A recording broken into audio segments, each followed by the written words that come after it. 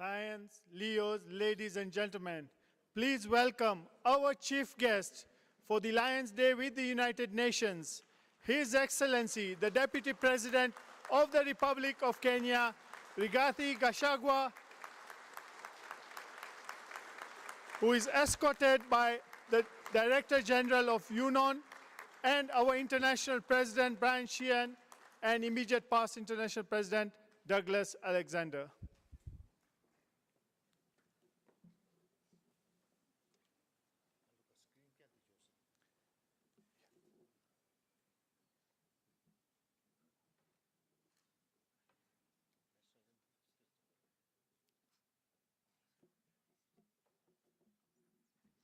Right, please take your seats.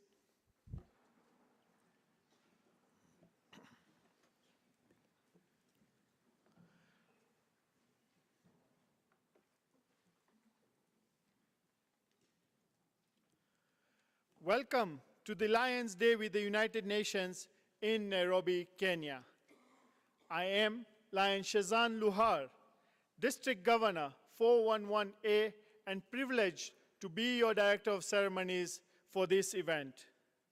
Thank you all for joining us today at the beautiful United Nations complex, where we all have the great opportunity to learn and to be inspired. Before we begin, in Kenya, it is a tradition that all guests are welcomed with a song or a dance, which also portrays the great diversity we have in our country, and most of all, shows that we are a great and hospitable nation. Let's start today with a welcome performance by our Sarakasi dancers and entertainment team from Nairobi.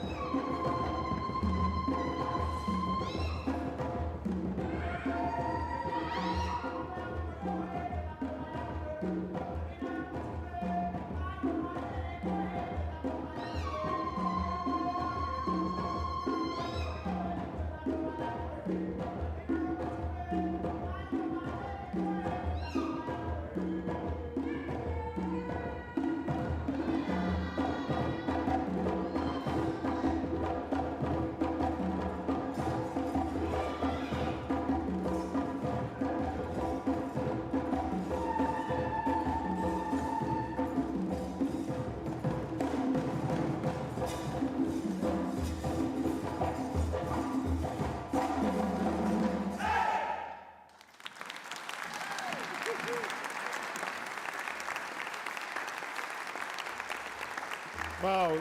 Thank you so much, Sarakasi dancers, for that wonderful performance. Later in the day, they will be coming back and giving us another thrilling performance. And if some of you can move just like them, we will allow you to join them.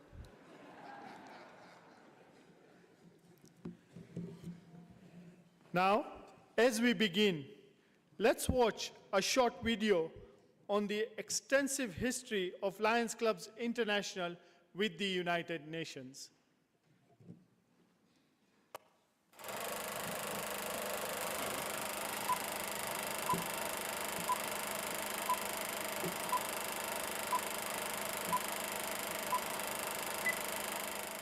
To San Francisco came 1,400 representatives from 46 nations. In 1945, Lions leaders were among representatives who met to help establish the non-governmental organization section of the United Nations. And they threw their full support behind the new organization, calling upon clubs to support it as well. Lions Clubs International underscored its commitment to a certain and lasting peace for the world in 1946, when International President Pierce delivered greetings to the Paris Peace Conference, which officially marked the end of World War II. When they left, I says, there goes our Lions International statesmen working for world peace. The first Secretary General of the United Nations, Trygve Lie, thanked Lions for their good wishes for the successful outcome for the whole work of the United Nations. In 1947, the United Nations granted Lions consultative status with the UN Economic and Social Council. In 1988, Lions created the International Peace Poster Contest. Mustafa Tawukji, who grew up in war-torn Beirut, Lebanon, was the first contest winner. Since 1988, millions of children worldwide have participated. The International Grand Prize winner is honored at Lions Day with the United Nations. That's really helped me to develop a more worldly view. Since 2011, students who are blind and visually impaired have also had a chance to express their thoughts on peace through the Lions International Essay Contest. For me, peace feels like freedom from ignorance or conflicts such as war. Lions and the United Nations continue to work together to improve lives and further peace around the world. Lions support the UN Millennium Development Goals and the Sustainable Development Goals to combat poverty, hunger, disease, environmental crises, and more. As citizens of the world, Lions respond to one need, one community, one life at a time. In the years, decades, and centuries ahead, Lions will continue to unite in friendship and serve as community and world leaders to sow seeds of peace at home and around the world. Peace. Shanti.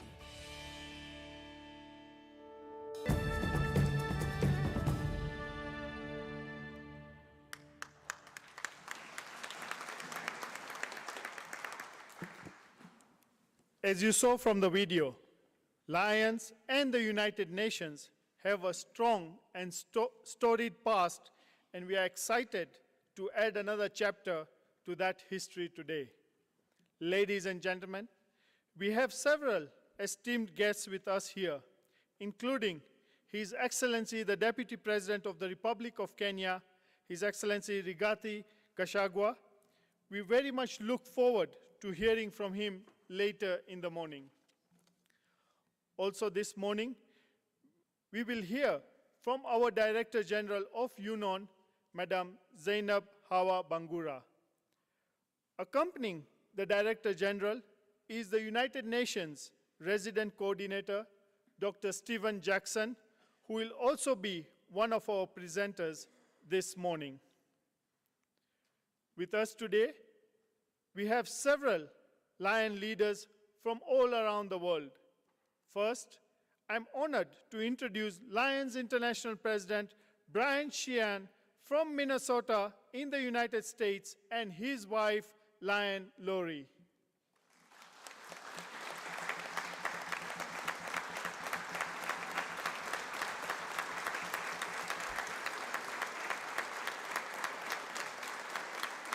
Seated here on the dais with me is our event chairperson, past international director and LCIF trustee, Dr. Manoj Shah, joined in the audience by his gracious lady, Jaina Shah.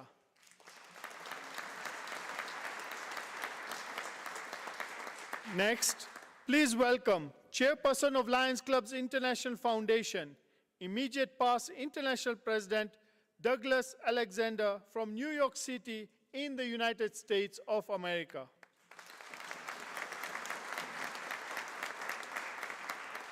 We have with us our international director, Dr. Ahmed Salim, and his gracious lady, Lion Hanem, all the way from the land of pharaohs, Egypt. We also have with us several past international directors, and I would like to start with our past international director, LCIF trustee, Vijay Raju from India. Past international director from United Kingdom, Phil Nathan. Past international directors from the United States, Gary Anderson and Edward Cordes. And past international director from Zambia, Dr. Hastings Chiti. Also with us are district governors, past district governors, club presidents, Lions, Leos, speakers, and guests. And I take this opportunity to welcome them all.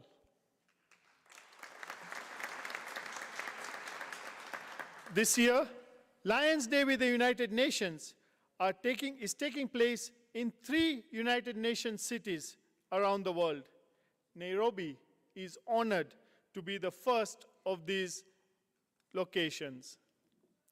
Established in 1996, the United Nations Office of Nairobi, or UNON, is one of the 4 major United Nations office sites in the world.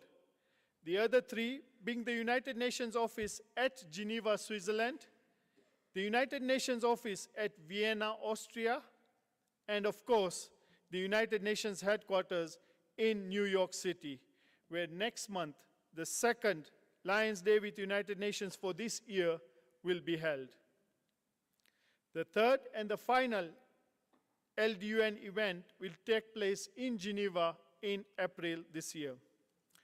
Each of these events will be unique, but will all share the same theme: hunger, nutrition, and wellness.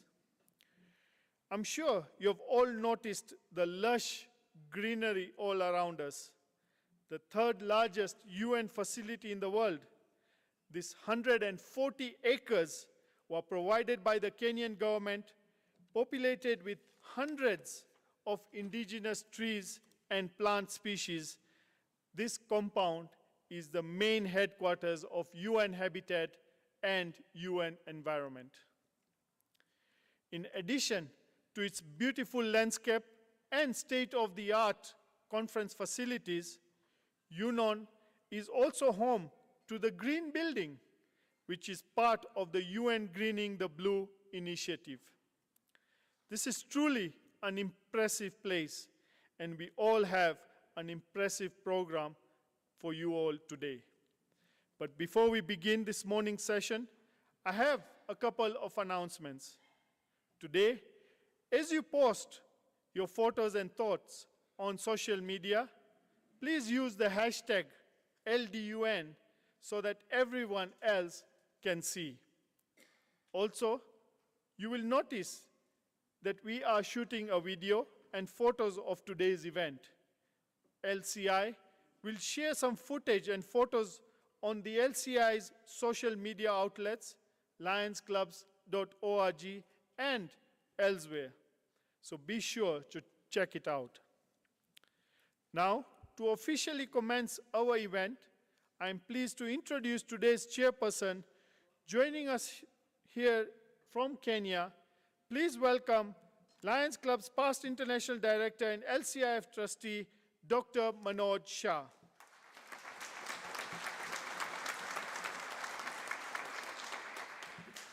Thank you very much, Director of Ceremonies, Shehzan Luhar.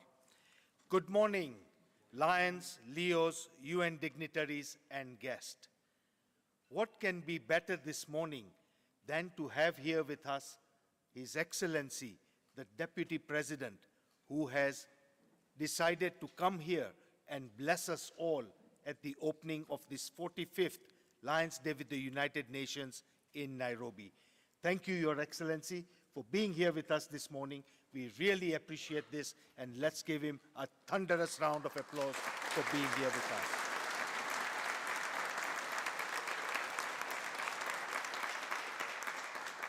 At the same time, I would like to acknowledge and appreciate the support of our Director General, Zainab Hawa Bangura, and our UN Resident Coordinator, Dr. Stephen Jackson, for working with us, allowing us to use the facilities, and for being such wonderful hosts in facilitating this very memorable day for many of us who have probably come here for the first time, or many of us are visiting a UN facility for the first time. Let's put our hands together for our host, our Director General and UN Resident Coordinator.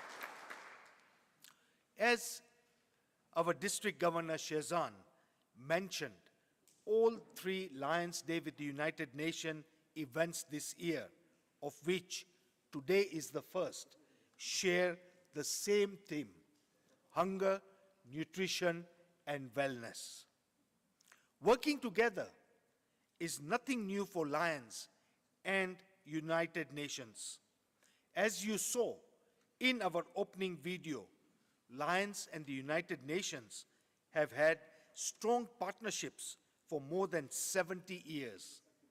These partnerships have improved and continues to improve lives and communities around the world. Here in our own city of Nairobi, we are very grateful for the ways this global partnership stretches across borders and continents.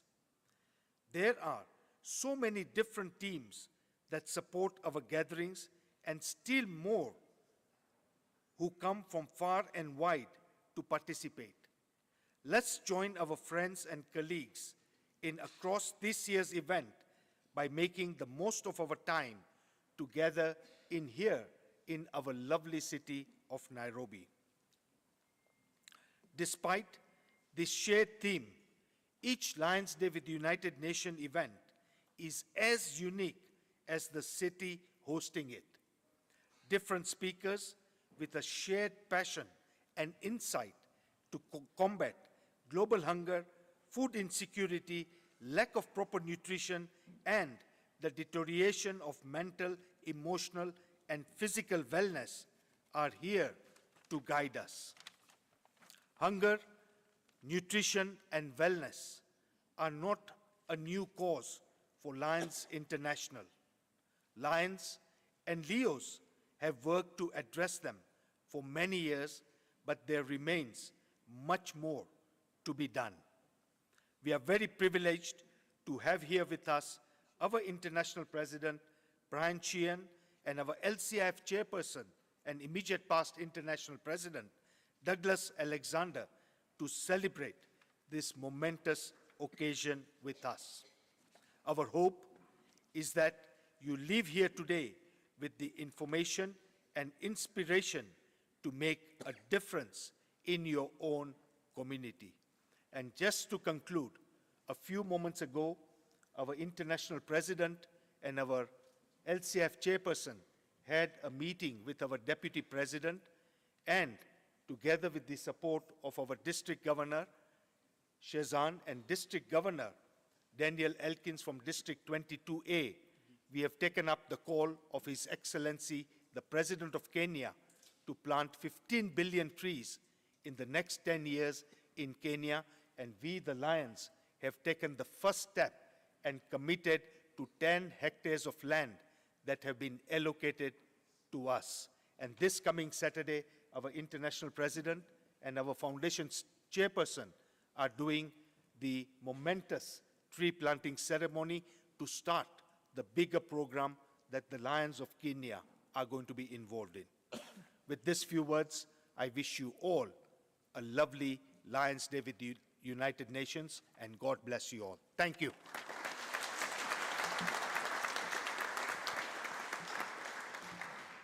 Thank you, Chairperson Dr. Shah. We are so glad to have you as our event chairperson, and our sincere appreciation to you and your team for having organized this wonderful event. It is my distinct pleasure to introduce our next speaker, Director General of UNON, Zainab Hawa Bangura. Madam Zainab from Sierra Leone,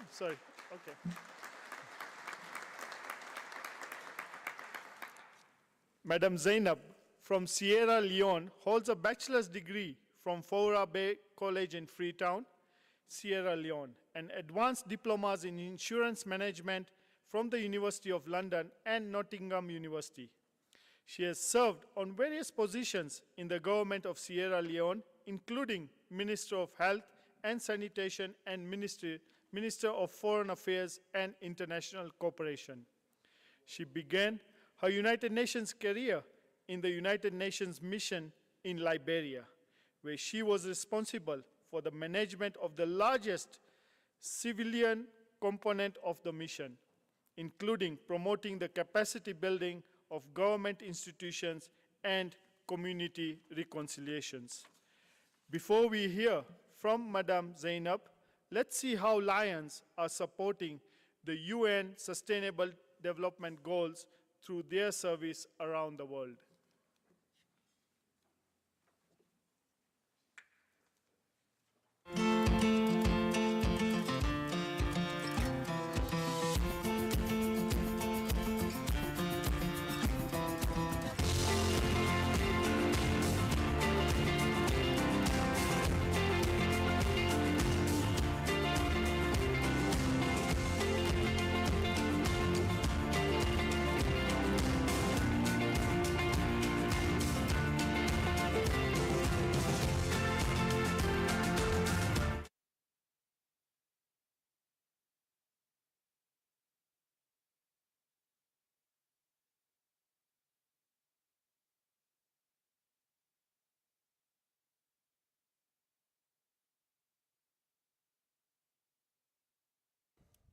Ladies and gentlemen, please welcome our Director General of UNON, Madam Zainab Hawa Bangura.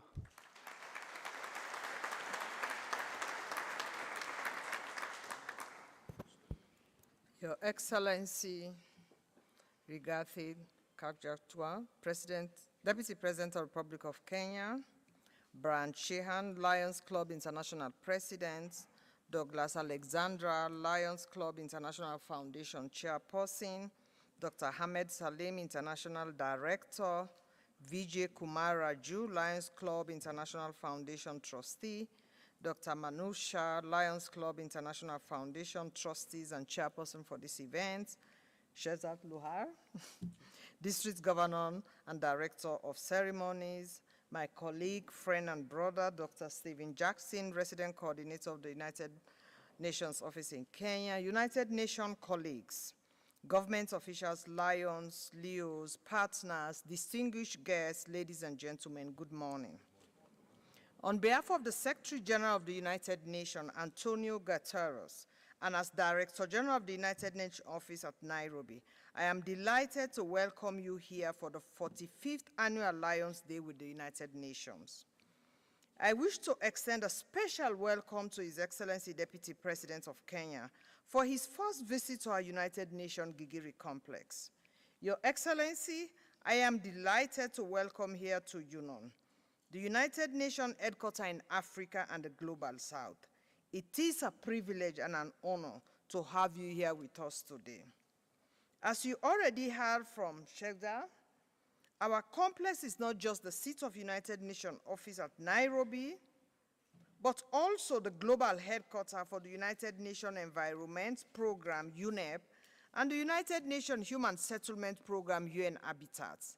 Since the land for this complex was generously gifted to the United Nations by the government of Kenya in the 70s, we have grown to become the largest UN footprint in Africa and the biggest UN complex in the world, truly making Kenya the heart of the United Nations operation and activities in Africa and the global south.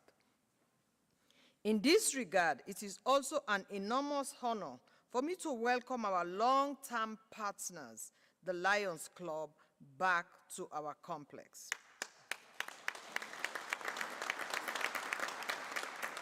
The Lions Club has always worked in close partnership with the United Nations, as you have heard.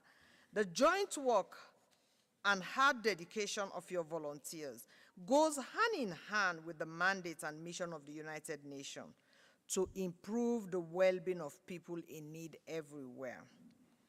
Both our organizations are also based on the same principles, a vision of realizing a world in which all countries and people work together for the betterment of humanity, of working in solidarity to serve those most in need of assistance, and to build a better world for all.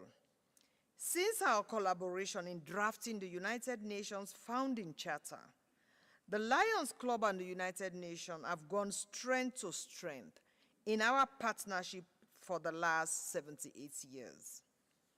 And it is a partnership that we at the United Nations continue to hold in the highest esteem.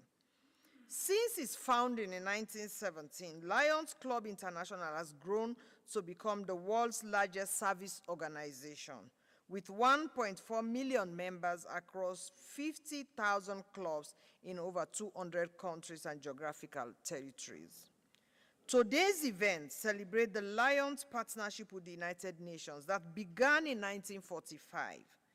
It speaks directly to the lasting impact and powerful partnership that Lions have had with the United Nations ever since. The work that you do in communities around the globe powerfully contributes to achievement of the Sustainable Development Goals, ensuring that the most vulnerable and marginalized are not left behind, helping to realize the ambition and vision of Secretary General Antonio Guterres' common agenda. On behalf of the Secretary General and the entire UN family, I thank you for your vital work. I wish you all the best for a productive conference, enriching discussion, and fruitful day. Thank you.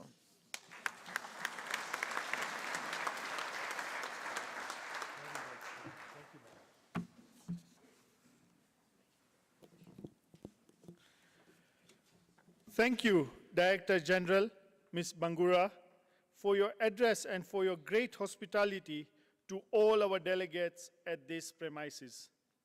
Our next speaker is an extraordinary leader whose enthusiasm and vision are helping to make an incredible impact, not just here in Kenya, but all around the world.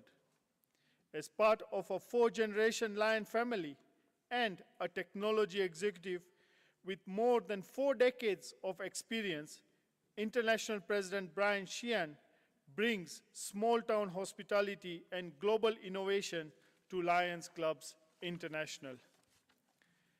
His kindness, creativity, and optimism brings people together, and he inspires us to dream big and to think outside the box. Before we hear from him, let's see how his leadership is helping people around the world to understand that together we can achieve great things.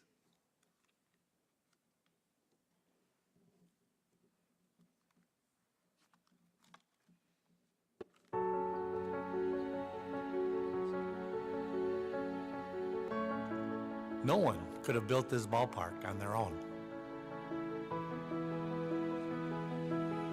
It was a team effort. We built a baseball diamond that is probably one of the best ones in the state of Minnesota.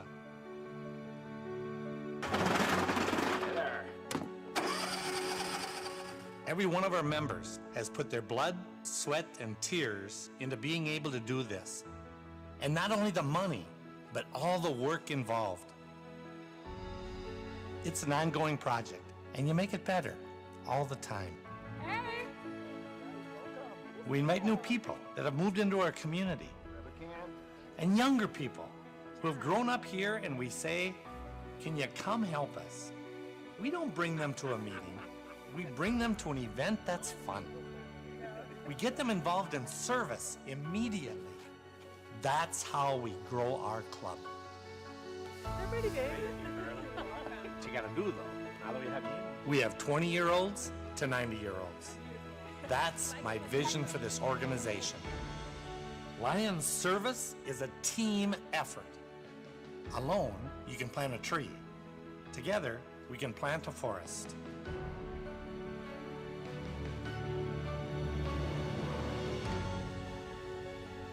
You don't realize right away how big of a team we are. We are 1.4 million people in over 200 countries, in over 48,000 clubs. It's huge. And beyond our own clubs, we are doing great things through our foundation. LCIF is Together We Can on a local level and a global level. We support our foundation, and our foundation supports us. There's no better way to leave a mark on society than by being a lion. We make our community better, and you feel good about it. What I like most about our ballpark is that anybody coming to the field sees Lions Memorial Park. They know we built this. It makes you proud that you're a part of that.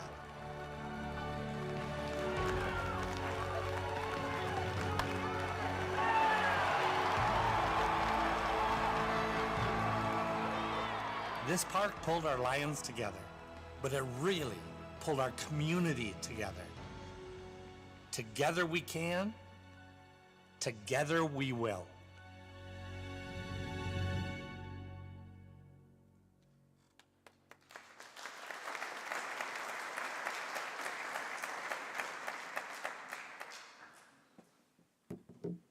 Karibu and welcome, United Nations representatives, Lion dignitaries, Lions and Leos.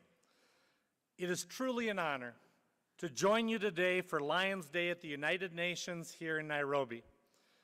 I am so excited to share this moment with you, the friends, the colleagues, and partners who have worked so hard together to sustain this enduring relationship and the principles that we uphold. Since our founding, Lions have dedicated themselves to supporting the needs of people in their communities around the world, without limit and without exception. And even though the way that we serve the world has changed over the years, why we serve still remains the same. We serve because it takes kindness to make the world a better place. Kindness. It's the most powerful tool that we have. It defines who we are as Lions and Leos. It's what unites us and drives us forward. Wherever there's a need, Lions will be there, turning their kindness into action. We see that spirit of kindness at work in our 1.4 million Lions. We see it in the impact of our 49,000 clubs. We see it in the incredible service of our Leos and Lions around the world. But in order for kindness to grow, in order to achieve even greater things, we know that we have to work together. And that's why our partnership with the United Nations is so important. Lions Day with the United Nations is a celebration that takes enduring partnership between our historic organizations. It takes great partnerships to raise awareness for critical causes and needs, to measure and report on the effectiveness of our report and our work, and to find new and innovative solutions for growing challenges. We need partnerships to create a more compassionate world where everyone is treated with respect and dignity. A world that's healthy and safe, a world where hope shines brightest because everyone observes it. Over the past years, we have faced many challenges, and one of the greatest is the conflict we see in the world. Even now, wars continue, and they start anew. In 2022, over 100 million people were forcibly displaced from their homes, according to the United Nations estimates. Think of the scale, 100 million people. Think of the families that have been uprooted, displaced in their own countries, or sent fleeing across borders to seek refuge. Think for a moment what it's like to be in their shoes, struggling to find access to food and shelter, education and health care, struggling to survive. We had a great discussion this morning on how we may be able to help each other and continue with our great partnership in regards to the refugees we have, in partnering up with UNODC to help with social emotional learning with our Quest programs, and how we can continue to work on e-waste programs to be able to help our environments out. They're all very important and had great discussions on that today. That's why we are so important. For more than a century, Lions have answered the call when the world needs us.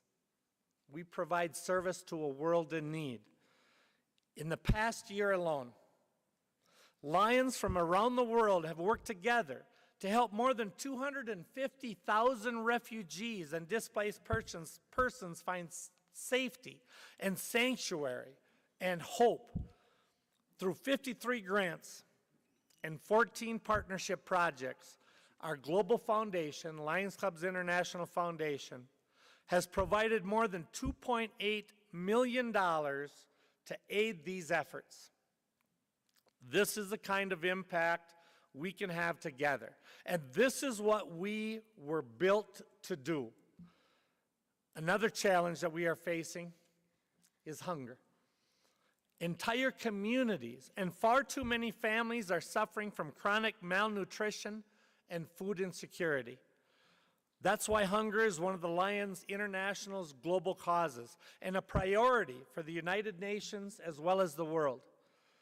As Lions, we serve to help communities thrive, and we know that having access to nutritious food is critical for health and prosperity.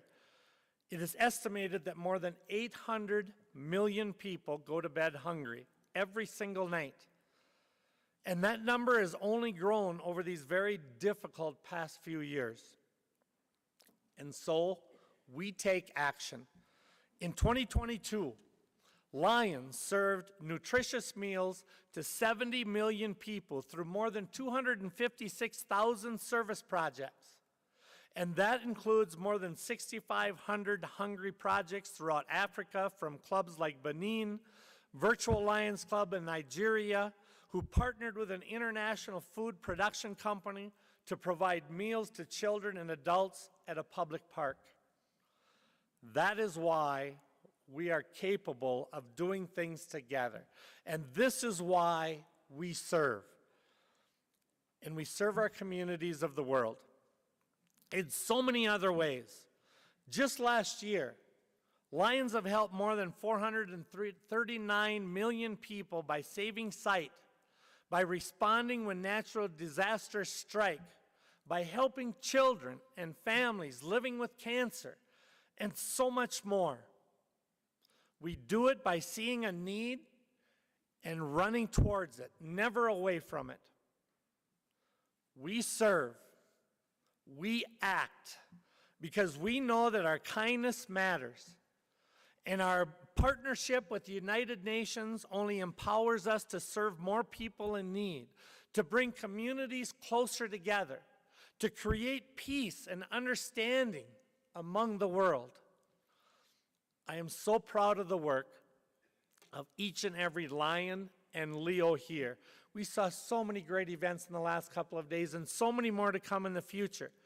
I am so proud of what we've accomplished through our work with the United Nations. But our work is not done. We have to continue to work together to fulfill our mission and the responsibility we share to those who depend on us, because we know that together we can achieve greater things for our communities and our world. Together, we will rise to meet the growing needs to our communities and our world. Together, we will help people live healthier, more hopeful lives. Together, we will continue to stand for cooperation, peace, and harmony in this world. And together, with our most celebrated and historic partner, the United Nations, we can do more than change communities. We can transform nations. And together, we will. Thank you.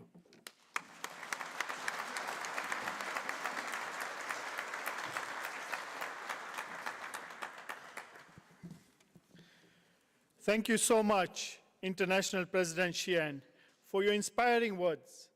We are grateful for your presence here with us today and your leadership and example to lions, Leos, and humanitarians around the world. And thank you for making this an awesome year for the lions and Leos.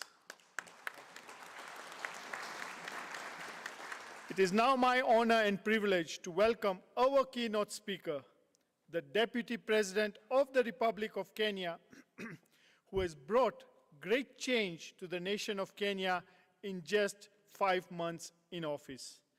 Lions, Leos, distinguished guests, please welcome our Deputy President of the Republic of Kenya, His Excellency Rigathi Gachagua.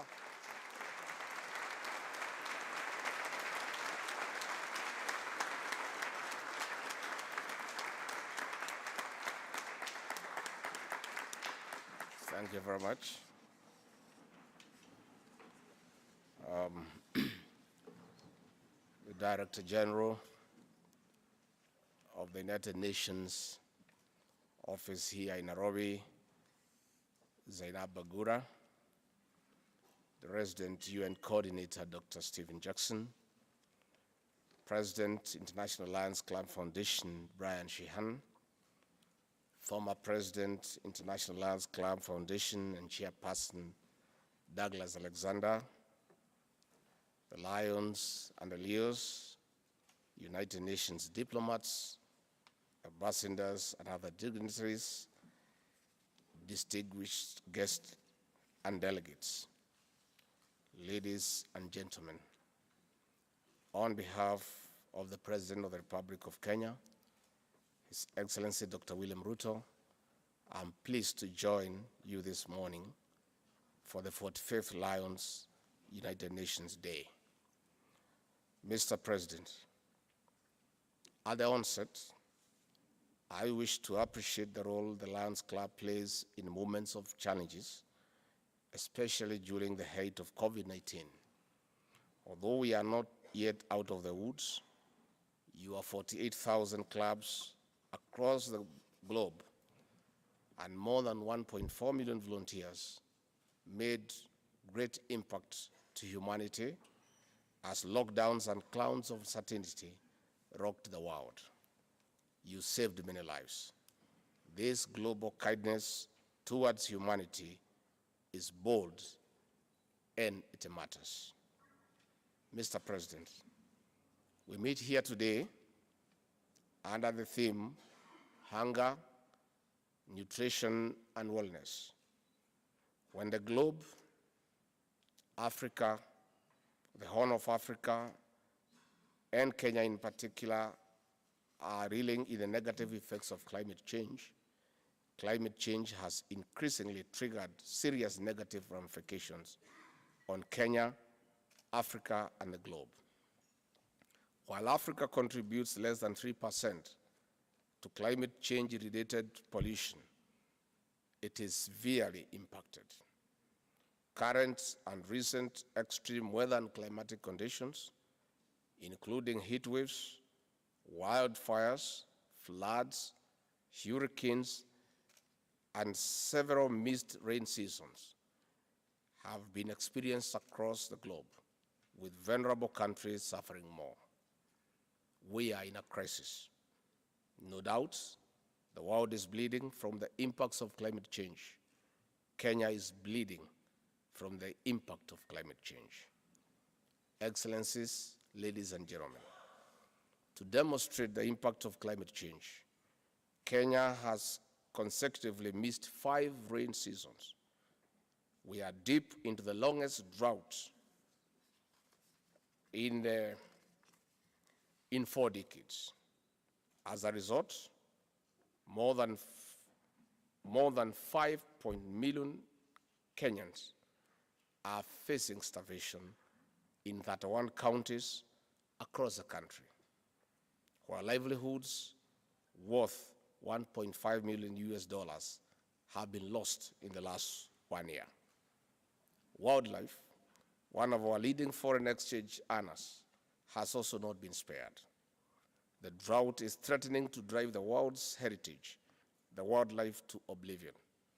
Between November 2022 and January 2023, we have lost 1,180 wild animals in drought, key among them 262 elephants.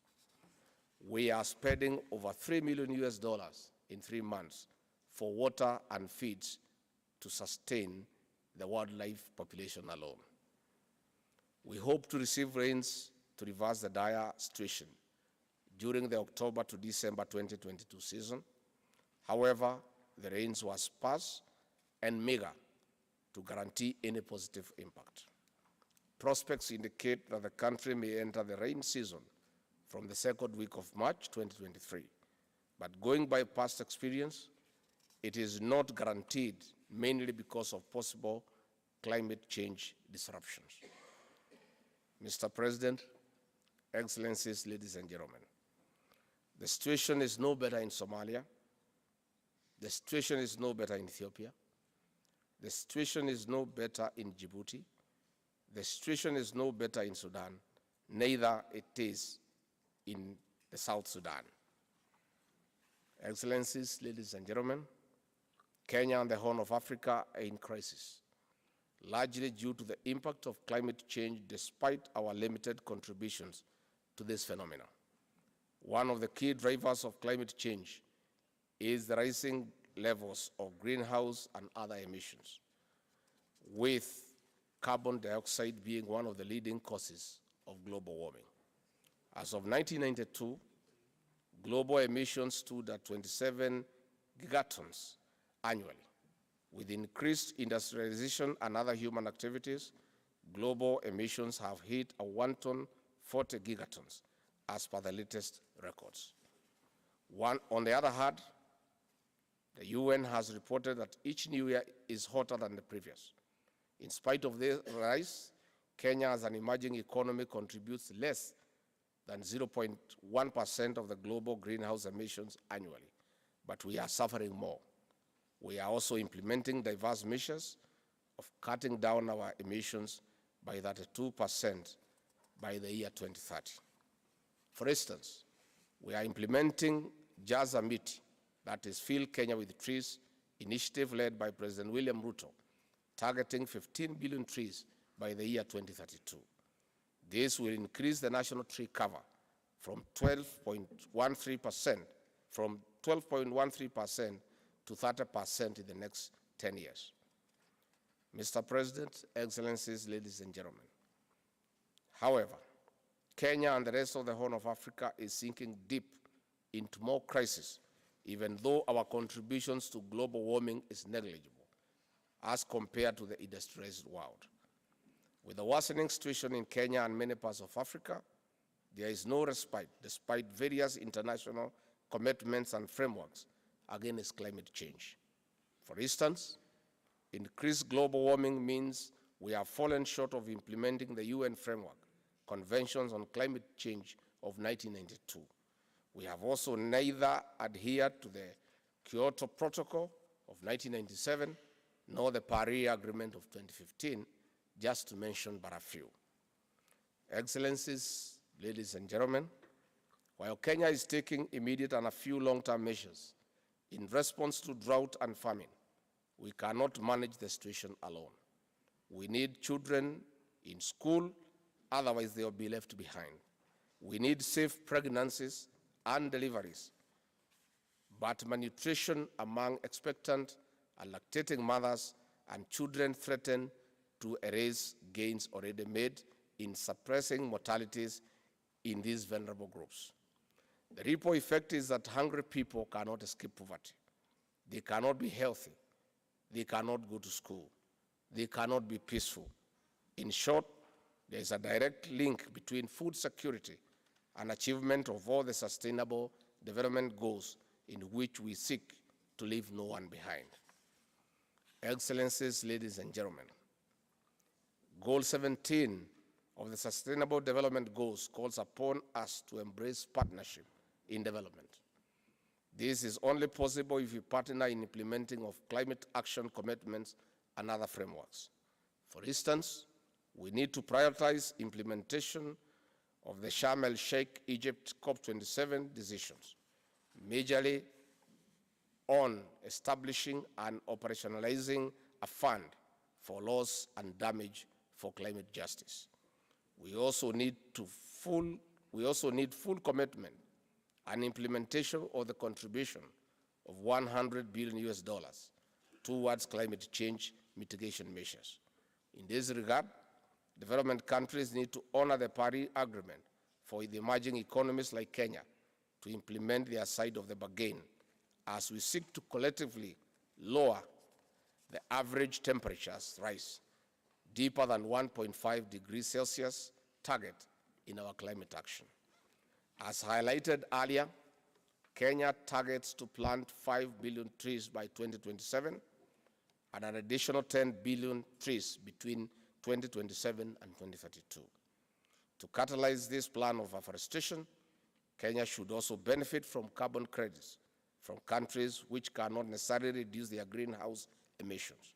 Further, such funds can help us in strategizing better on adoption and integration of climate-smart sustainable development and other resilience plans in line with the development agenda of the Kenya Kwanza administration over the next 5 years.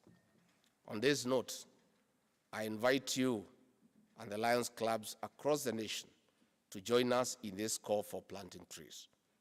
Each tree by a lion will be a great green bullet towards a sustainable tomorrow for all. Excellencies, ladies and gentlemen, while these are more long-term plans, we cannot escape from the current reality.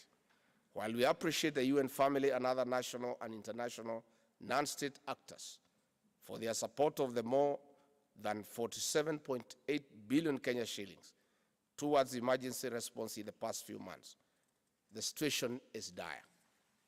We need at least 57.36 billion for short-term and mid-term programs, which will be gradually implemented until October 2023. In an effort to make food more affordable, we have also subsidized production by availing farm inputs at cheaper rates. But for sustainability, we call upon more partnership and commitment to long-term solutions. Some of our other long-term investments include drilling of more boreholes, intensifying water harvesting through mega dams across the country. This will restore human dignity and put Kenya back on the trajectory of realization of Agenda 2030 of the UN alongside our own Vision 2030.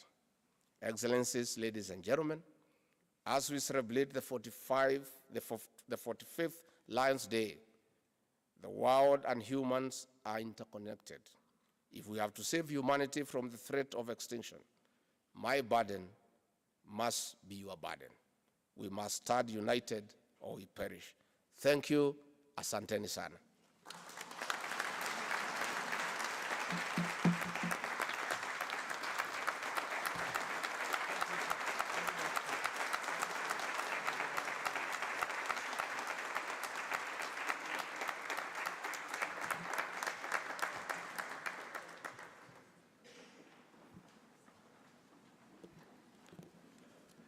Thank you so much, Your Excellency, for being with us here today. We are grateful for your leadership and insight as we continue to make a difference in our communities and through our collective partnership. International President Sheehan would now like to present you with a token of our appreciation for being with us here today.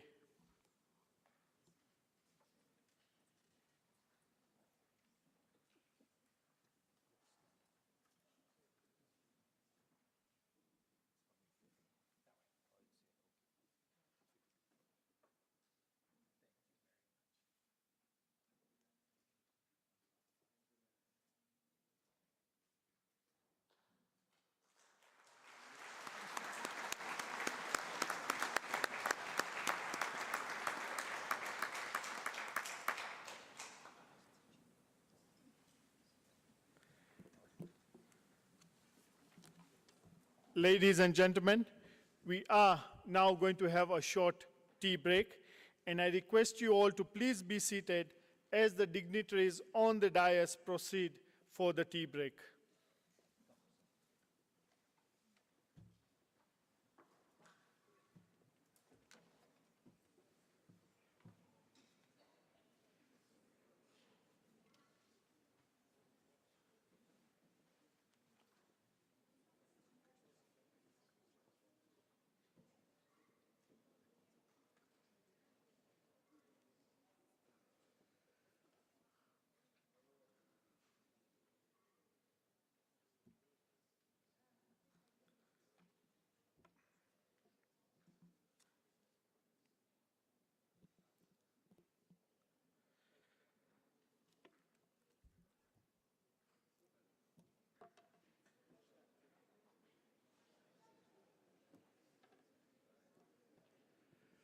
Earlier this morning, we had our dancers, the Sarakasi dancers, and they mentioned three very important words that I request all our delegates from outside Kenya to remember. The first one was Jambo, which means hello. Then Asante, which means thank you. And the last one, Hakuna Matata, means no worries. This morning has already given us a lot to digest. We can all now stretch our legs and head outdoors for a quick tea break. Thank you, everyone. Enjoy your tea break, and please be back in the room by 11 a.m. sharp.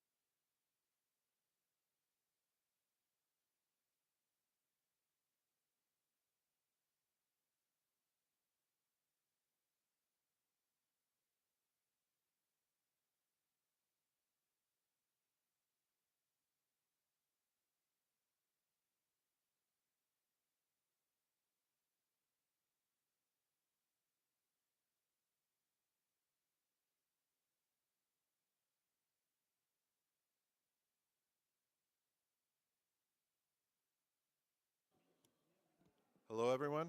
If everyone will please go ahead and head outside for the tea break. Thank you.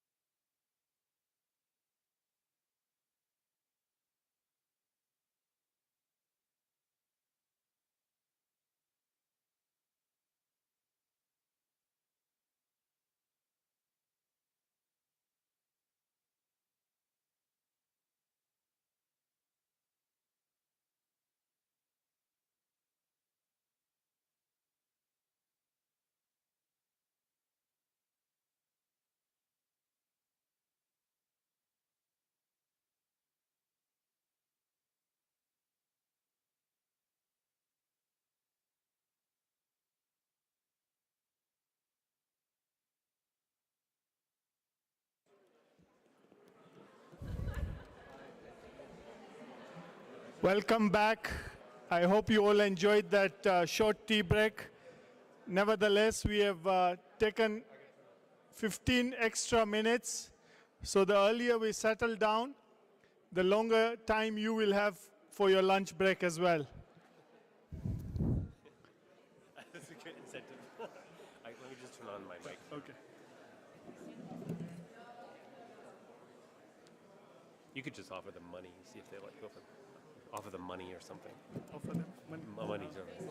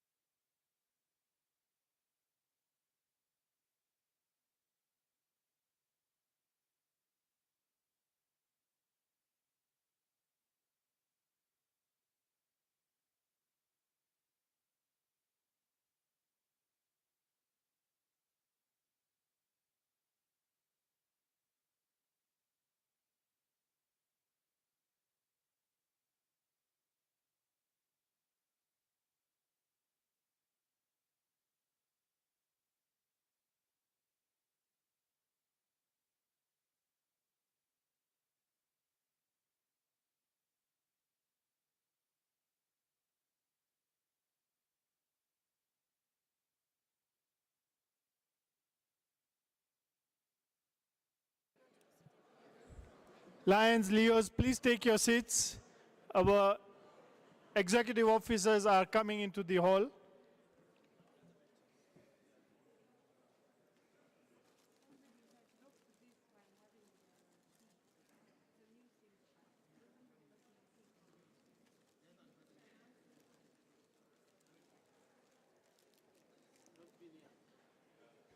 If anyone has dropped a new mobile SIM card that has not been used yet, if you know you're missing a SIM card, please come to the dais and collect it.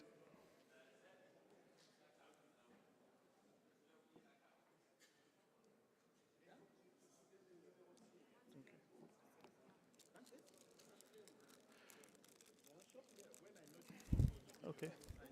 Right, please welcome our International President, Brian Sheehan, Lori Sheehan, and our immediate past International President, LCIF Chairperson.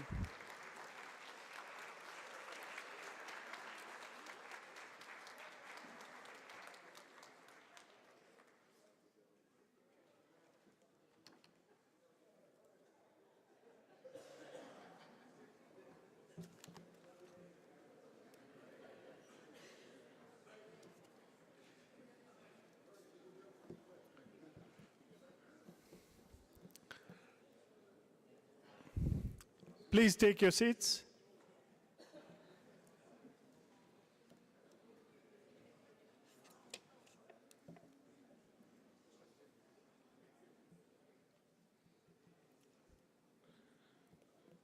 Lions and Leos, welcome back. This morning, one of our videos was accidentally cut short, but it is important to see how Lions and Leos are taking action around the world to meet all the 17 of the UN Sustainable Development Goals.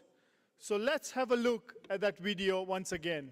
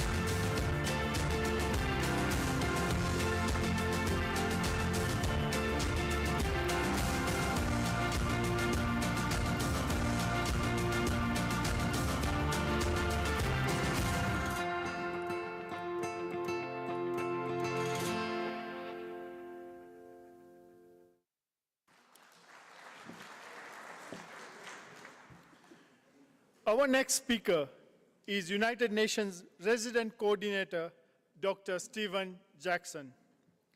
Dr. Jackson is from Ireland and was appointed as the UN Resident Coordinator in Kenya in March 2021.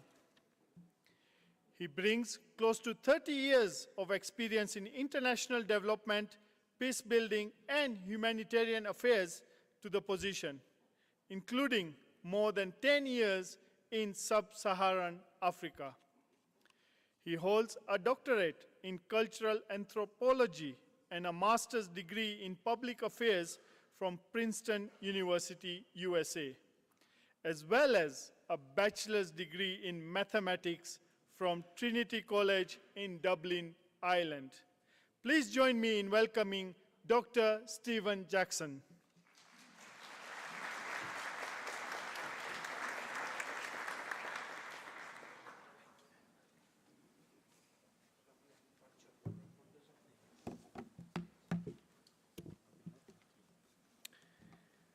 Lions, Leos, Excellencies, friends, hamjambo na karibuni Kenya, na karibuni Gigiri, which is to say greetings to you and welcome both to Kenya and to the United Nations here in Gigiri.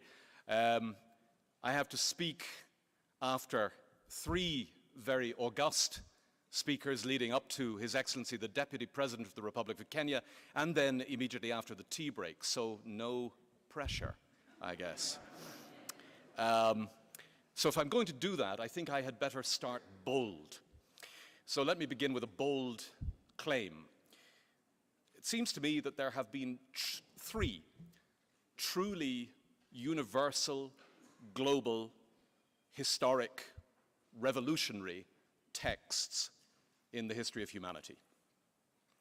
The first is the United Nations Charter itself, with its extraordinary promise to save succeeding generations from the scourge of war. I sometimes joke a little mordantly that it's a good thing that that isn't included in my performance assessment every year, because we don't seem to be doing so terribly well right now at saving this generation from the scourge of war. But, joking aside, the United Nations Charter, as we saw on that wonderful video this morning, you, the Lions, were amongst the very honored midwives to that historic document back in the 1940s, and I salute you for it. The second extraordinary document is the Universal Declaration of Human Rights, with its equally ringing promise that all human beings are born free and equal in dignity and in rights. And the third is the 2030 Sustainable Development Agenda, the SDGs, about which we've heard so much already this morning, with an equally extraordinary promise, and I quote, the 2030 Sustainable Development Agenda presents itself as a plan of action for people, planet, and prosperity. It also seeks to strengthen universal peace in larger freedom. We recognize that eradicating poverty in all its forms and dimensions, including extreme poverty, is the greatest global challenge and an indispensable requirement for sustainable development. So, talk about pressure. This extraordinary promise of the 2030 Sustainable Development Agenda and the SDGs, so solemnly adopted by the 193 member states, from many of which you come, in October 2015, that promise is going to be my theme this morning. So first, Governor, Presidents, friends, a quick recap of the history. The Sustainable Development Goals, as you no doubt know, are enshrined in a special and dedicated resolution of the United Nations General Assembly, a magnificent hall on which, to some extent, this hall is modeled. And that resolution was adopted in October 2015, and it represented the outcome of a really arduous multi-year negotiation process amongst the 193 member states to set an agenda that would succeed the Millennium Development Goals and would see us all the way to 2030. And if I can insert a particularly sentimental note, anybody know who the two countries were who led those negotiations? David? Kenya and Ireland. How good is that? Yeah?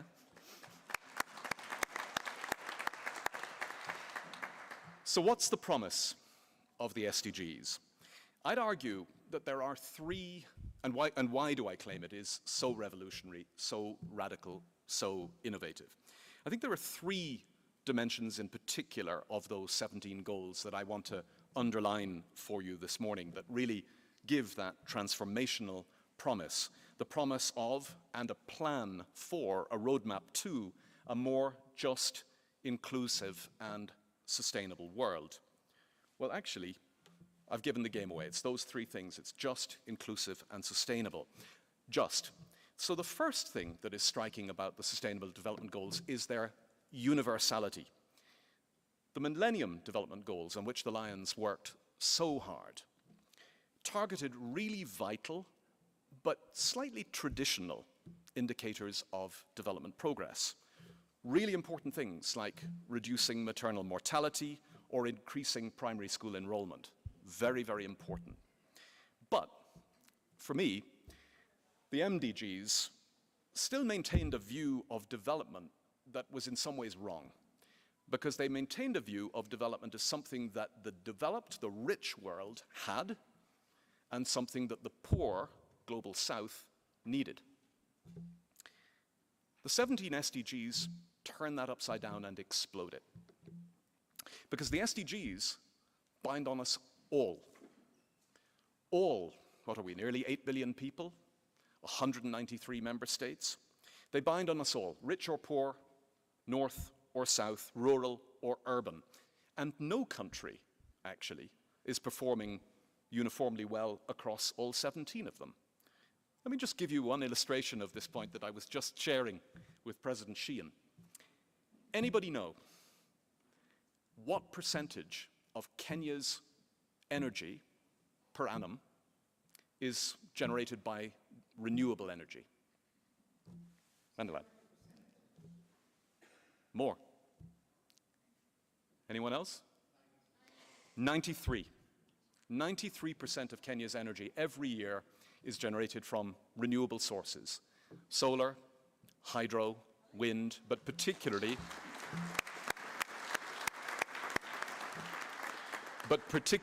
geothermal. Now, I could put various countries in the room on the spot and ask you, but let me do it to Ireland instead. Ireland is at a disappointingly small 13.5%. And we're one of the windiest countries in the world, and we've got a lot of water as well. We don't have a lot of sun. Yeah? So no country is doing uniformly well across the SDGs. That one, by the way, is SDG 13 on climate action. When I was working in New York in 2015, when the SDGs were adopted, a few days afterwards, I was in a cab. Douglas, this is your hometown. You probably saw it too. I was in one of those famous New York yellow cabs, and on the little mini screen was already a video from the mayor's office in New York about how New York City aspired to reach the SDGs. Not a video saying they already had, because they hadn't. So, universality. The SDGs bind on everybody, and they incarnate a different vision of what it means to develop.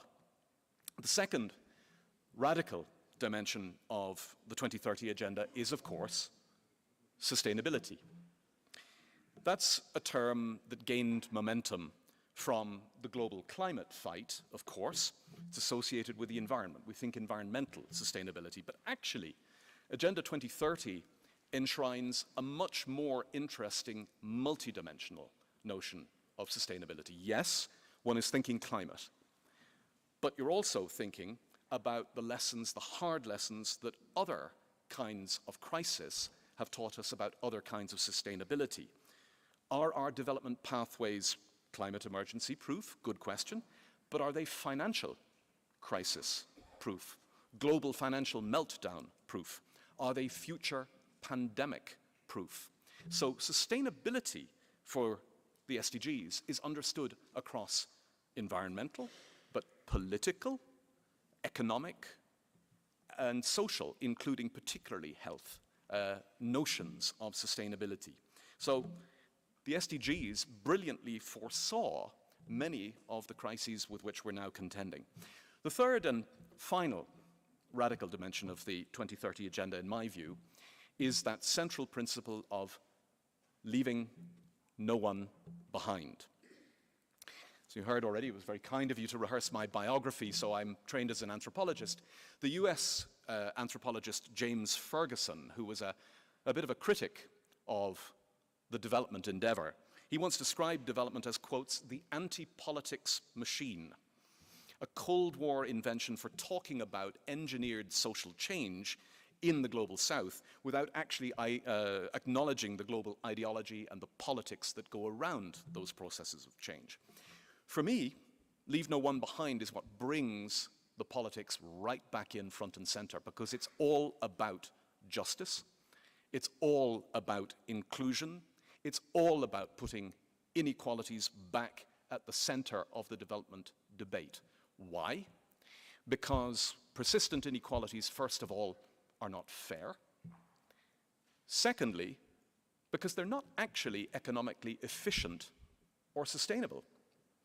My brother, Keith Hansen, the head of the World Bank here in Kenya, is very fond of saying that no country in economic history has graduated from the middle income bracket, where Kenya finds herself now, to the upper income bracket, where Kenya aspires to be, with the kinds of levels of internal inequality that Kenya currently has. Keith talks about the speed bumps on a Nairobi road. Those are the inequalities that we have here, but those are not unique to Kenya. My country is growing more unequal. In fact, globally, inequality within countries and between countries is at higher levels than we've seen since the late 19th century. And that, the third reason one should be concerned, is that you can't live with that level of inequality for long without trouble coming. It is very, very bad for social cohesion and ultimately for political stability. Now, leave no one behind, the central brilliant principle of the SDGs. It strikes me that that's absolutely what you Lions are about. You aspire, through your global service, enacted right around the world, but right on the ground, to leave no one behind. And we here in UN Kenya and in the United Nations around the world, that's what we're pledged to do as well. And it's really an honor for us to be working with a government that is deeply, deeply committed to that too. This new government has come in talking about bottom-up development and bringing everybody into that remarkable development story that Kenya has been pursuing for the last 20 years.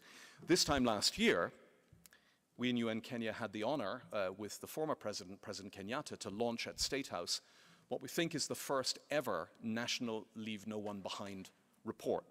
And it was a really fine-grained, granular analysis of how well the country is doing in the aggregate, but where the pockets of population, the pockets of geography, the pockets of potential exclusion persist. And we've put this central principle at the center of everything that we're doing with the government and people of Kenya, and really looking forward to deepening our partnerships with you in that area. But, friends, I've been rather, well, if I'm being kind, I'd say lofty. If I'm being less kind, abstract. Let me try and make it a bit more concrete. So, let's look at our themes for today: hunger, nutrition, wellness.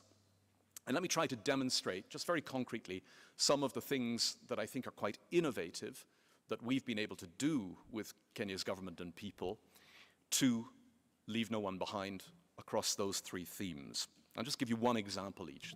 Clearly, there would be many more. You heard in loud tones and very worried tones from His Excellency the Deputy President this morning about this unprecedented drought emergency affecting Kenya. and the Horn of Africa.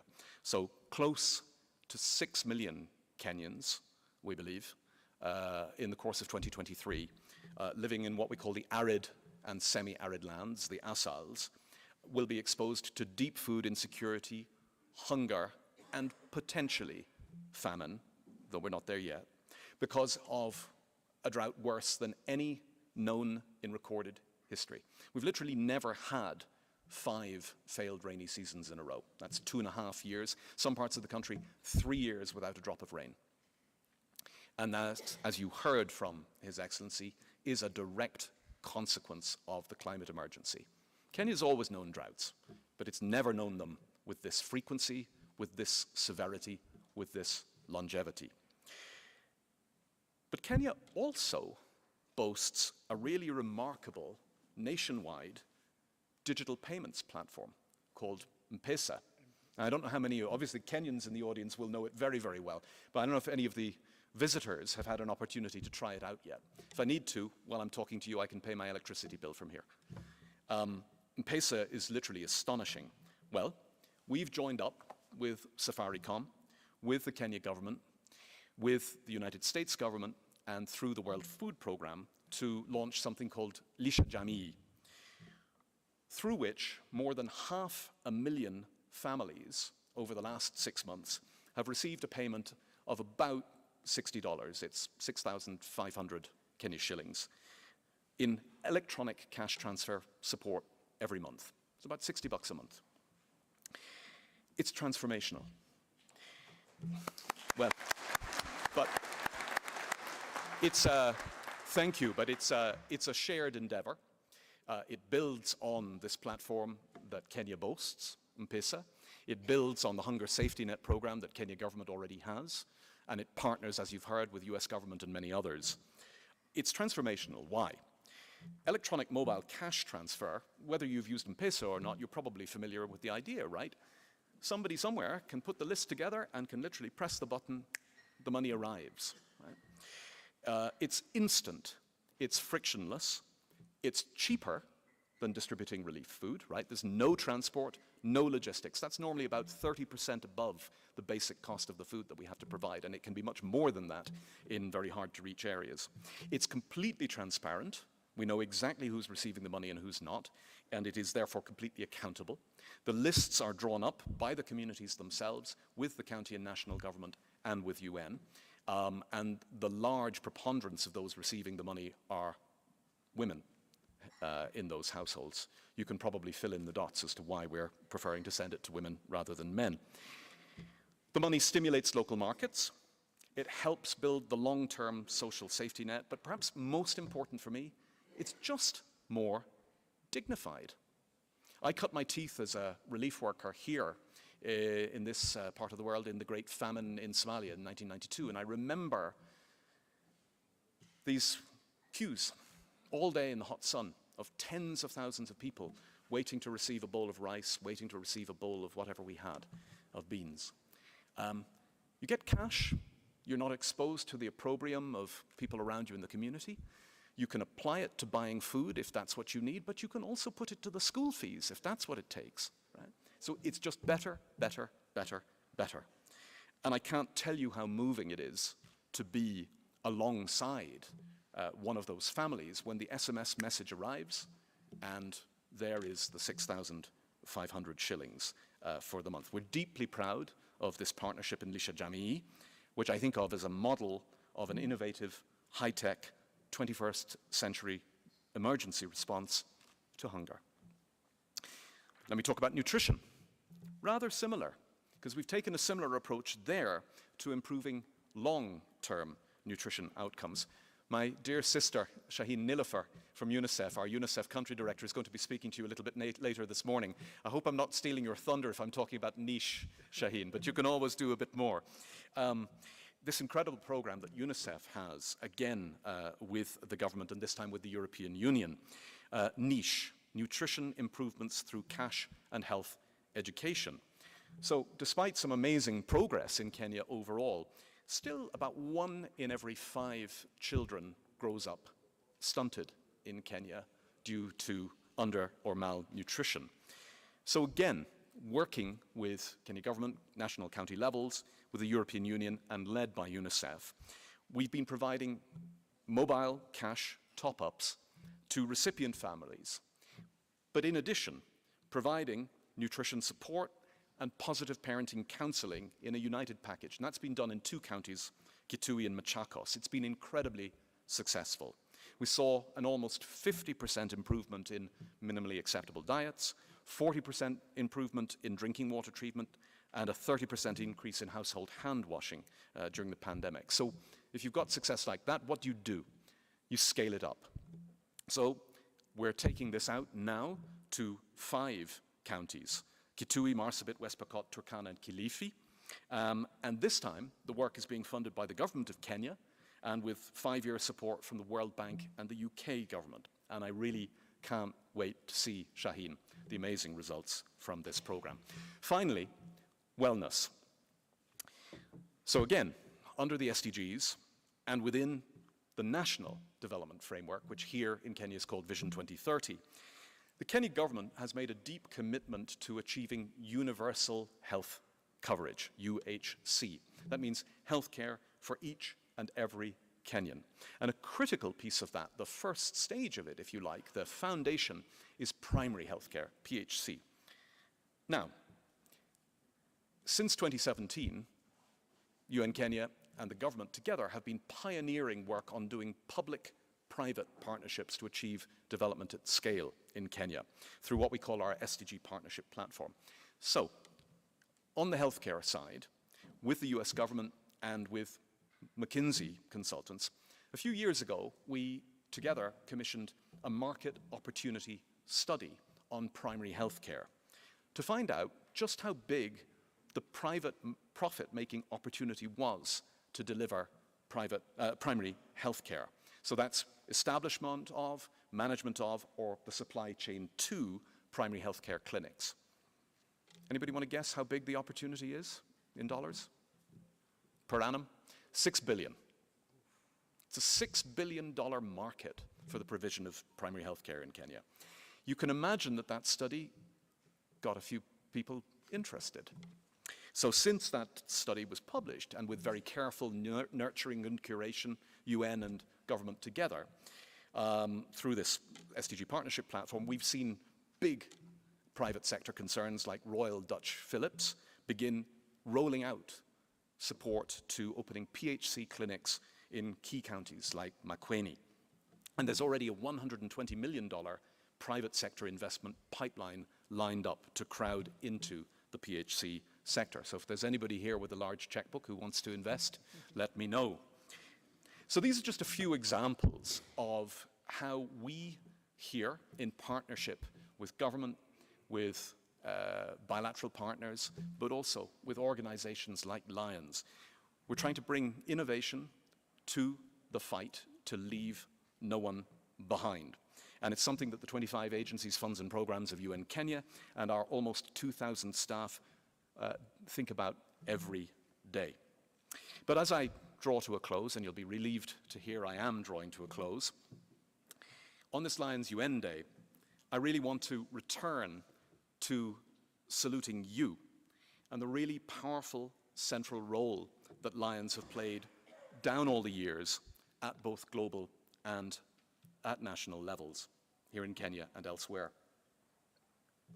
So to begin with, I don't think I can do better than to quote my former boss, the former Secretary General Ban Ki-moon, when he spoke at the celebrations, the convention to mark your centenary as Lions in 2016. He said, and here I quote, "The United Nations deeply values our collaboration with Lions Clubs International.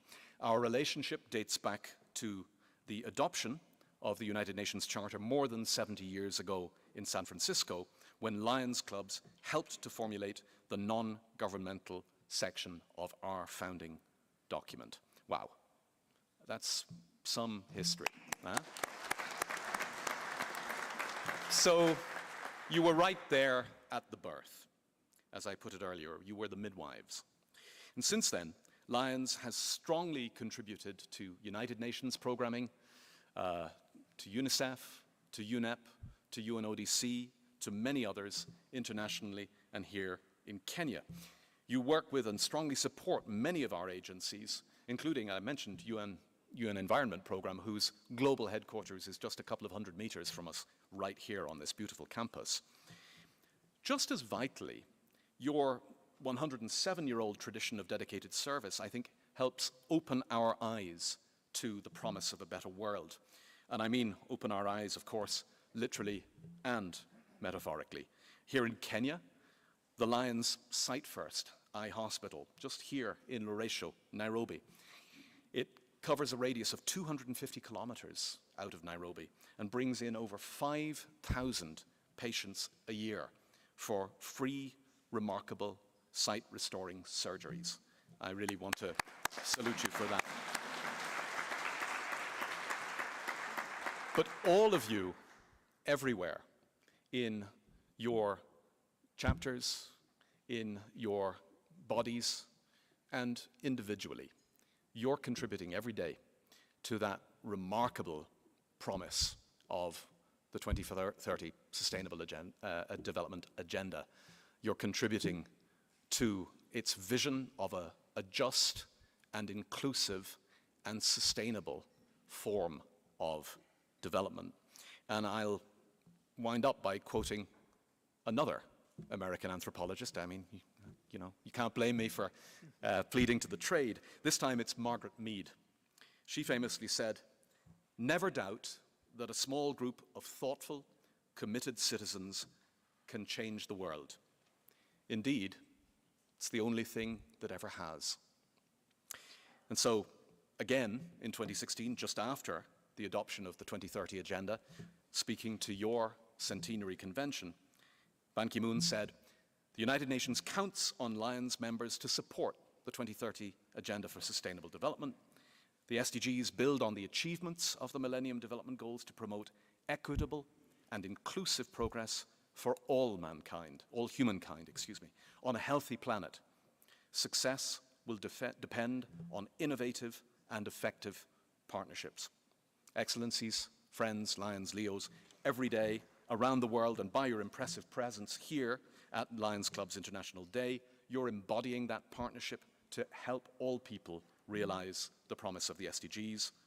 And one more quote from the SG, "The altruism embodied by the Lions Clubs is a constant reminder of the tremendous potential for mutual support that exists among humanity. By working together, we can create a world of dignity and opportunity for all." Asanteni sana, as we say in Kiswahili. Thank you.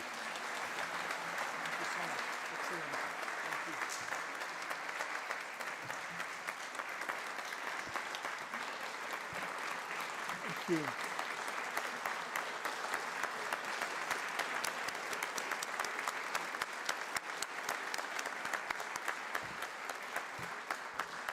Thank you so much, Dr. Stephen Jackson, and rest assured that we as Lions will continue supporting the United Nations and the SDG goals.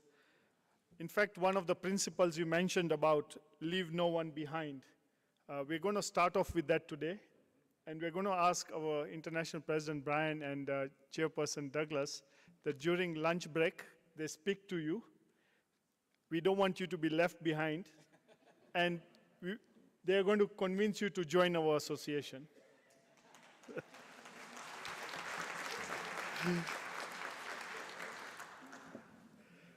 For more than 50 years, LCIF has been helping Lions everywhere to serve their communities. In addition to helping our members serve in the areas of vision, diabetes, childhood cancer, the environment, and hunger, LCIF is also focused on providing young people with opportunities to succeed, assisting Lions in disasters, and supporting a wide variety of humanitarian efforts implemented and coordinated by Lions. LCIF has been hard at work empowering our members to fight hunger and food security and raise awareness around nutrition and wellness. Here, to give us an update on our foundation is current LCIF chairperson, immediate past international president Douglas Alexander. But before we hear from him, let's watch a short video about one place where LCIF is making a huge difference.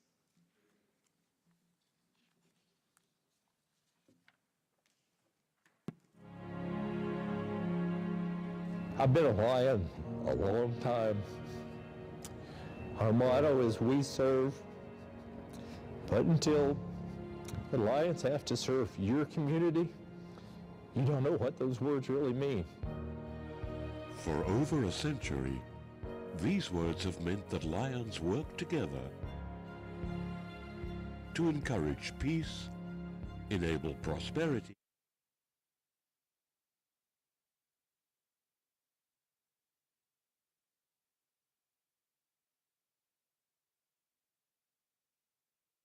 provide support to those who need it most, have never been greater. Empowered by Lions Club's International Foundation, Lions always answer. Providing assistance for children with cancer. And in Africa, for example, we estimate around 100,000 children develop cancer every year, and probably around 90% of them die, most of them without even a diagnosis. And the main reason for this is really lack of specialists who can deliver evidence-based care in these centers. Our patients are on treatment and in this journey for so long that they need additional outlets to help get them through their time. Helping pick up the pieces after disaster strikes. We're going to have people that are displaced right now from our community that's probably never going to come back to our community. Kerala had the most devastating flood in the past 100 years. Nearly 200,000 people were displaced. Teaching the next generation of leaders. Creemos firmemente que el futuro de nuestro país y de nuestro mundo están los jóvenes y por eso los apoyamos. Lions Quest is a program that creates leaders, and that is what we need. Leaders in industry, leaders in colleges, leaders in social circles. Improving health and well-being, including the gift of sight. We are not ophthalmologists, but we can clearly see that our kids have issues, especially with seeing. Assisting refugees around the world. Tych uchodźców naprawdę napływało bardzo do nas dużo w pierwszych dniach wojny i my tutaj dzięki dobrej organizacji samorządu szczyckiego, pana burmistrza, którą przebyli niekiedy głodni, zmarznięci i w szoku i wystraszeni. Tak, sytuacje naprawdę były różne. Whenever there's a call to serve, Lions always answer. Right alongside them is LCIF. Life is a challenge like anywhere else in the world. There's several million Lions worldwide, and every Lion should support and need to support Lions Club Foundation. I also feel grateful to let people know that there's more than just their family and friends and the hospital. There's Lions clubs that can help when it's needed. LCIF magnifies the impact of our work, empowering each of us to do more than would be possible without grant funding. Thank you to the Lions Club International Foundation. Дякую вам, Леве. Whenever the more than 1.4 million members of all ages across 190 countries hear the call, Lions always answer.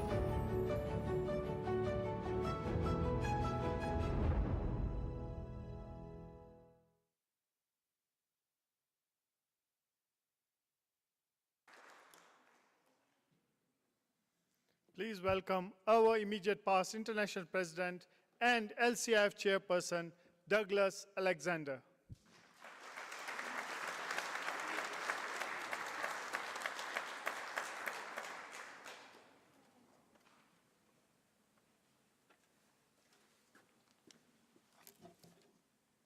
It's Still morning. Good morning. Distinguished guests, Lions, Leos, I am the immediate past international president and chairperson of our foundation, Douglas Alexander.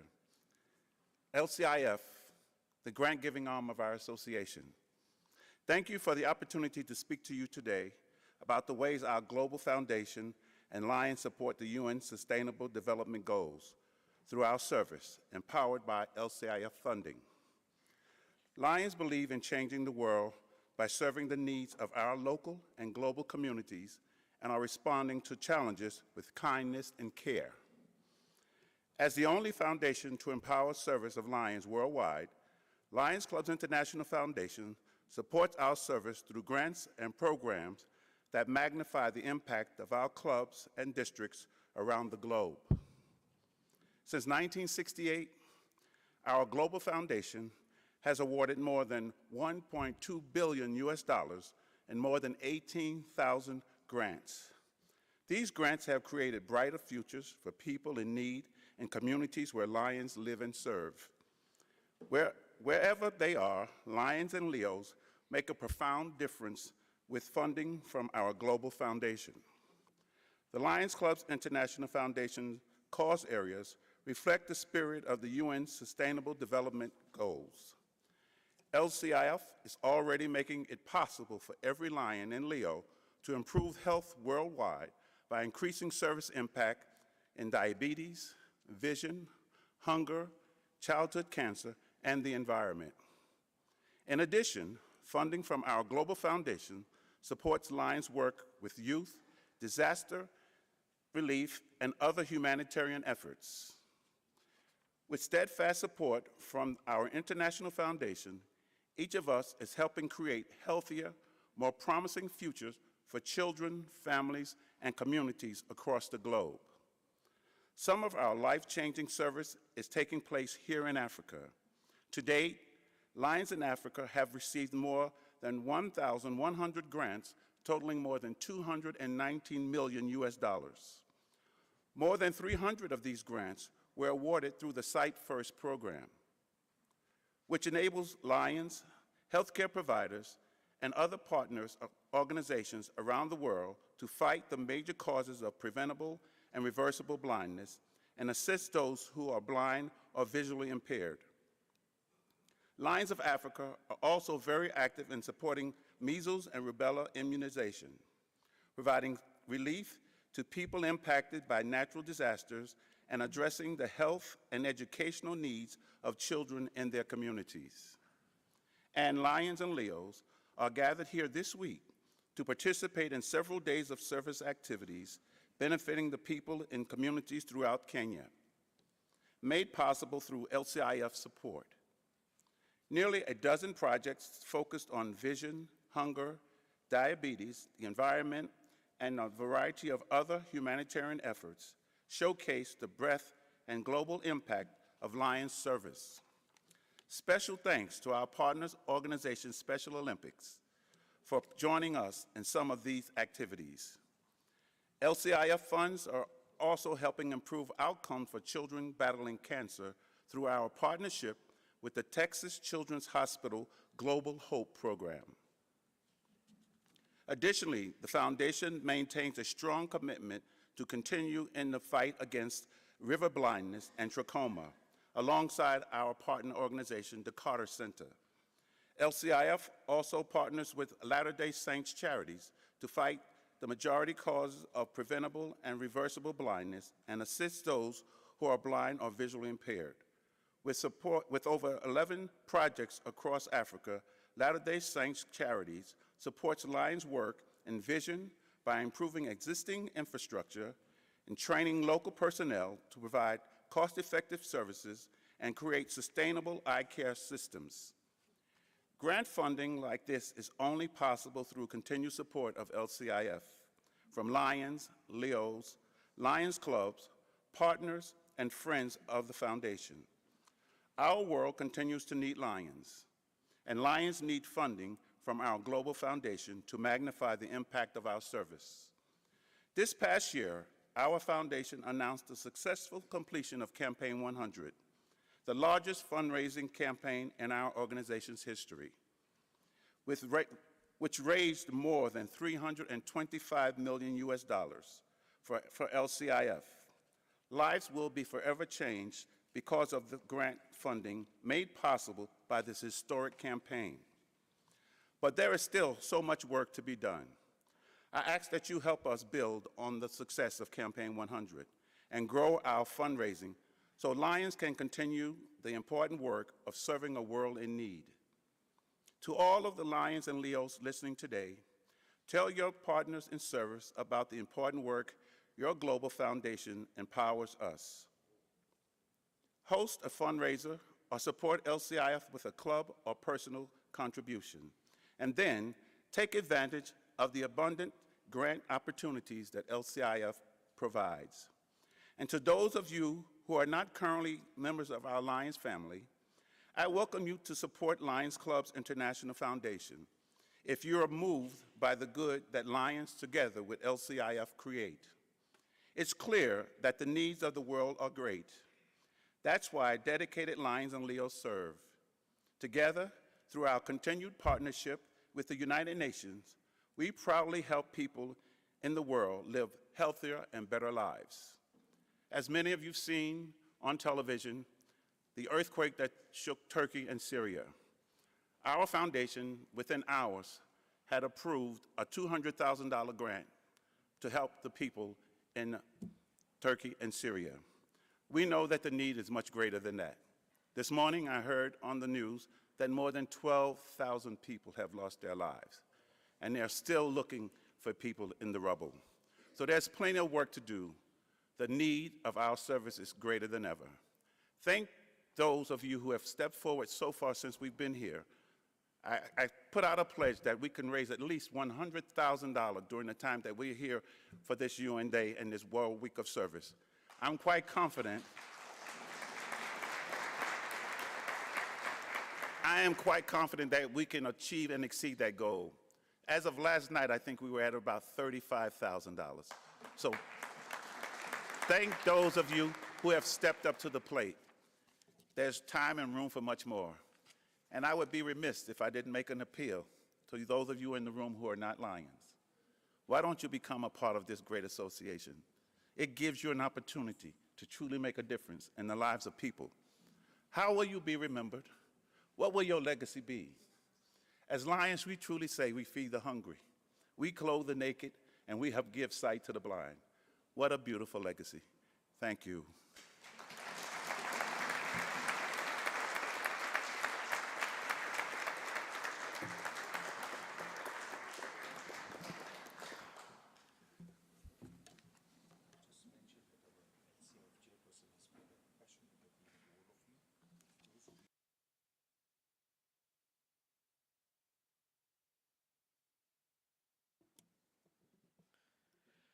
Thank you so much, immediate past International President Alexander, for reminding us of the importance of supporting our foundation and the many ways it continues to empower our service around the world.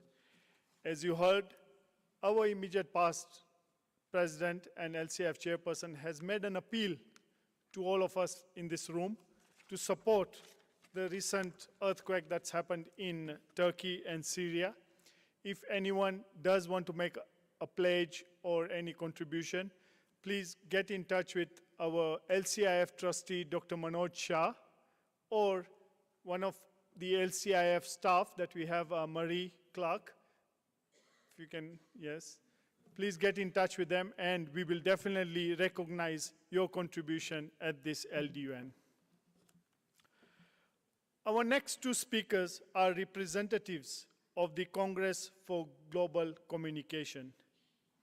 CGC is a US-headquartered international advocacy and public sensitization group making a significant impact in global spaces around sustainable goals and civil communication. While they come to the dais, that is Dr. Sonia Robinson and Dr. Phineas Kinuthia, let's take a look at a unique education partnership happening here in Kenya through LCIF.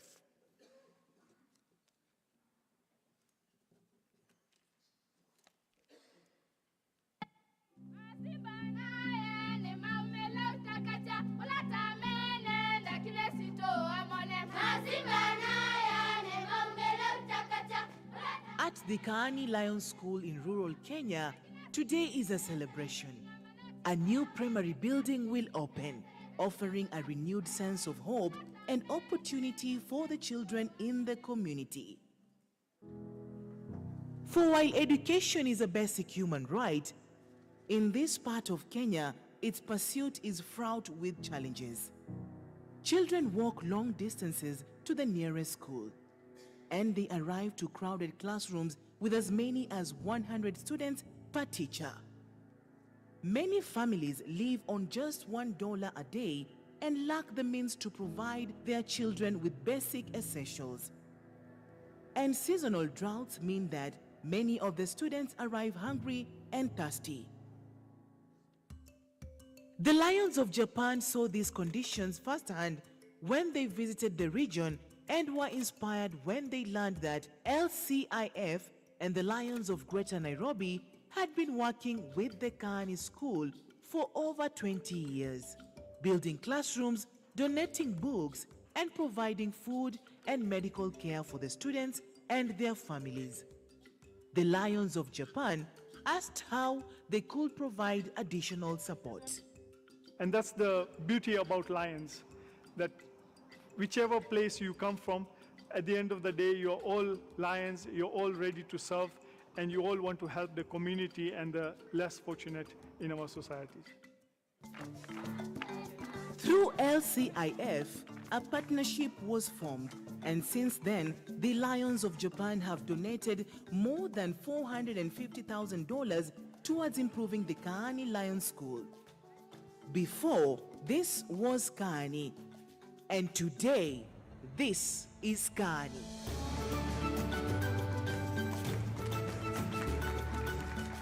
Thanks to the generous donations from LCIF and the Lions of Japan and the Lions of Greater Nairobi, the renewed Kaani Lions School has become a reality. Boarding facilities and additional infrastructure were added to the secondary school. A new nursery school was built that can accommodate 120 students. And today, the Lions of Japan are attending the ribbon cutting of a new primary building with bright classrooms with desks and learning materials, clean bathrooms with running water, and a new backpack for every child. The investment is changing lives. I want to be a lawyer. When I'll be a lawyer, our community will change, and I'll make sure the community is well. I would like to be a civil engineer and help my society. When I get good education, it will help me achieve my goals, and even it will mold my future. The youth are the future of our country, and by giving them a decent education, we are going to really brighten the future of this country. And this is just the beginning. The Lions of Japan and the Lions of Nairobi have made a long-term commitment to improve the Kaani Lions School, ensuring that they will continue to make an impact and change lives. 今日来て目の当たりにして見させていただいて、子どもたちの笑顔に私は勇気づけられました。 To the Lions Club of Japan and to the Lions Club all over the world, we can say thank you. We appreciate all the support that you gave us. We say thank you, thank you, thank you, thank you, Lions. Thank you, Lions, very much, and we are very grateful. When LCIF and Lions work together across borders and around the world, that is the power of service.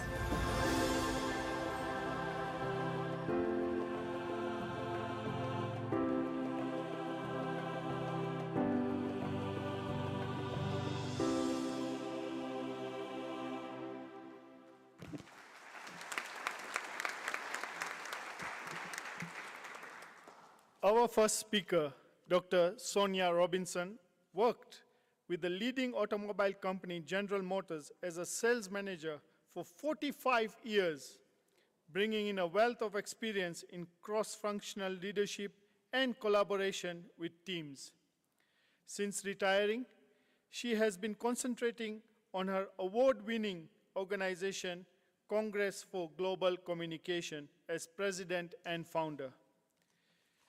Dr. Sonia will also welcome Dr. Phineas Kinuthia, who is an acclaimed speaker, an educator, mentor, and a change strategist. He is also an entrepreneur and also an author of several 5-star rated books and a recipient of several recognitions by world leaders. Please welcome Dr. Sonia Robinson.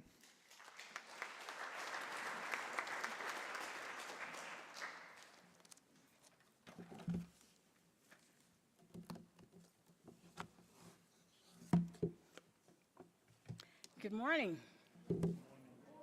Oh, good afternoon. So I wanted to start out by saying thank you. Thank you to His Excellency, the Lions and the Leos.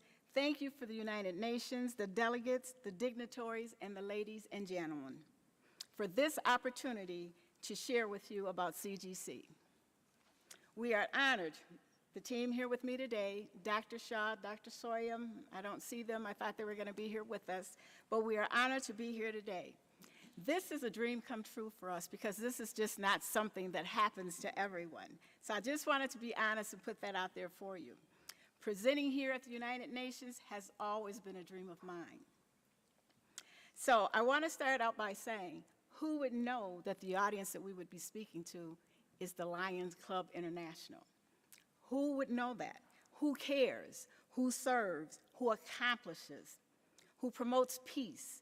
And whose 1.4 million members around the world does exciting work, amazing work to support the Sustainable Development Goals. Again, as I was just introduced, I'm Dr. Sonia Robinson. I am the founder and president of Congress for Global Communications. I am also an ambassador for Civil Peace and World Civility. I was once asked this question: do you consider your career as a fulfilled story or a timeless initiative? After thinking about that, I said, communication is timeless. It gives a great deal of thought, and after a great deal of thought, I came up with this solution here, and I said that communication is timeless. I believe this because the need to effectively initiate and respond to various modes of communication will always exist. Our world is filled with unhealthy patterns of communication. My career is a timeless initiative that I am firmly committed to in the hopes of making a global impact in the world. Our vision exists to promote diverse and inclusive dialogue resulting in civility for all. Our mission is to build global connections and communication for the advancement of the Sustainable Development Goals by providing training, policy recommendations, empowerment forums with an overall scope of transforming the world. Our purpose is to encourage dialogue, to impact humanity through collaborative global communications, to be a resource and authority for Sustainable Development Goals. Members of the Executive Board are civility and global ambassadors for change. The team was designed to bring together the brightest minds from around the world to begin dialogue on global issues and is committed to elevate and inform people with the knowledge to advance their causes. Our objectives and goals are aligned with the UN Sustainable Development Goals, which are all familiar to everyone in this room. And it's also the blueprint to achieve a better and more equitable future for all. In addition to that, CGC was created to empower leaders by using their voice to speak up and out front on real global issues. Leaders learn strategies within the team and tools to assist them in building connections around the globe to impact change while creating a more diverse and inclusive world. Our goals provides a safe platform to learn and discuss global issues, welcomes expert knowledge of various disciplines from across the world, unite diverse perspectives and backgrounds, create positive dialogue and strong foundations for the process of understanding and healing on challenging topics of discussion, positively change how the world is viewed, and encourage civility for all by creating opportunities for growth utilizing communication tools. We reach across all ages to achieve sustainability. We establish communications among all generations to close the widening gap between ages, beliefs, and cultures. Now I have three questions that I always put out there because I know somewhere this is in the back of someone's mind. My first question is always, how do we create a world that is safer and sustainable for generations to come? We can't address every issue. However, when we see something that we think is important, it's important for us to take a stand on. It is imperative to speak out, especially on issues such as wellness, on zero hunger, on climate, on social injustice, just to name a few. But by doing so, we will support our vision of becoming more diverse and inclusive globally because of our values, our beliefs, and our vision. As we pivot to something beyond or feel uncomfortable about certain things, embrace that moment because that's how we're going to grow. We can do big, profound things for the country when we work together. We need everyone. We were all created to be of service to each other. Second question, how do we create sustainability in all our member countries? The only way to have sustainability in the world is promoting civility and having conversations that matter where people have voices of equity at the table. They have a shared purpose, they have global action, and they're leading the way for civility. I Change Nations, founded by Dr. Clyde Rivers, a leading voice of world civility, selected CGC as the Organization of the Year for 2022. CGC is recognized as an inspiration model to rising generations that will bring value, culture, and ideas to the nations of the world and make a global difference. As a member of I Change Nations, I started an initiative, Conversations That Matter, over 5 years ago. And since that time, Conversations That Matter has been reached in over 26 countries. I launched an International Proclamation Day titled International Day of Mastering Conversations That Matter, which is celebrated and observed globally on April 17th. I Change Nations Civility Network and having conversations that matter are the pathway to creating sustainability. And I always throw this one out here. Is there more than one perspective? Think about it. Humans are a product of their environment. Our surroundings influence our behaviors, our cultures, and our thoughts. To embrace inclusive and diverse thoughts, we will need everyone at the table, where everyone has a voice. That collectively is our truth. Every human interaction has one critical element, and that critical element is communication. We're not here to solve problems. With our World Civility Network and with our History Collide dialogue, we can become a vehicle to help others develop positive problem resolution tools. Communication opens up windows for opportunity. I have 3 takeaways from this group today. The first takeaway, global connections. CGC would like to partner with individual leaders from around the world to work with CGC on SDGs, Sustainable Development Goal initiatives, as speakers, as forum leaders, and provide resources. So Sonia, what are you saying? If I reach out to Dr. Shaw, and I'm just using him because I know him, and I said, well, would you consider facilitating a forum in Kenya for Congress for Global Communication? You know, we would come in and assist, or, you know, if you just want us there for, just to be there to help you out, we can do that as well. And then in some cases you may, or I may say, I'd like to have some additional people from your area as part of the Congress. Is that feasible? Is that possible? The second one, worldwide collaboration. CGC is looking for groups and organizations to help spread the CGC message and align with the CGC goals. And then finally, partnerships and advocates. CGC aligns with and support leaders and organizations to advance worldwide civility and sustainable goals. Should have brought some water. If you're interested in connecting, please reach out to a team member or myself. And we have Dr. Crystal on the end here. She's monitoring the display booth, so please see her. We are looking for some participation or additions to the team today, so please don't walk out the room without just stopping over to see her to say, hi, I'm interested, what's next steps, what do I need to do? But together, we can reach the UN Sustainable Goals Developments, or Sustainable Development Goals by 2030. So with that being said, the next person that I'm going to bring up is Dr. Phineas Kinethia. He's going to talk to us a little bit about climate, we call it global climate civility. And then this afternoon, we'll have a presentation from Dr. Miratoni Yamat, and she'll be speaking on reduced inequalities. So thank you. Again, my name is Dr. Sonia Robinson, and I'd like to close out with this quote. Sustainable development is a development that meets the needs of the present without compromising the ability of future generations to meet their own needs. And that's a quote by Gro Harlem Brundtland. So again, thank you, and I'm Dr. Sonia Robinson.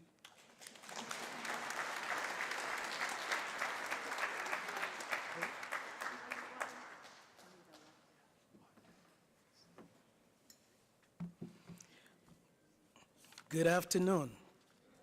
Jumbo. My name is Dr. Phineas Kinethia, and I'm going to discuss with you and bring awareness to one of the SDG goals, goal number 13. I've been tasked with creating awareness because as an organization, CGC, Congress of Global Communication, our intent is to be able to bring awareness and create, foster dialogue that advances sustainable goals. So to all the Lions, Leos, dignitaries, ambassadors, distinguished guests, and delegates, I would like to observe all protocol.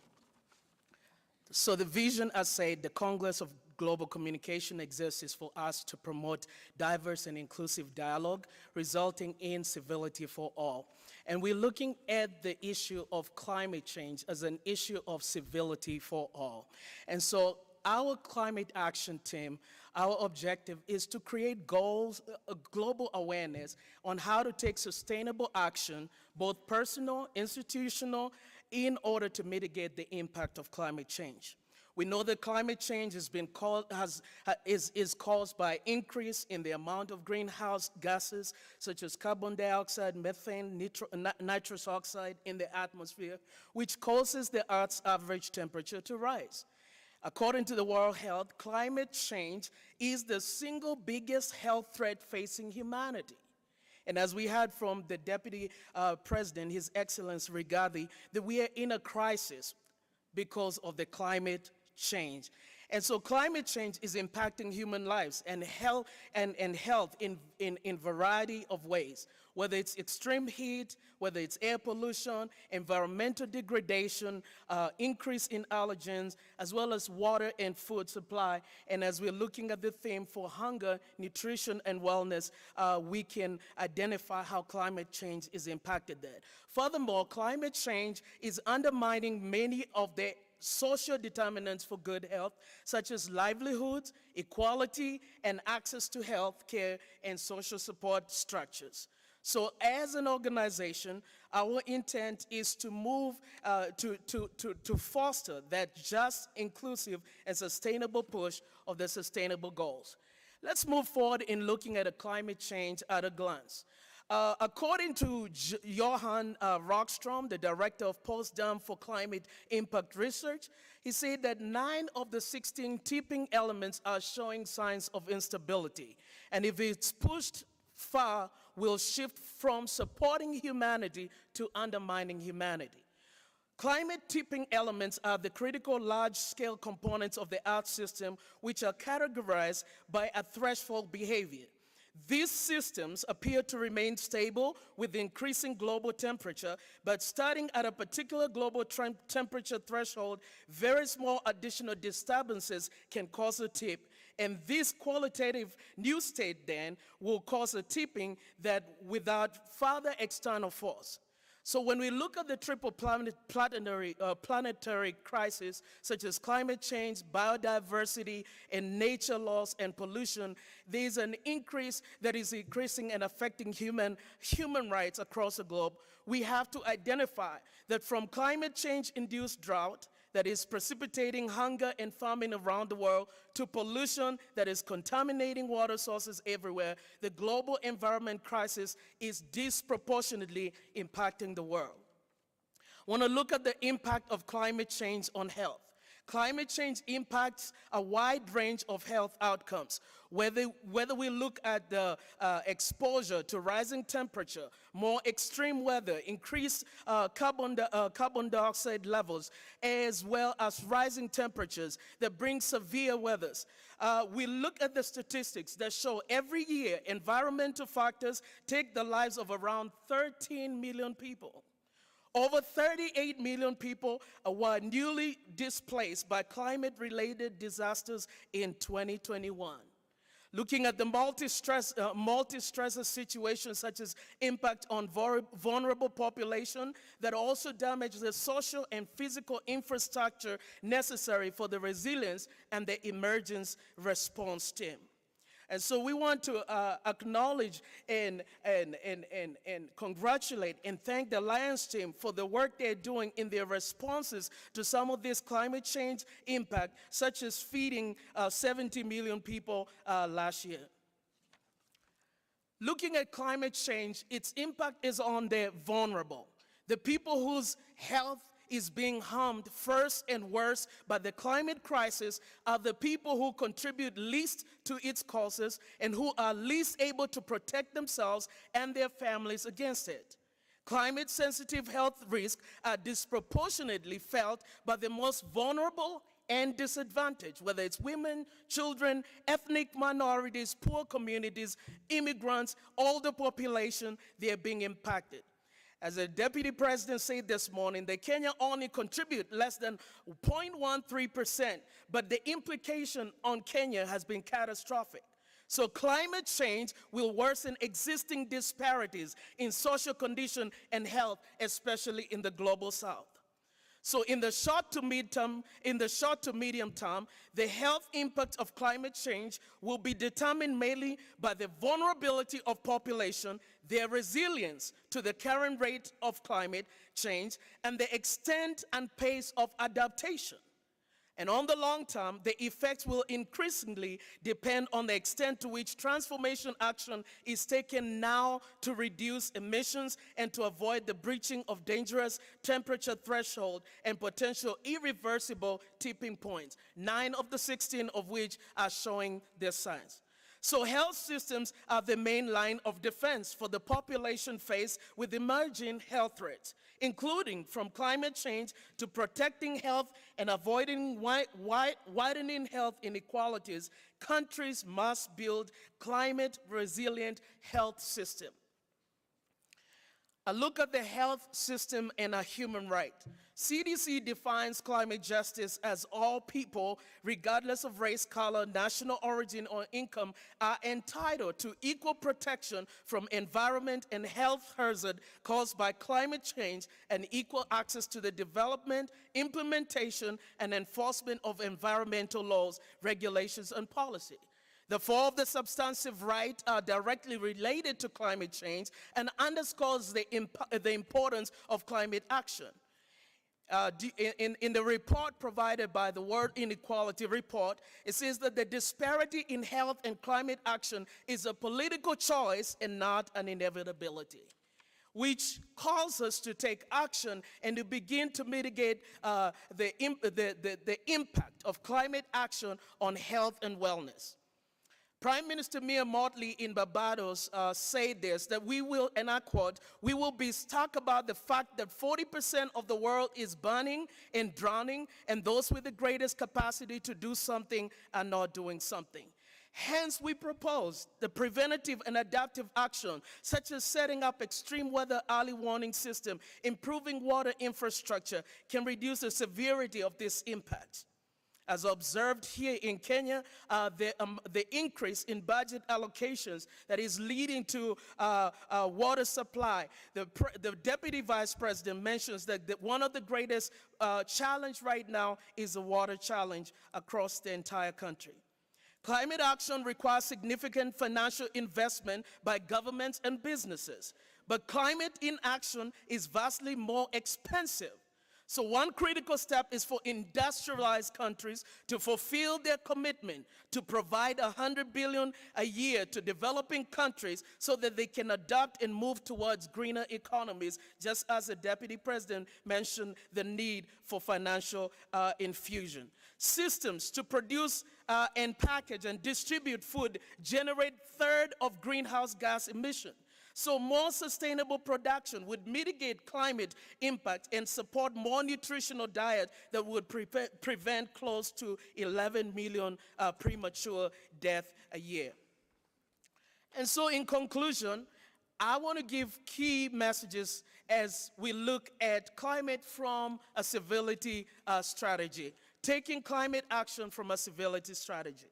Number one is that the key message is that climate action is a civility strategy. Educating and capacity building on the relationship between health and climate change needs to occur from the grassroots level all the way to the top level.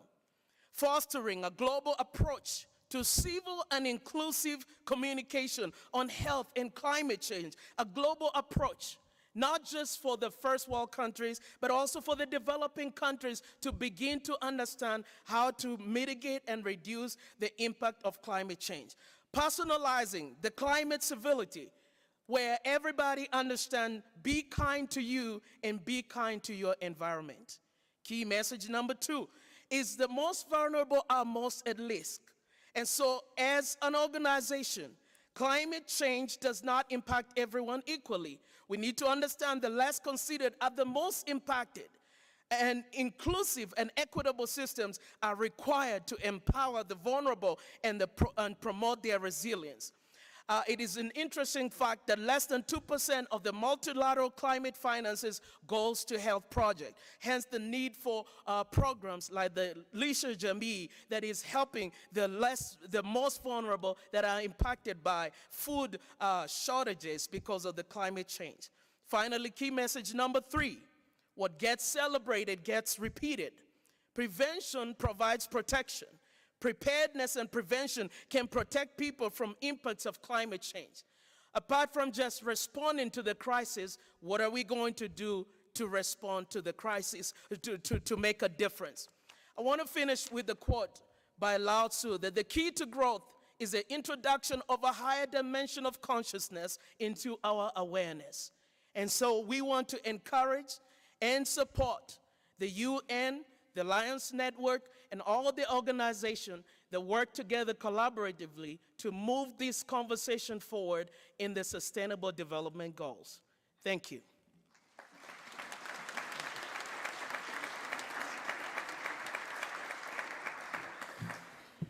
Wow. Thank you so much, Dr. Phineas and Dr. Sonia Robinson, for those presentations. I would now like to request you to please come down, as our International President, Brian Sheehan, would like to make a presentation to the both of you with our peace poster plaque.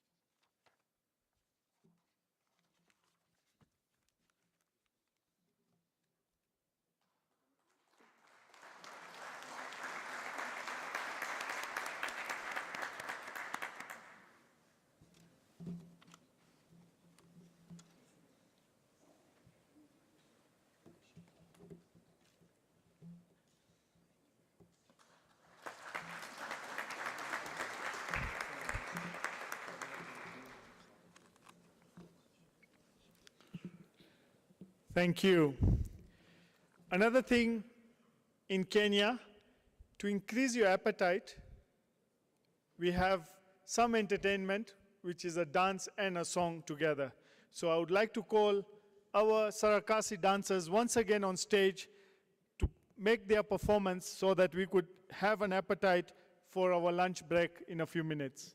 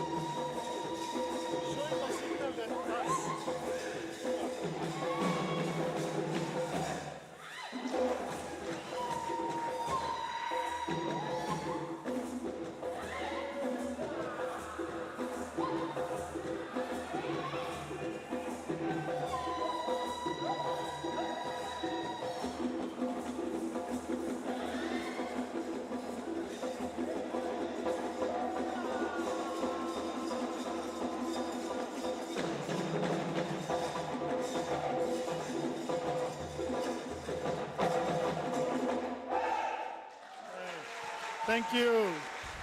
Thank you so much, Sarakasi dancers.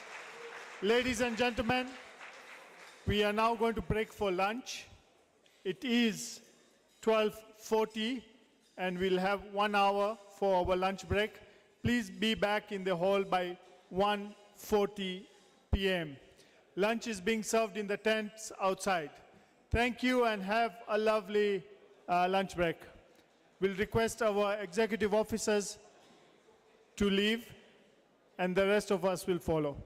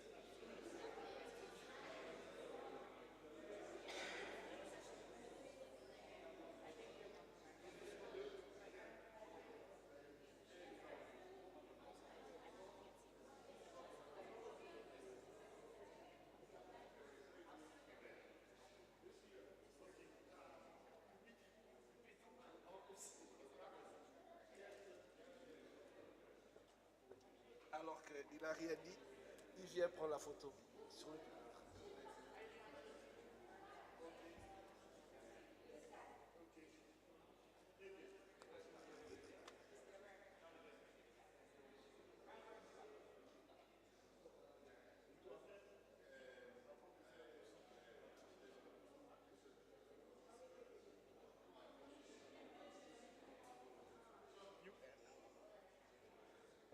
I'm very pleased to address you today.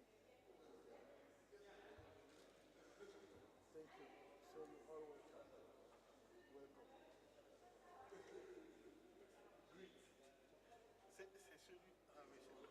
Ça, je l'ai fait dire. Merci.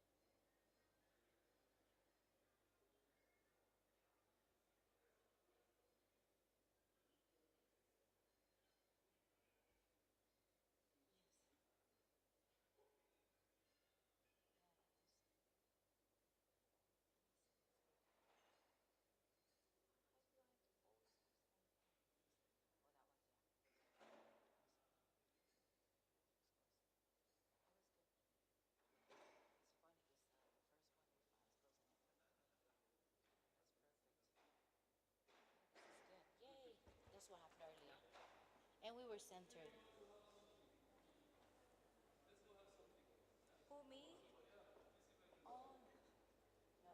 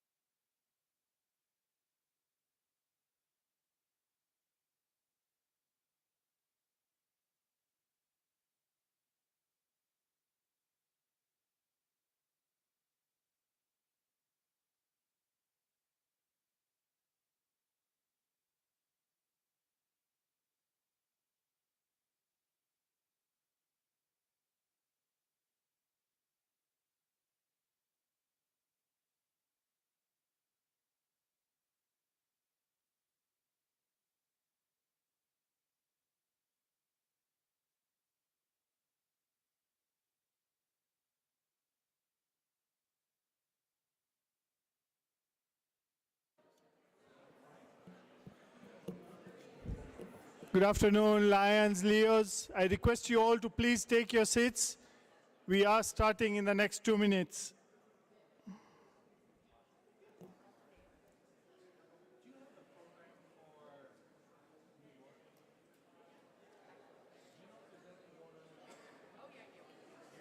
Sorry? You need some water? Huh?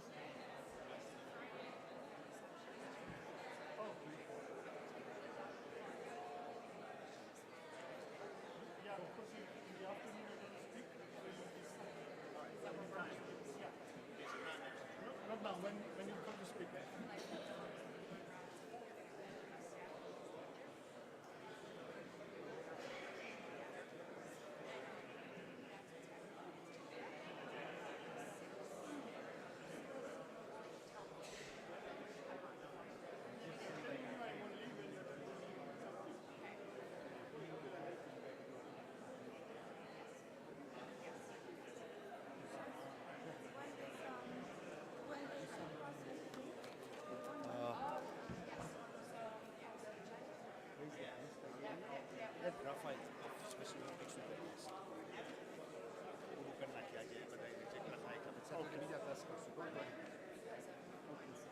don't know where my pen went.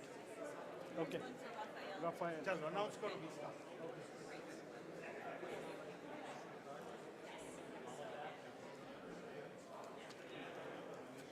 Yes. Before we start this afternoon session, I would say, ladies and gentlemen, we all know about the tragic earthquake that has taken place in Turkey and Syria. We have lost almost 11,000 lives, and I would like us all to take a moment of silence and be upstanding and reflect upon all those.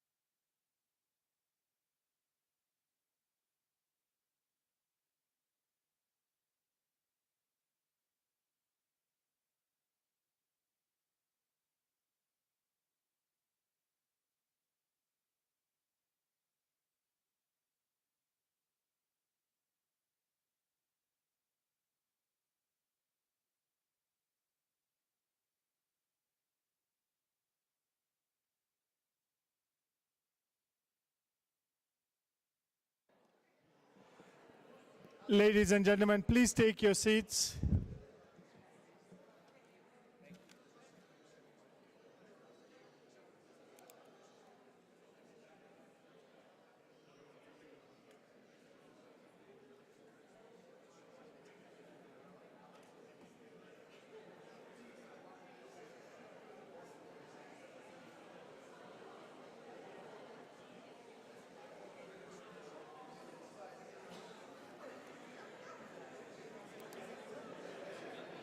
Huh?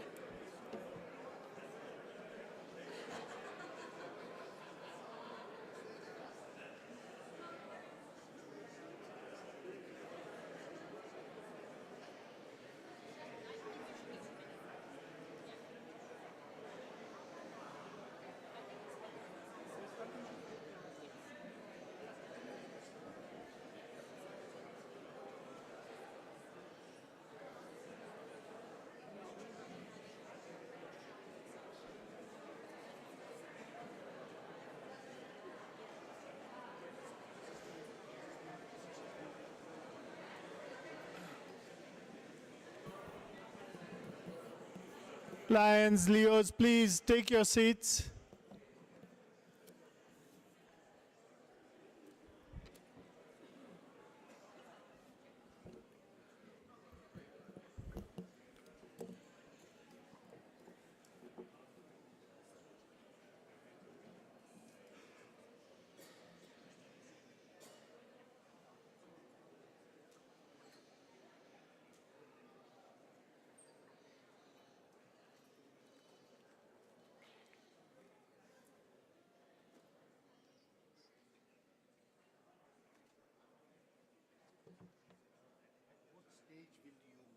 seen the head table, so I was thinking.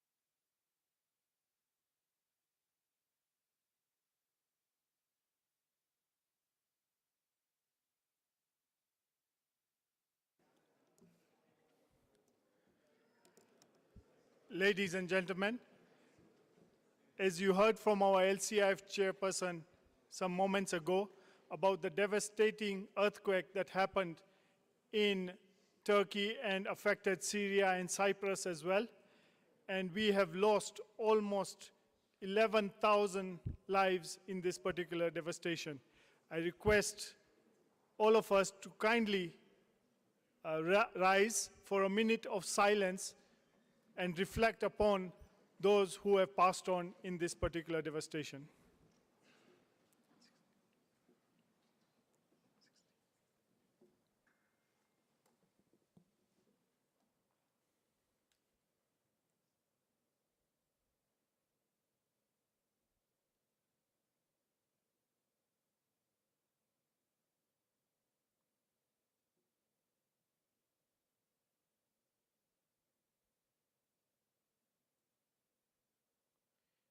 May the Almighty rest their souls in peace. I stand corrected. We have lost over 16,000 lives as we speak, and still counting.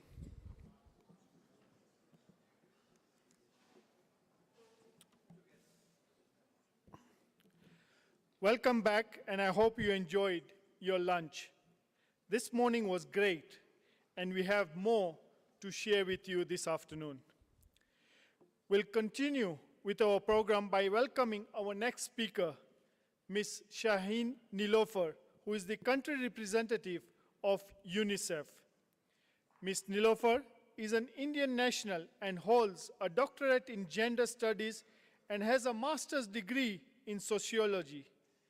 She has over 30 years of experience in development sector at senior leadership positions in building large social sector development and humanitarian programs for non-profit organizations. Non-profit organizations, bilaterals, and governments in the backdrop of underdevelopment and post-conflict environment.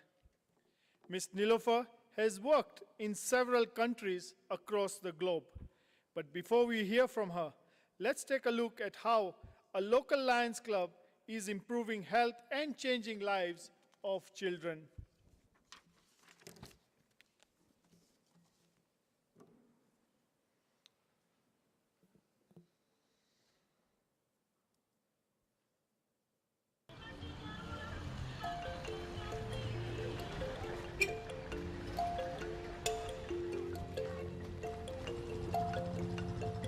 Loresho Primary School is about 8 kilometers from Kangemi town, and those are small slums.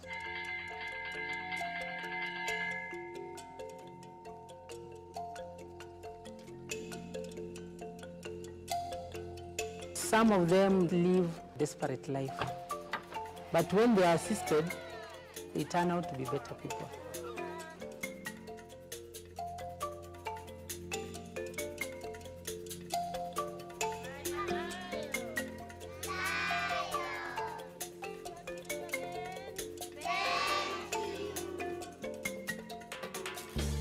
We come here as friends of Roresho to identify their needs and meet those needs.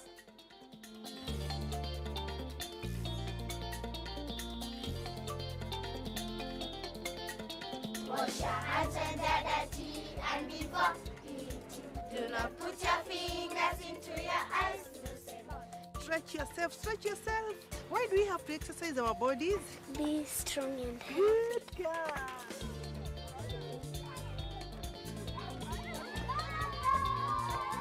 Good care for yourself. Raise your hand if you have ever had of diabetes. When you build a child, you build the country. If we don't serve these kids, chances are they will become the sufferers. And this is what you are trying to protect. I see Lions changing the lives of these children, and it gives me hope.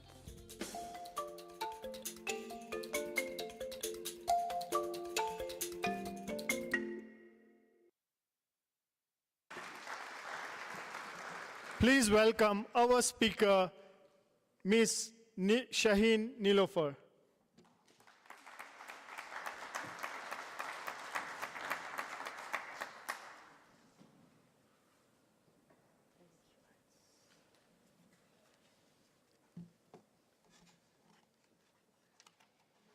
It's often difficult to talk soon after the lunch, but whosoever has sequenced this session seems to have planned it well. Excellencies, Lions and Leos, ladies and gentlemen, and friends. I see the universe has gathered here in Kenya. We couldn't have asked for more than to these esteemed group of Lions to be the ambassador for children of the world and of Kenya. Thank you for the opportunity to speak to you. I feel deeply honored and humbled to present before you why health and nutrition and wellness matters. It matters more than ever before, and the situation is urgent, and the cost of inaction is equally high. Imagine a disadvantaged child growing up in one of the world's poorest countries, born to an anemic mother. She's underweight from birth, but does not receive the rich colostrum or early breast milk that can help to overcome those earliest deficits. In the first 2 years of life, she is often hungry and rarely ever gets the nutrients she needs. Often sick, she grows slowly, but somehow she survives. If she's lucky enough even to attend school, and many more are not, her undernourished body and mind makes it more difficult to learn, with deficits equivalent to a 2 to 3 years loss of schooling, thus impacting the future educational and career opportunities. When she's old enough to begin working, her diminished physical and cognitive development can reduce her earning capacity by as much as 22%, in turn making it more difficult for her to feed her own children. Ladies and gentlemen, imagine the child I just described, and then imagine millions more other children. They're all suffering from stunting, the irreversible outcome of chronic nutritional deficiency, often aggravated by illness during the critical period of pregnancy and the first 2 years of a child's life. And the damage it causes to a child's development is permanent. Can there be any question that addressing undernutrition must be a priority for us all? I don't think so. Many of us have witnessed firsthand the tragic effects of extreme food shortages. And we've all seen images in the media of children just clinging to life, their bodies weakened from severe acute malnutrition. They appear on our television screens, challenging our collective conscience. Their needs must always be addressed. Their conditions can be cured, so we believe. Stunting or chronic malnutrition remains a concern. The number of stunted children in Eastern and Southern Africa is currently about the same as 20 years ago, 27.6 million in 2000 and 28 million as we speak, even though stunting prevalence has declined. 2.6 million children were affected by wasting in Eastern and Southern Africa as recently as 2020. I would like to now show a small clipping by UNICEF's Goodwill Ambassador, as many of you would probably know, Ms. Priyanka Chopra, when she was in Kenya recently for the Today I'm drought in standing at the Kenya. Nongole Kuruk village in a UNICEF-supported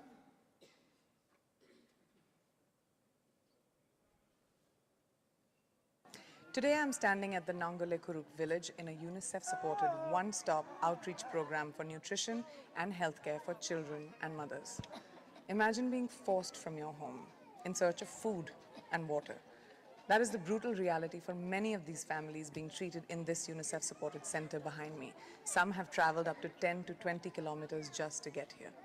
Today, a mother named Sarah told me about her son, Emmanuel, who she had brought in September. When she came in September, he was acutely malnourished. Thankfully, Emmanuel was able to receive help with dedicated health services and this, a life-saving paste packed full of nutrients. No child deserves to die because they don't have enough to eat. To save lives and to stop countries in this region spiraling into famine, wealthy countries must step up funding for the prevention and treatment of severe malnutrition right now. Right, as we speak, we know the countries that are reeling under drought: Somalia, Ethiopia, and Kenya. Kenya has often not been seen so much, given the fact that we do have a serious cases of drought, worsening cases of drought that we've seen since last 1.5 years, getting back to us because of the 6th failed rains that we confront as we speak. It's important for us to bring these issues of multiple simultaneous crises that we are currently seeing. If it is drought, it is also cholera in that very hot spots in Asal counties, which is arid and semi-arid lands in Turkana and in Garissa and few other counties in Kenya. Up to 45% of the preventable child deaths are attributable to undernutrition, and severely undernourished children are up to 9 times more likely to die than the well-nourished children.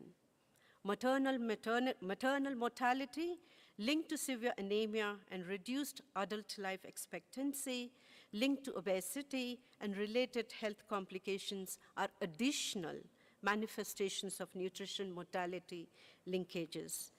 Rising rates of severe undernutrition are serious enough, but this is coinciding with sharply decreased rates of immunization against childhood diseases, a lethal combination for malnourished children. All the efficiency gains that we've made over the years, not just in Kenya, but in many other parts of the world. First it was pandemic, second it is now about cholera, and few other conflicts that tend to have stressed the capacity of the healthcare systems. As a result, the continuity of the business of providing service delivery gets overstretched. A recent assessment suggested that undernutrition, micronutrient deficiency, and overweight at today's levels cost the global economy up to $3.5 trillion. This level of economic burden acts as a major impediment to the government's efforts to reduce poverty and to achieve targets such as sustainable development goals. The cost of inaction? The cost of inaction in terms of health and nutrition for children can be significant. I narrated earlier the life cycle of the child. These conditions not only affect the individual's quality of life, but also place a significant burden on healthcare systems. Investing, therefore, in child nutrition can also have economic benefits for communities, countries. For example, by reducing malnutrition, countries can reduce healthcare costs and increase workforce productivity, leading to economic growth and development. The global crisis, including the COVID-19 pandemic, has led to economic hardship, job loss, and food insecurity for many families, exacerbating the burden of addressing malnutrition among children. The disruption of the food supply chains and closure of schools, which served as a source of daily meals for many children in these parts of the world, have reduced access to nutritious food. The COVID-19 also highlighted existing inequities in access to healthy food and health care and has disrupted existing system, making it even more difficult to prioritize children's health and nutrition. Ladies and gentlemen, as you're all aware, climate change is affecting food systems and food security, making it more difficult for children to access healthy and nutritious food. There are several reasons why the world has not been able to address health and nutrition concerns affecting children. There's a lack of resources, financially and human. There's a lack of a political will. Health and nutrition are often not the high priority issues of the government leaders, leading to insufficient investment in these areas. Limited access to information, inequality, poverty, lack of education, other forms of inequality can create barriers to accessing adequate health and nutrition services, especially for children from low-income communities. In 2022, as we all know, the world was rocked by a series of shocks and stresses. The third year of the most severe pandemic in a centuries, a major war in Europe, engaging nuclear powers, the worst global energy crisis since the 70s, the worst global inflation this century, spiraling food insecurity, a record global debt burden with 5 sovereign defaults and increasingly visible effects of climate change, including devastating floods in Pakistan and droughts in East Africa. These shocks and stresses drastically altered children's lives in 2022. From attempts to recoup pandemic-induced losses in education to the mass exodus of children from Ukraine, from other countries as well, and from rising child malnutrition and records number of children in humanitarian need, to young people's leadership in the United Nations Climate Change Convention Conference of the Parties COP27, and protest movements around the globe, children faced new and emerging challenges. As we speak, we heard Shahzan speaking, we saw the devastating impact of earthquake in Turkey and northern Syria. The phenomenon has been described what we call as polycrisis. The presence of multiple near-simultaneous shocks with strong interdependency among them taking place in an ever more integrated world. The Russia-Ukraine war provided a vivid example of how these interdependencies operate.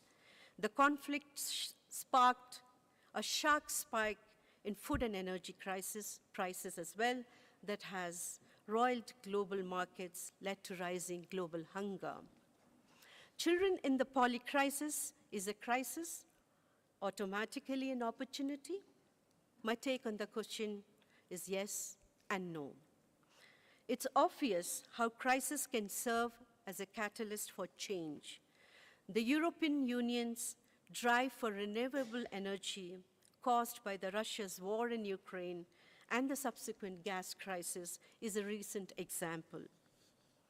However, we should not blindly follow the narrative crisis is an opportunity. Instead, we should focus on how to prevent crisis in the first place. A crisis is not only an opportunity for change, but also a reminder of failure. Yet we seem to stumble from one crisis to another. While we put out on fire on one, we create two more. We now see the recent most devastating crisis as we speak of the massive earthquake. We need to step away from short-sighted political decisions and embrace more fundamental means of coping and preventing crisis. Food and energy have been the leading components of global inflation, triggering an aggressive rise in interest rates, as you all know, by each of the world's major central banks. Rising interest rates have driven up the value of the dollar against other currencies, harnessing developing countries' access to external financing and raising the burden of existing debts. Why am I talking about all of this? In each of these causal chain, shocks prey on existing vulnerabilities. Global food insecurity was elevated before the war and has become a permanent feature of the climate era. Inflationary pressures were already building as a result of the pandemic. Record debt burdens, both public and private, were amassed over the last decade during an era of low interest rates. As in 2022, ladies and gentlemen, the polycrisis appears poised to shape children's life in 2023. That is because a polycrisis is inherently hard to solve. First, interdependency means that trying to solve one shock or stress can exacerbate another, just as efforts to tame inflation in the West through higher interest rates are increasing debt servicing cost in developing economies. Secondly, a globalized world ensures that the effects of stretch far beyond their source, as witnessed by war in Europe, intensifying food insecurity in East Africa. Third, those knock-on effects can be difficult to untangle, given the degree of global integration, and we live in a highly integrated world. For instance, lockdowns in China caused some supply chains, as you all know, to snarl up, while others proved resilient, reflecting the complex patterns of global manufacturing and trade. Institutions and policymakers themselves are under stress and hugely, overly overwhelmed, as evidenced by the limited fiscal space many governments face as they speak to respond to multiple simultaneous urgent needs. A polycrisis has the potential to snowball into further instability, as we all know, and ultimately to systemic breakdown. It is also feasible that polycrisis precipitates momentum for positive change. Our Global Outlook 2023 in UNICEF highlights that medical breakthroughs that we saw, sparked by the pandemic responses that can help drive the fight against child disease over the next decade and the faster transition to greener energy prompted by the last year's concerns over energy security. While the polycrisis may appear to be fleeting, we are concerned by a more structural, inescapable change in the medium-term outlook. The first is geopolitical. Great power competition, already anticipated to be a defining feature of this century, has intensified quickly and sooner than expected, raising the spectrum and the specter of conflict factionalism among nations and a breakdown in a global cooperation. The second dimension is economic, as I mentioned. A productivity slowdown, demographic shifts, and highest interest rates have combined to make the economic outlook for the rest of the decade appear decidedly weak. The third dimension is environmental. The effects of climate change all around us will not only worsen in the years ahead, regardless of the future emission levels. These three headwinds prove and provide a grim backdrop for the reminders of the 2020s, a period in which the world has set targets for transformational development for children, for women, via the United Nations Sustainable Development Goals. This is the context, ladies and gentlemen, in which children's development and efforts to support it must now occur. Geopolitical tensions could undermine cooperations on global issues that affect children and push children issues further down the list of government priorities as security concerns rise to the force. A poor economic outlook augurs greater child poverty, less public and personal investment in children's nutrition, education, and safety, and more limited prospect for children as they exit childhood and enter the world of work. Our challenge is to navigate this environment as well as possible. Doing so means urging leaders, all of you, to set aside geopolitical tension when it comes to children's issue, where there can be a common ground. It means prioritizing, protecting the younger children, the younger generation in economic recovery and humanitarian relief. And it demands accelerating climate adaptation and mitigation to make the best possible world for tomorrow's children. As you know, the logistical bottlenecks continue to plague supply chain. The United Nations brokered Black Sea Grain Initiative allowed safe passage for food exports from some Ukrainian ports has been essential to reducing global food shortage, but challenges remain. Grain exports volumes from Ukraine are still lower than they were before the war, amid congestions-related delays and higher shipping, freight, and insurance costs. This initiative is vital to food security. Export restrictions continue to pressure food prices. What does the Global Nutrition Report as recent as 2021 tell us? The financial cost of addressing poor diets and malnutrition have risen while resources are falling, but the cost of inactions are far greater. We would need an average $10.8 billion additional financing annually between 2022 and 2030 to meet the global targets on stunting, wasting, maternal anemia, and breastfeeding by 2030, allowing for the impacts of COVID-19 pandemic. Previous estimates were an additional $7 billion annually. At the same time, the total economic gains to society of investing in nutrition could reach $5.7 trillion a year by 2030. Such enormous cost results from economic growth foregone and lost investment in human capital associated with preventable child deaths, 45% of which can be ascribed, as I mentioned, to poor nutrition, as well as premature adult mortality linked to diet-related NCDs, which is non-communicable disease. Ladies and gentlemen, it is true that a public-private collaboration can be crucial in addressing undernutrition among children. This is because undernutrition is a complex issue that requires a multifaceted approach and resources from both public and private sectors.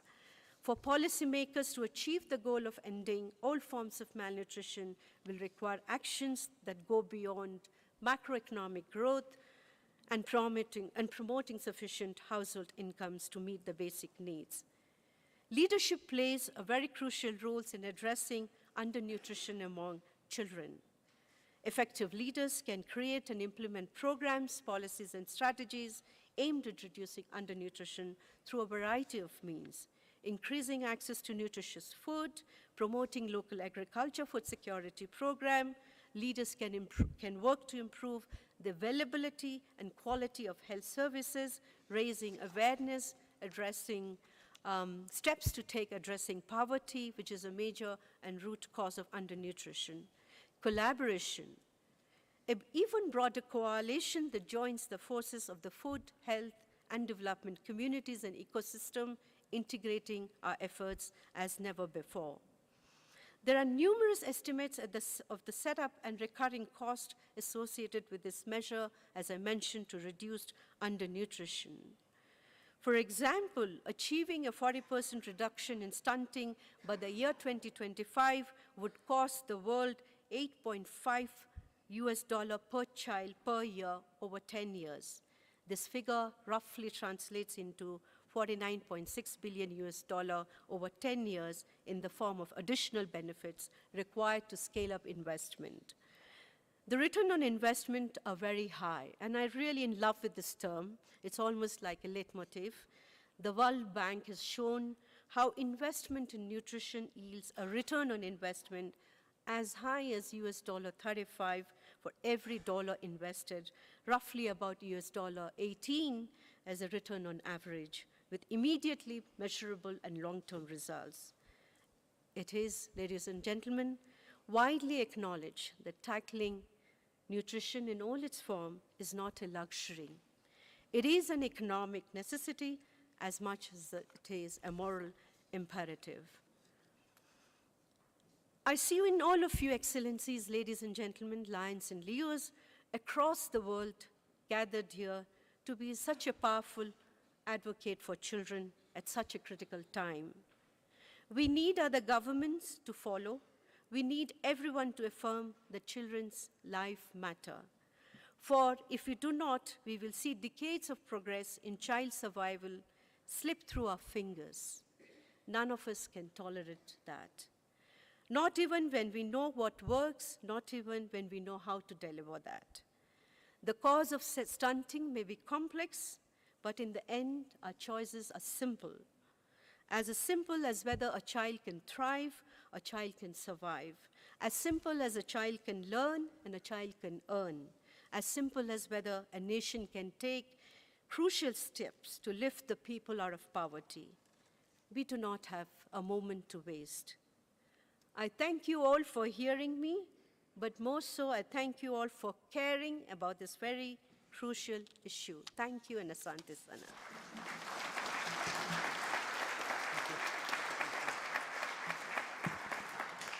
Thank you so much, Nilofer, for that wonderful presentation. And I'm shocked you already know a bit of Swahili, and you have just been in Kenya for, what, 2 or 3 weeks right now? Yeah, great. Ms. Shaheen Nilofer, please come to the dais in the front, as our International President, Brian Sheehan, would like to make a presentation to you of our Peace Poster plaque.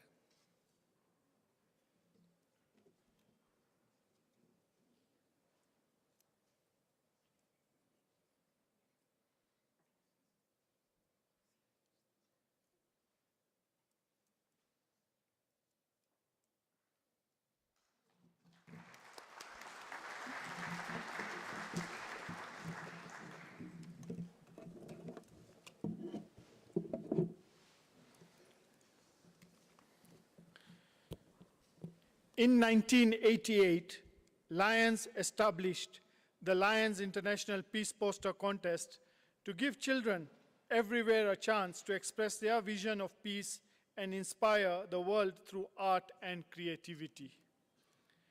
Lions clubs around the globe sponsor this competition in schools and youth groups. This year's contest will determine the 35th Grand Prize winner and the 23 Merit Award winners.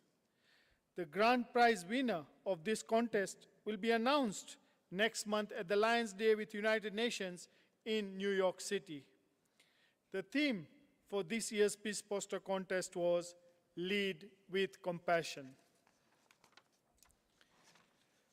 For 3.5 decades, this contest has engaged millions of children worldwide in a pursuit to celebration of peace.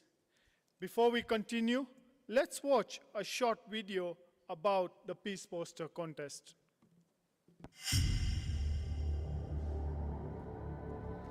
Sometimes the light of the world can't shine through.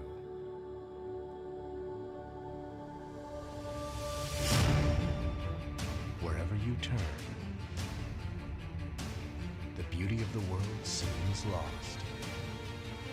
Sometimes, no matter how hard we look, we can't find hope.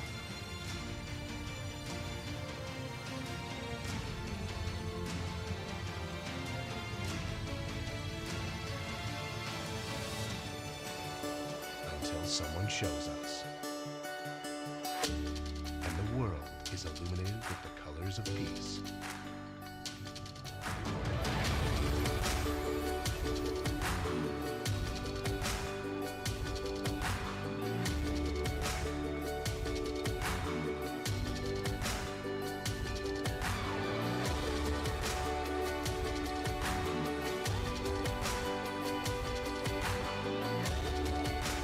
Get involved in the Lions International Peace Poster Contest. For more information, visit lionsclubs.org.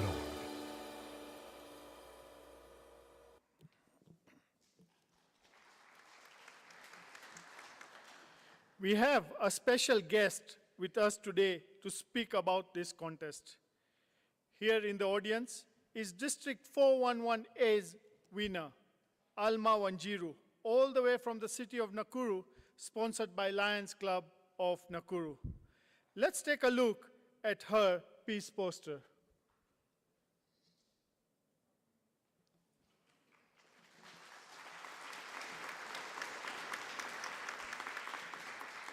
That is fantastic, Alma. Please come to the podium to share with us a few words about this poster. Accompanying Alma to the podium is the sponsoring club president, Sarabjit Sagu.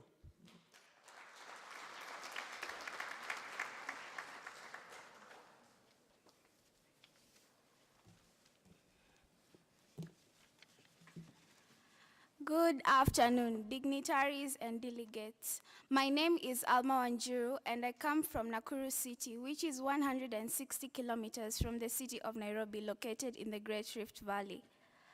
I would like to thank the organizers of this event for extending an invitation to me and my parents to join you all at this Lions Day with the United Nations. The Lions all over the world are doing such a wonderful and noble service programs to assist the needy in our society, and I truly applaud you for this. I also take this opportunity to thank the Almighty for bestowing me this wonderful yet invaluable talent in visual art among many other talents that I have and cherish. I must say that this great opportunity that I am chance to get among many children globally comes to me as a once-in-a-lifetime gift. My special appreciation to the sponsoring club, Lions Club of Nakuru, for giving me an opportunity to participate in this contest.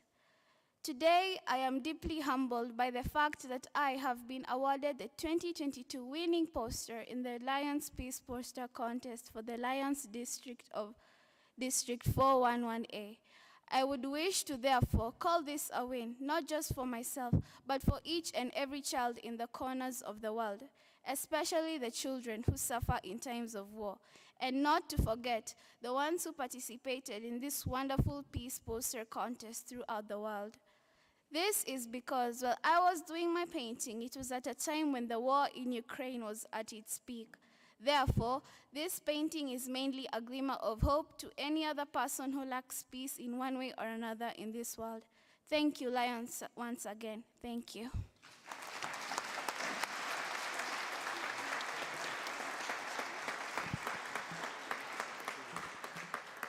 Alma, thank you for sharing your poster and your thoughts. Don't leave, please. Alma? Thank you for sharing your poster and your thoughts with us today. Our International President, Xian, would now like to present to you with a token of appreciation.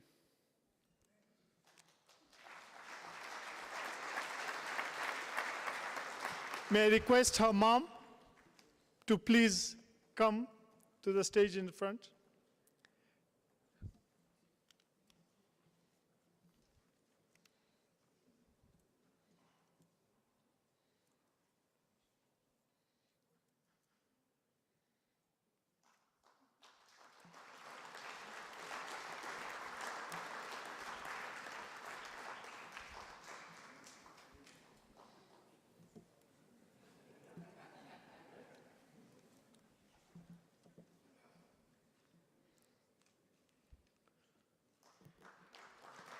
Lion Sarup. Thank you and the Lions of Nakuru for encouraging young boys and girls to visually express their vision of peace. Please come and accept a gift from our International President, Brian Sheehan.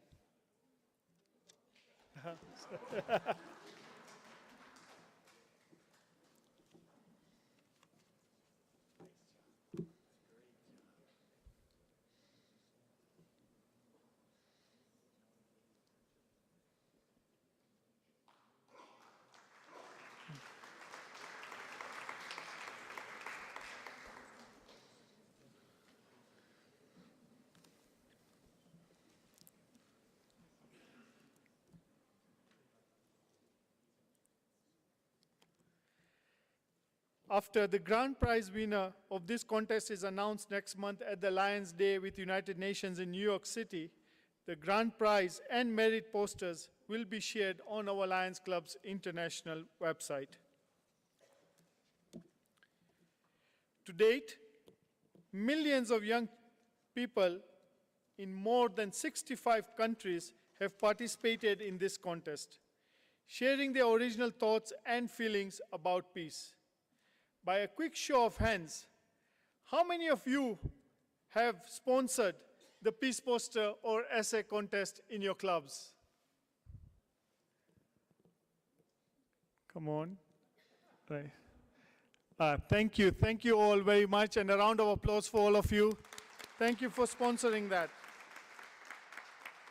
We would love to see all your clubs sharing these opportunities with the young people in your areas and inspiring peace and understanding amongst the young.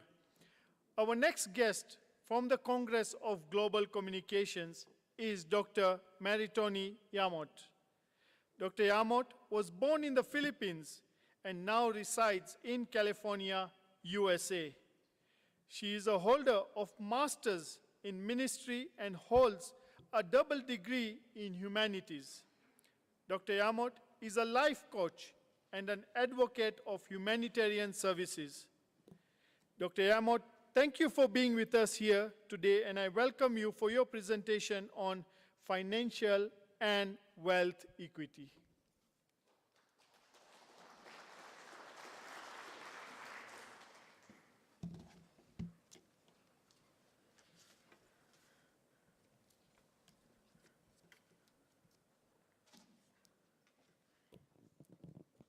I just want to make sure the mic is clear. Hello and good afternoon, Excellencies, Lions, Leos, friends, and distinguished guests. Thank you for having me today. My name is Dr. Maritoni Yamot, and I am going to speak to you today about Sustainable Development Goals number 10, which is reducing inequalities, advancing financial health equity. It is truly an honor to serve with the Lions International Day in the last couple days. There's nowhere I would rather be on a day like this, to be surrounded by people who are like-minded, who have the simple goal to do nothing but to serve with all of their hearts. And I was so honored to be surrounded by people from different countries, different regions, local and national, especially the warm welcome of the Kenyans. It has been a tremendous, amazing experience having to travel around the world. Today is a very special day to me to see so many people that are focused to just nothing but serving. And to know so much more about the Lions International Club, I would like to say thank you for what you do for all these years, for all the countries that you have served. I am one of the recipients in high school of one of the scholarship in California, in Fairfield High School. It didn't even dawn to me that I'm the fruit of your labor, of all the fruit that you guys have believed and have worked so hard, and I'm here today. Thank you for CGC for this opportunity, and especially for a special invite from Dr. Manoj for believing in our group, in our team. To begin, financial and wealth equity is a very important topic because it affects overall our theme today: hunger, nutrition, and wellness.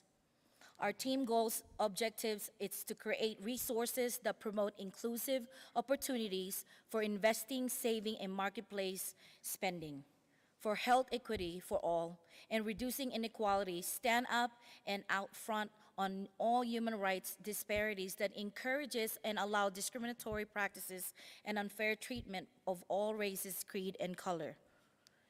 A global look at health and nutrition. Statistically, 400 million people around the world have no basic health care. Every 2 seconds, someone between the ages of 30 and 70 dies from NCD. That's non-communicable diseases. 7 million people die every year from polluted air. More than 1 in 3 women have been sexually assaulted in such a way that had left them with mental, physical, and health challenges, let alone the pandemic that we just passed through and what we have found out today. So I would like to discuss the next topic of health as our right to live. Health inequity, the uneven distribution of social and economic resources that impact individuals' health. All people have the right to a clean air, healthy and sustainable environment. As a human rights and environment independent, I'm just gonna go ahead and flow without my slides. I just wanted to just talk about health because in reality, we understand that when you don't have money, health will be affected. And for our theme today that we have discussed earlier is between hunger, nutrition, and also wellness. If our finances is not right and our foundation will not go further than what we are planning. We have to imagine that what Dr. Stephen shared today was very important when it comes to M-Pesa. Right now, he had mentioned something very important that captivated my mind that I really just want to just forget about my presentation because he has seen what I was noticing as I study humanity and all of the things that is inequality and equity around the globe. I noticed that there's something's happening in Kenya. Kenya has something that the world need. M-Pesa, like what he said, is a form of a monetizing capability so that you're able to get the money from your family members to another person. But what M-Pesa done is that they have actually went back to the old school way of doing business. They listened to their consumer. They literally stepped out of the box and understand and ask for permission from central bank and see how can we build a better system in this era where we understand that many people are not caught up in technology. M-Pesa was able to create and got an approval to create what they have now so that they can able to do the transmitting of money. And then they went to the next level to actually create something where you can now lend and also open up subsidiary businesses for small businesses, an opportunity to actually bring entrepreneur to Africa. And as we understand, M-Pesa is growing rapidly in 7 countries in Africa. But when I travel in Caribbean, Philippines, and other countries, they don't have that access. If something like M-Pesa is working right now in Kenya, that means that's something that we actually don't have to reinvent the wheel. They already done the homework for us. And I thank God for listening to Dr. Stephen earlier that UN already took the initiative to actually create something for the nutritional basis to help the community that is in need, in a impoverished community, that they actually got funding to make sure that they use M-Pesa so that they can top off, the cash top off that they have today. And I was so excited that they already took that. If they already have moved that, I would like to scale us because they were going to expand it to 5 counties in Kenya. But I believe what they are seeing and what I'm explaining to you is that this is an opportunity that we can actually introduce this program or this process in other countries, in even our local community as we go back home.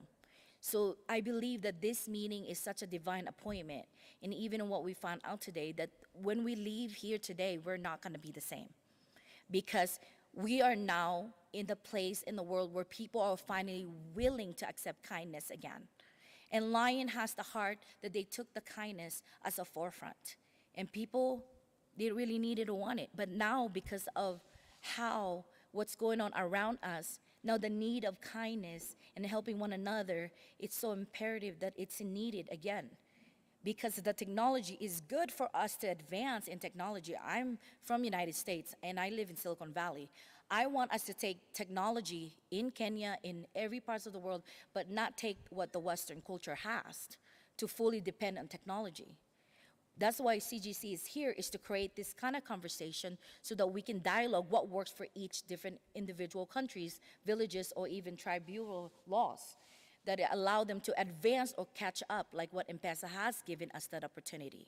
And being here in Kenya, I seen, as we travel from one place to one place, I saw M-Pesa everywhere. So not only I know it by study, I know family, people, friends that have used M-Pesa. I've used different remit because I've done humanitarian work. I always want to make sure our missionaries gets the funds that they need or the funding for the water well.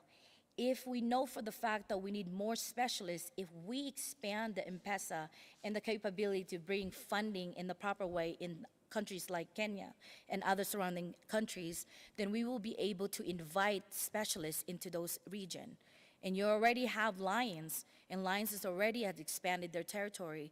And I believe that this is the time for us to expand and double it up more because the world are crying for more lions in their territory. But they just don't know how to reach that. I think because growing up in California, I've seen lions everywhere. And I've watched the history where lions started. Sometimes you don't know the importance of lions until you see it from the outside of your backyard. And then I forgot, out of 20 scholarship I got, one was lions. And how could I not research where lions was throughout these years? I'm not gonna tell you how old I am, but so it's an honor to really truly be here. That I believe the research is great, but the numbers and what everybody has spoke today had molded into one, which is giving us solution and recommendation to make sure that the 17 sustainable goals are able to be met and also meet before the deadline of 2030. So I just wanted to just explain that because when we start thinking about financial, one of the things that our team wanted to take away and have recommendation we discuss is actually to bring 3 type of things here before we leave you today. Number 1 is bringing digital literacy. Second is financial literacy.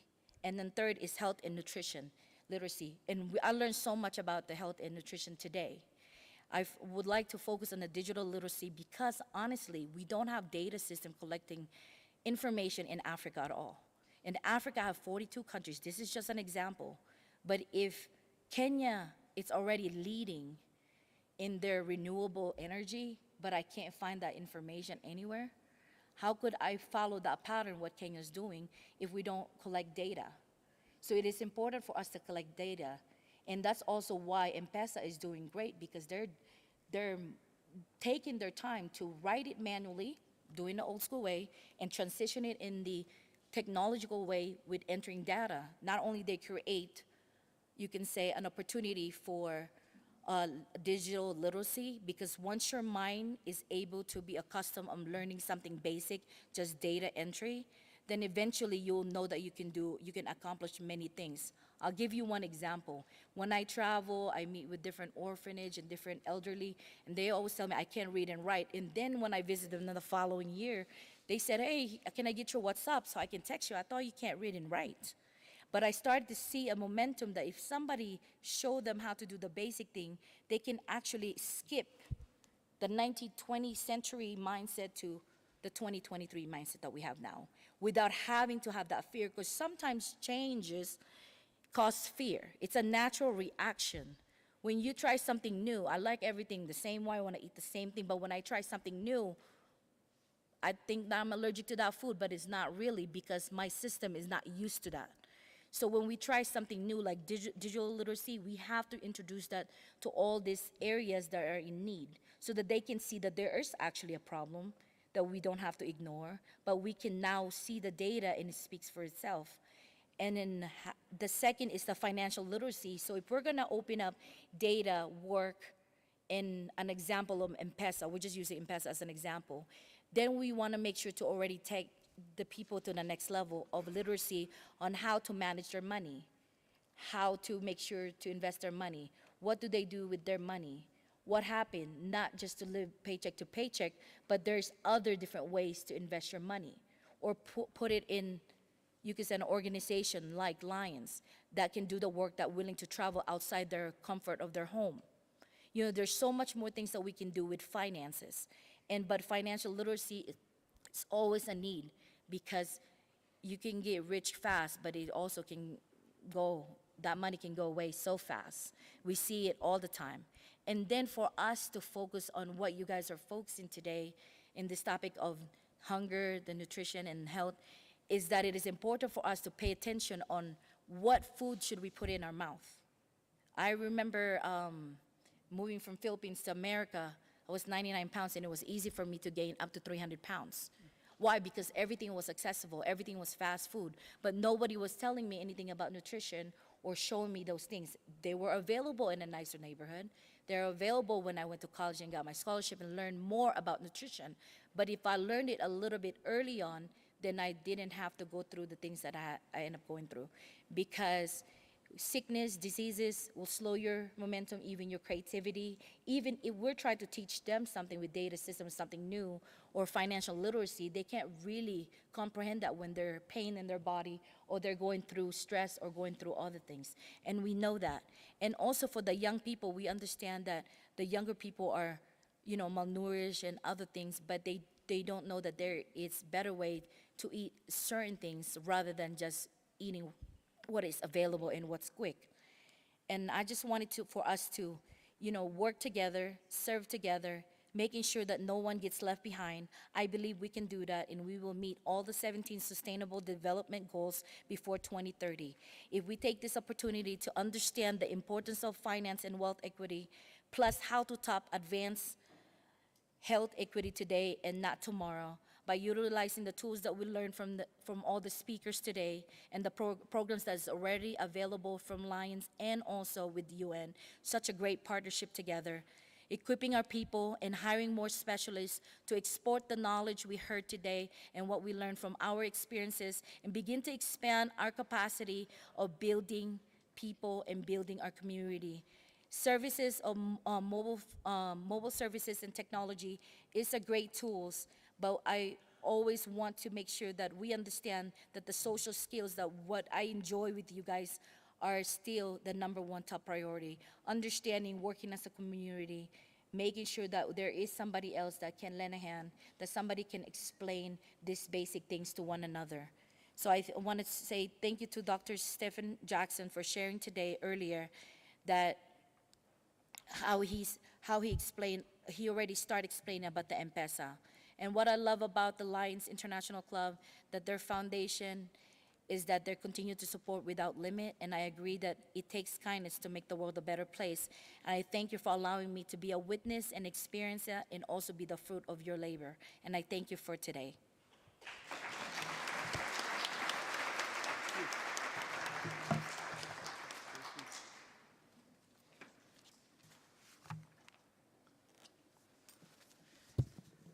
Thank you so much, Dr. Yamot, for being here with us today. And I will request you to please come down, as our international president would like to recognize you with our Lions Peace Poster plaque.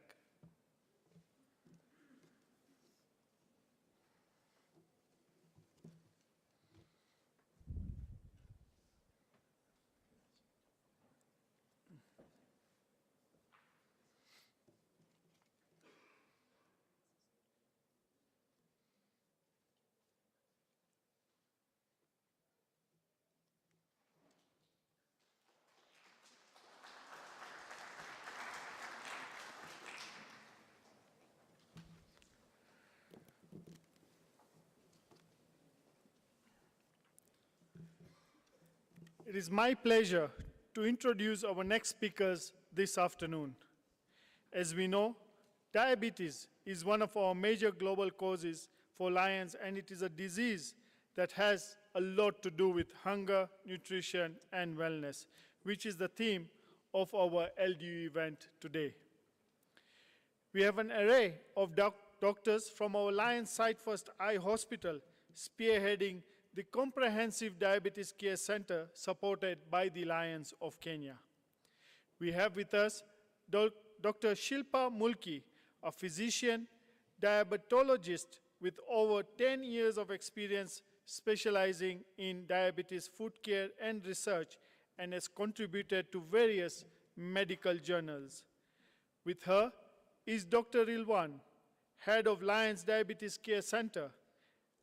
Dr. Rilwan holds a degree in medicine and surgery, a master's in public health from University of Warwick, UK, and postgraduate diploma in diabetes from Cardiff University in the UK. And finally, we have Dr. Fabian Collis, who specializes in biomechanics, diabetes foot, sport injuries, and wound management. Please welcome these speakers who have a very interesting topic this afternoon: how to avoid sugarcoating your way to illness.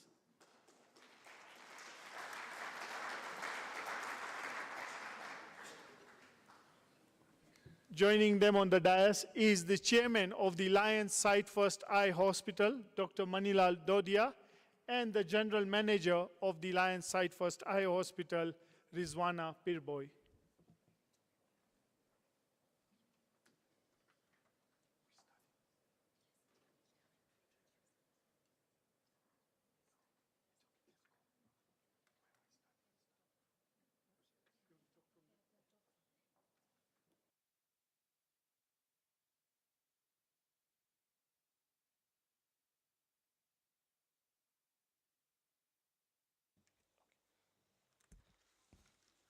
Thank you very much.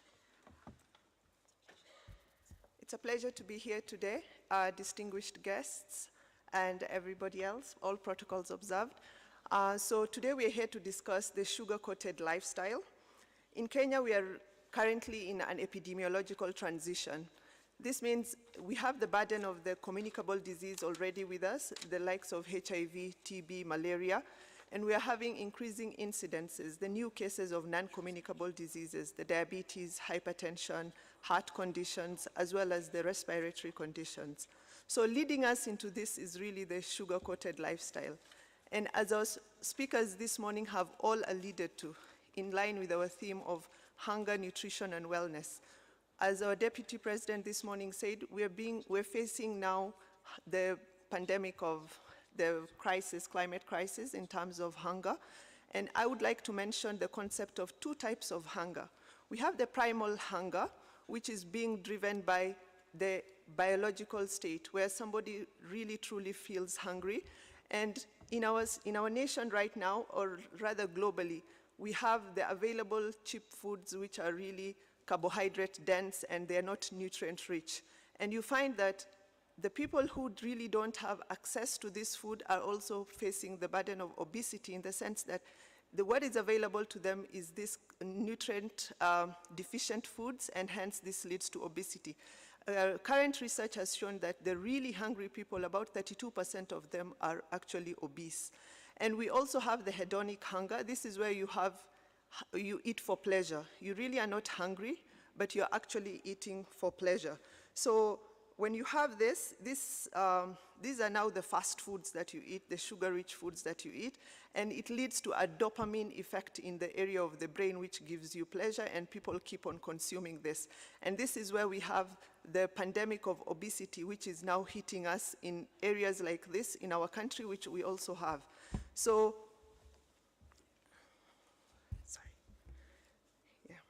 so this creates an environment. So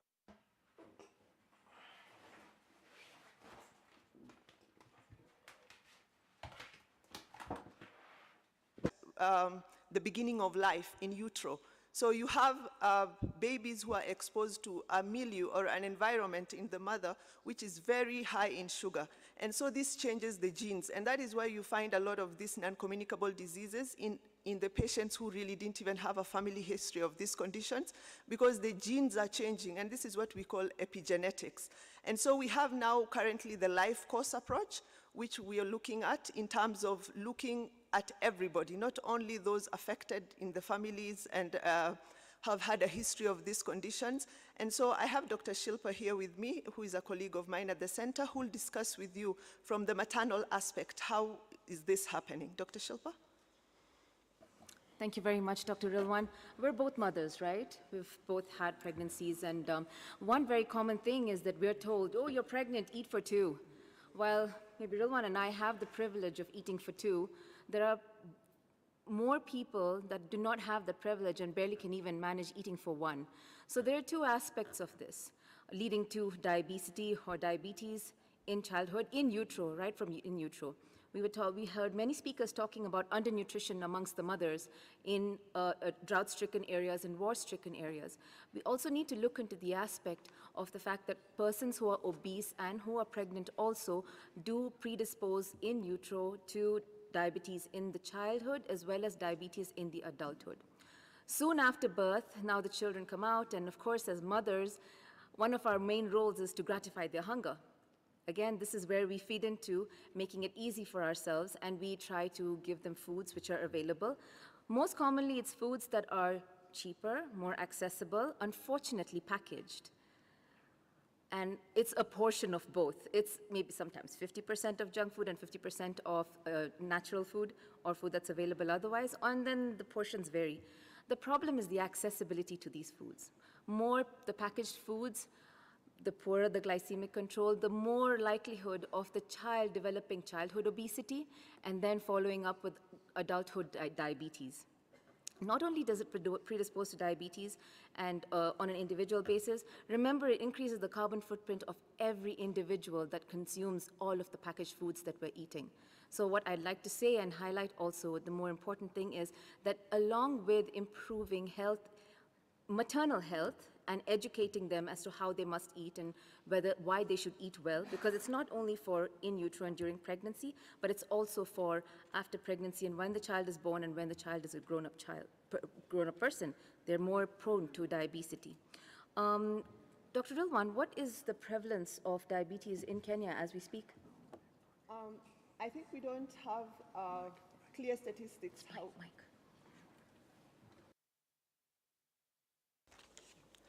Sorry. So we don't have data as such. I think we had one of our speakers talking about data, and we are now in the process of collecting a lot of data. But data that we have from the Ministry of Health roughly runs at about 3.5 to 5%. In my opinion, what I see in the clinic, that is a little bit understated. What we have right now is increasing at the center, Alliance, which is located at the Lion Site First Eye Hospital. We have decided to screen everybody who comes into the facility for blood sugar and blood pressure. And there is no day we have less than 5 people either having high blood sugar and high blood pressure. So one of the symptoms of high blood diabetes is blurry vision. And Lions, I think, throughout the country is known for as an eye facility. So they come for blurry vision and they note their sugars are very high. So we are picking up these cases quite early. And this is as well as high blood pressure as well.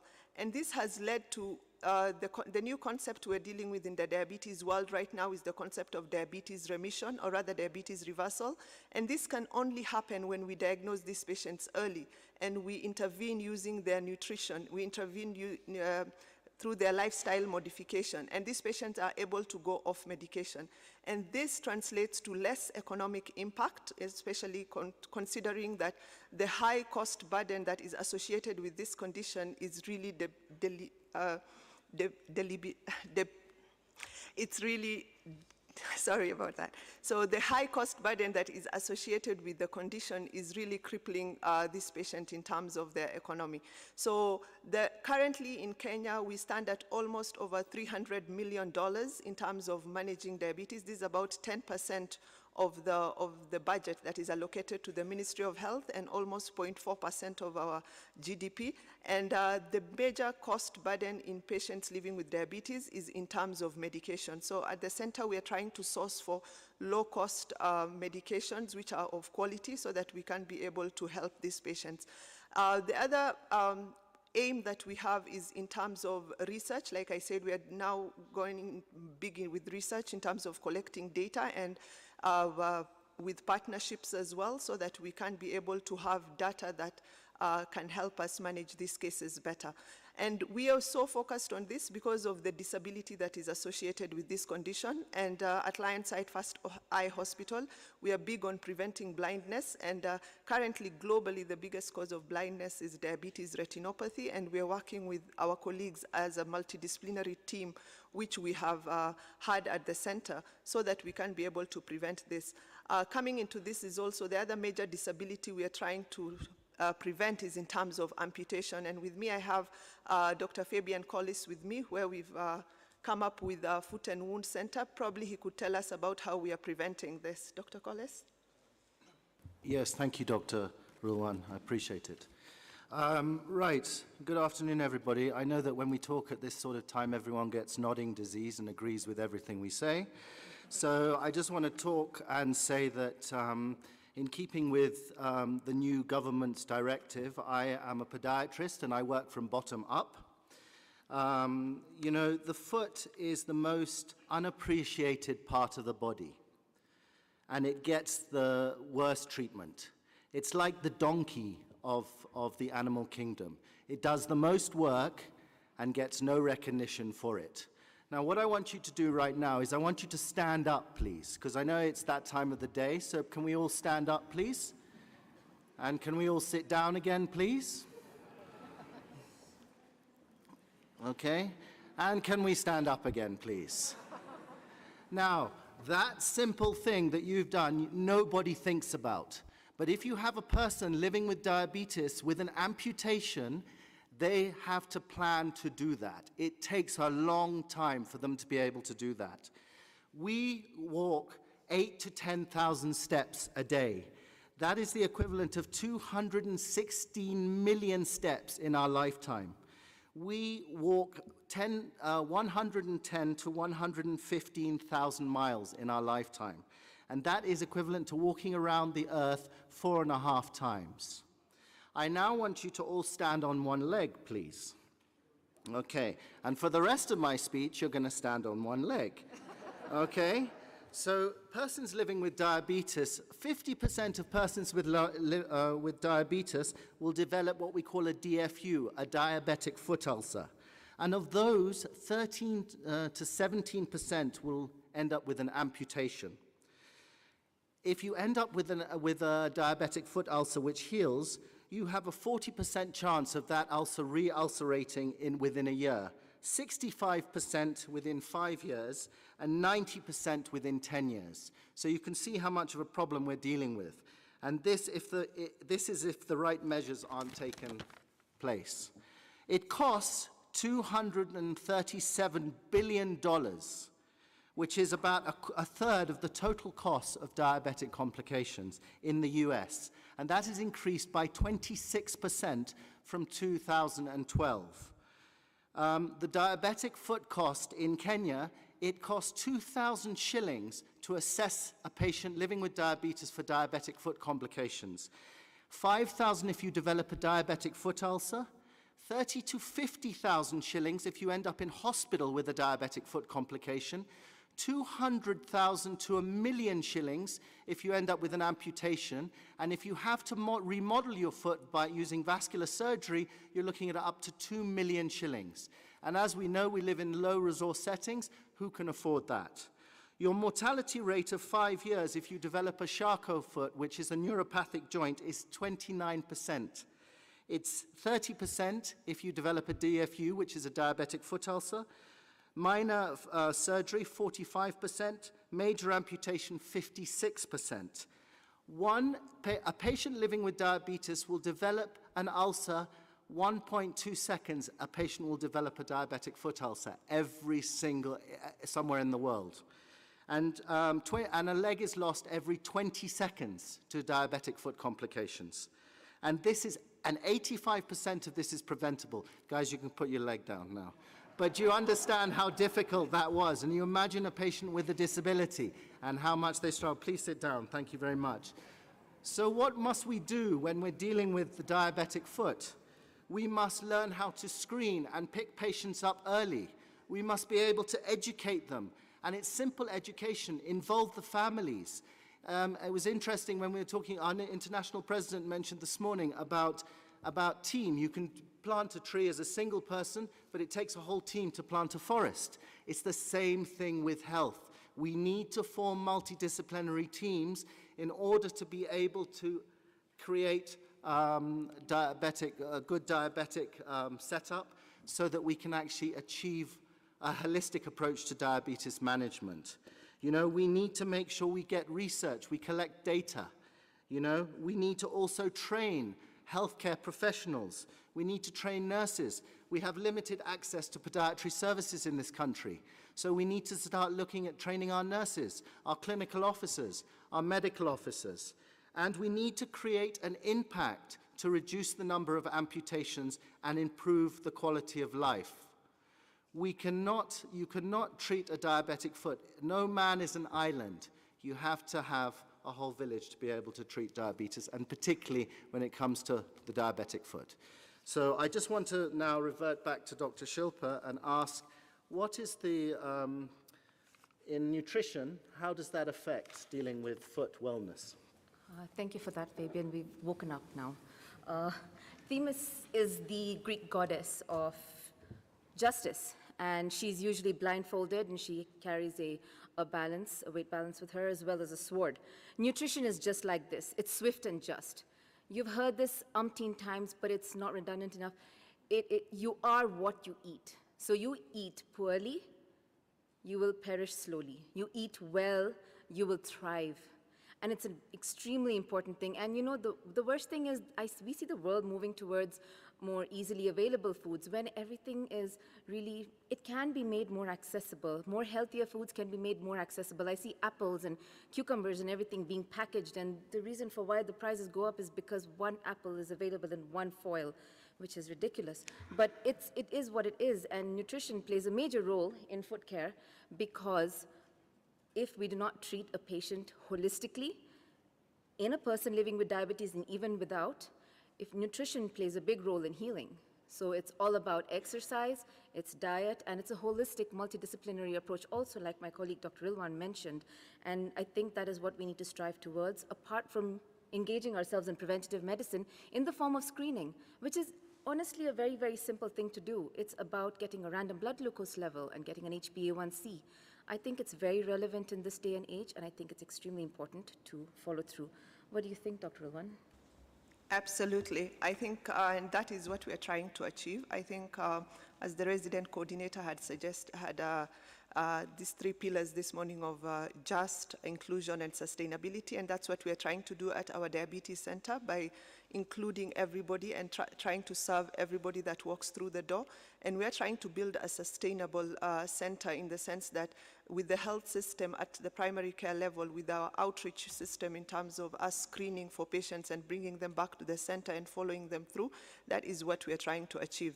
So in summary, basically, we have touched on 3 sustainable development goals in terms of no hunger, as eventually it also leads to obesity and eventually the crisis that we are currently facing. Obviously, wellness and health, and partnerships as well. So therefore, this will help us endeavor to reduce the rising burden of the non-communicable diseases that we have, and also in terms of establishing preventative strategies by leveraging, of course, on technology, as well as existing systems that we already have in place, in, for example, our diabetes center, and that would benefit the future generations. Thank you very much. I now hand over to our general manager. Oh, thank you, team. I think it's a multidisciplinary approach that we have shown today. And as our international president did say, together we can, and that's where we end it. So together we can, if we can all say that together. Together we can. Thank you. Can I invite our chairman to please say a few words for the Lionside First Eye Hospital? Thank you very much indeed. I would really like to compliment and congratulate this team that you see here. I can only assure you they are saving many, many limbs of people here in Nairobi and across the country. Always available on the telephone, always on the TV, always on the radio, guiding the entire community of this country. So mine is to really appreciate the entire team. Thank you.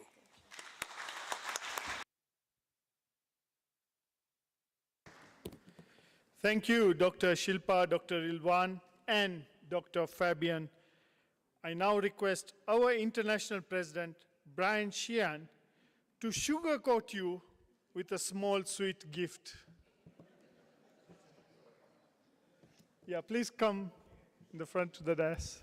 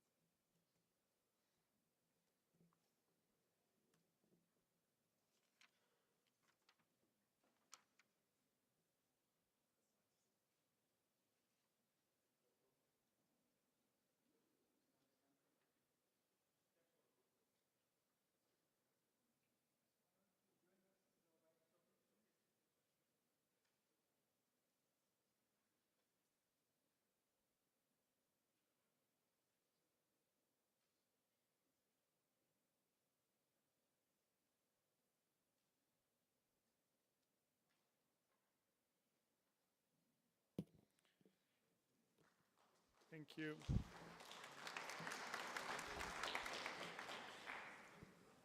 I would now like to invite our next speaker, young and dynamic Nathaniel Muigai. Leo Nathaniel is serving as the Leo District President for the Leos of District 411A since 2021.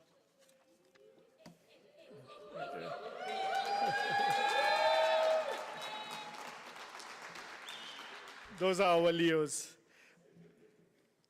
Nathaniel, please come and share with us about the unique activity that your club is organizing on mental wellness.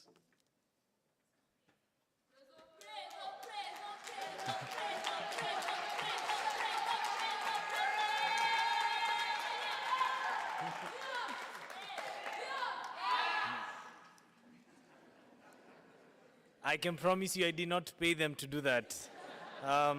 So let's start with some numbers, because I believe numbers are important. Sadly, 1 in 4 people will experience a mental health condition in their lifetime. 800,000 people will die from suicide every year. That is one person every 40 seconds. What that means is since the time I stood from there to now, we've lost a life. And sadly, this number is mostly between our ages, the ages of the Leos, between the ages of 15 to 29. So let's start with mental health. What is mental health? It includes our emotional, psychological, and social well-being. It affects how we feel, how we think, and how we act. Mental illness. These are disorders that affect our moods, thinking, and our behaviors. They include depression, anxiety, addictive behaviors, just to mention a few. So wellness, and then that is one of the themes of this conference by itself. Wellness is the active pursuit of activities, choices, and lifestyles that lead to a holistic health. So question is, what are they? What are these activities we're talking about? So let's start with social interactions. How can we better our heart and our mind, right? So social interactions, engaging and connecting with others in a meaningful way. Within the short period of time that I've gotten to experience these wonderful delegations from West Africa, Nigeria, to the States, to Ghana, to Algeria, I have had the interactions, we've had conversations, and we've connected in one way or another. We've exchanged ideas, and that's a connection by itself. And as human beings, we are supposed to be social in nature. Emotional awareness, this involves being aware of our emotions, accepting them, understanding them, and also understanding those of others. Physical exercises, exactly like Dr. Fabian has just shown us, it does not necessarily involve anything strenuous. A walk, a run, a hike, yoga.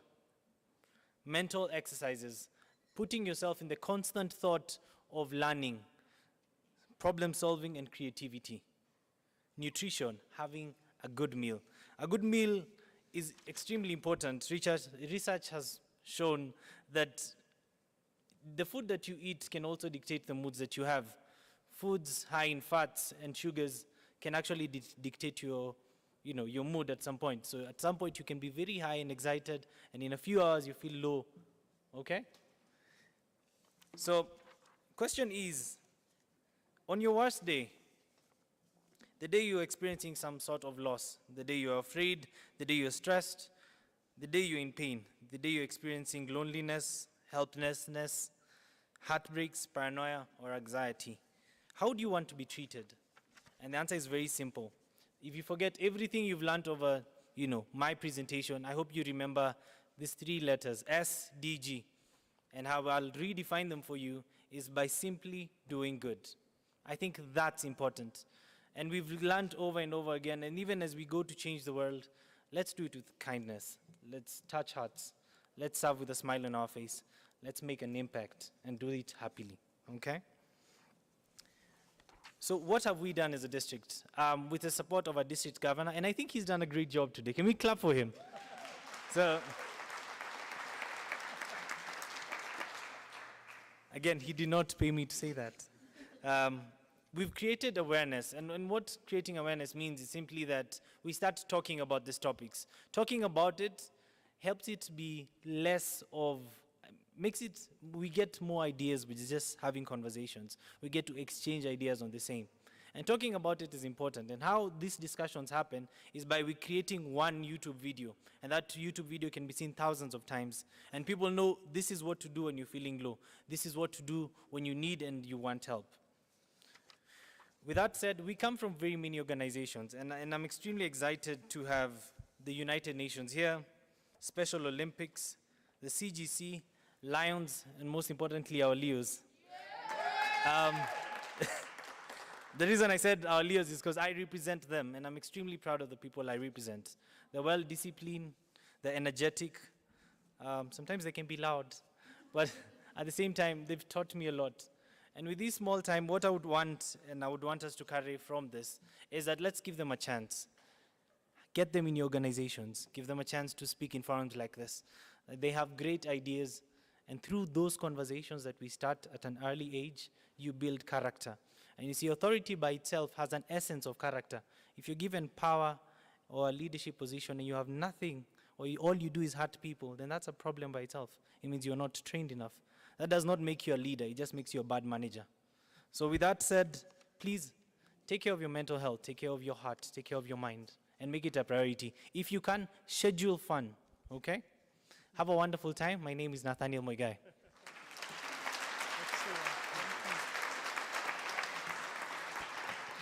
Wow, that was amazing, Nathaniel.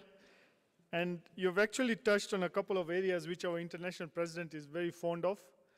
You said something about stress, and he has a remedy. He has the stress penguin. And you said about having fun, and that is what we are all doing this Lionistic year. We are all having fun. So I would like you to please come forward, as our international president would like to present to you with a small memento. And he's scheduling some fun, yeah.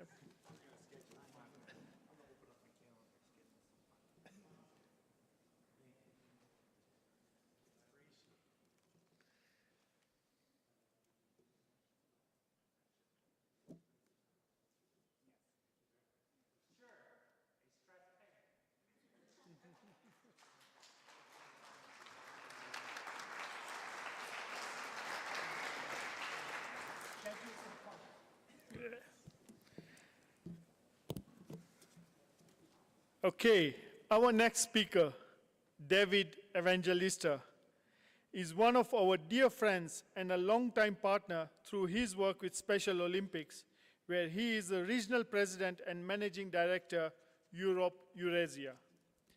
Mr. Evangelista, or I would say Lion Evangelista, oversees a program operation in 58 countries in Western Europe, Central and Eastern Europe, and of course, Central Asia, providing strategic direction and engagement with the public and private sector to raise awareness and gain support, as well as leading fundraising efforts for the region. Additionally, he is a passionate Lion for 23 years now. As we welcome him on stage, please take a look at the ongoing work that Lions are doing with Special Olympics.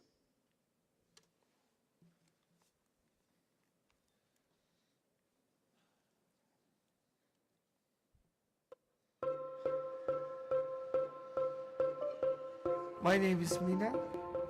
I'm 26 years old.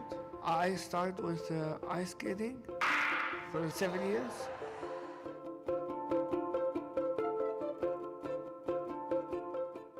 We went ice skating and my brother came with me and he watched me and he said, I want to do it too. First time he told me, yeah, you can't do it, you can fall down, you can't do it. But he was stubborn and he did it. He wore his skates and he fell. I did. A week later, he was asking about the ice skating and these things. I took 5 days, I learned it. I did, I passed. He doesn't do it. I want it, I do it now.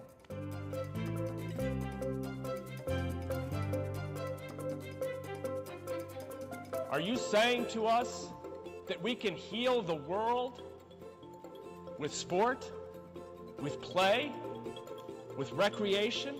That is the audacity of our dream. I'm a refugee, but I'm lucky to lived in Netherlands.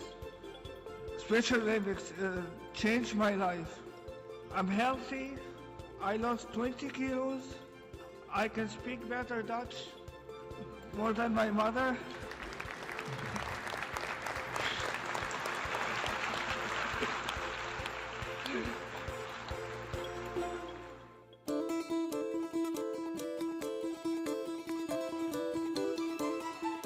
The Leos and the Lions are perfect partners to come into the Special Olympics because they are the change makers.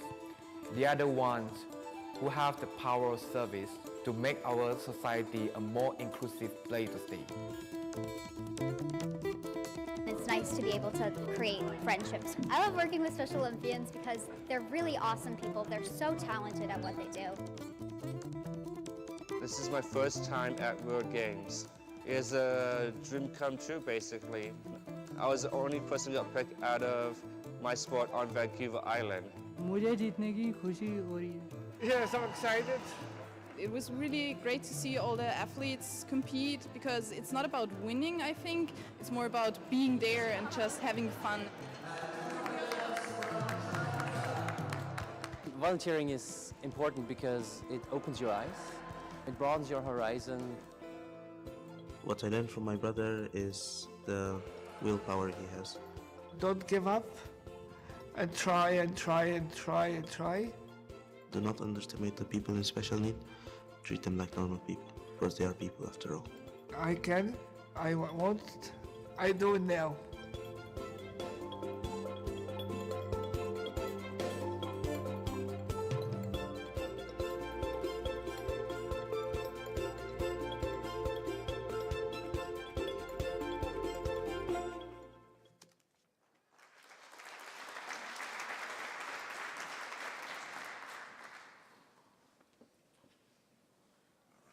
Myself settled here. I was told to time myself, so I'm going to stay on time. To all of our distinguished guests, International President Brian Sheehan, immediate International President, past President Douglas Alexander, Chairperson of Lions Clubs International Foundation, a dear mentor and role model, PID Dr. Shah, District Governor, international directors, past international directors, to the loudest and most vibrant Leo group I've seen in a long time, and to all of our distinguished guests. My name is Lion David Evangelista. I'm President, Managing Director of Special Olympics Europe Eurasia, but my favorite title is Dad. I lost my dad over the holidays. I was supposed to be in VZAG, and so I apologized to ID VJ publicly. It was for not so good reason, but I hope one day to make it up to you and make it to your beautiful city in India, and I thank you for the very generous support and invitation. I dedicate this presentation to my father, who founded Special Olympics in the state of Rhode Island. Like many of you, he chose to do something different. He chose to give of himself. And he chose to do something in the face of a world quite unforgiving. People with intellectual disabilities, Down syndrome, autism, they represent the most marginalized demographic in the world. How many of you in this room know someone with an intellectual disability? With a show of hands. Thank you. How many of you are parents or siblings of somebody with an intellectual disability? Okay. How many of you employ somebody with an intellectual disability? Okay. We saw the volume decrease as we went. That's okay, because we have Lions Clubs International and the foundation on our side. People with intellectual disabilities represent the most trafficked, the most sexually exploited, the most silenced, the most socially isolated demographic in the world. To put it into the context of the Sustainable Development Goals, every single goal, all 17 of them, impact the lives of people with intellectual disabilities. From social inequities, to climate action, to health, to education, to poverty. And so that is why, as the world in the year 2000 was focused on whether or not our watches would change from 1999 to 2000, as we wondered if our computers would adapt to a new number, Lions Clubs International Foundation, then under the leadership of PIP Jim Irvin and then International President Frank Moore, they were looking at something new as well. They were looking at a new theme of service, a new frontier: inclusion, supporting people without a voice, supporting people with hidden talents, creating a platform of inclusive development that has rocked the world and changed the lives of millions of people. And it made me a Lion. And so I have to thank the Lions Clubs International Foundation first and foremost for their deep dedication to our movement and to people with intellectual disabilities. But more importantly, perhaps more personally, I have to thank you for giving me the opportunity to be a Lion, an opportunity to serve as club president of the first ever Washington, D.C. Special Olympics Lions Clubs, to serve as founding president of a Champions Lions Club in Spain, and now a member of PID Nathan's Club in London, the Centennial Champions Lions Club. I send greetings from our club, but most importantly, like Leo Daniel, can I get a Leo Daniel? I too take great pride in the people I represent, and there could be no greater pride that I could feel than representing people with intellectual disabilities who wake up every day, challenging a world to think differently, to be better. Special Olympics International is a not-for-profit organization dedicated to empowering people with intellectual disabilities through sport. We are a federation, we are lean, and we are highly imperfect. We try and try and try and try. And sometimes we get it right, and sometimes we don't. But we always lean on the creed of our movement. The same words that Roman gladiators whispered as they marched into the Colosseum: "Let me win. But if I cannot win, let me be brave in the attempt."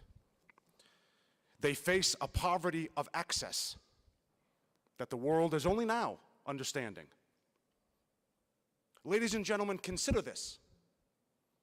Consider that your entire existence on this earth is defined by the word no. No, you're not invited to my birthday party. We don't invite people like you. No, we don't have teachers in this school for people like you. No, we don't have doctors trained to support the health care of people like you. No, banks don't give accounts to people like you. No, you don't have the right to vote, to participate in the politics of your country. And no, I will not be your friend because you're different. As the world was wondering if 1999 would move to 2000, Lions Clubs screamed, yes. Yes, you can be on our team. Yes, you can come to our party, the Lions Clubs International Convention. Yes, you can wear our logo. Yes, you can be part of our mission. And what's better? Yes, join our clubs. Ladies and gentlemen, you know that you belong, that we belong to the largest service club organization in the world, and we support one of the most prolific foundations. You know that you belong to one of the most active service clubs organizations in the world. But did you know that through the creation of 30 champion Lions Clubs around the world, hundreds of Special Olympics athletes and officials who are Lions, some of which you saw today, did you know that you belong to the most inclusive service club organization in the world? That, ladies and gentlemen, I take great pride in.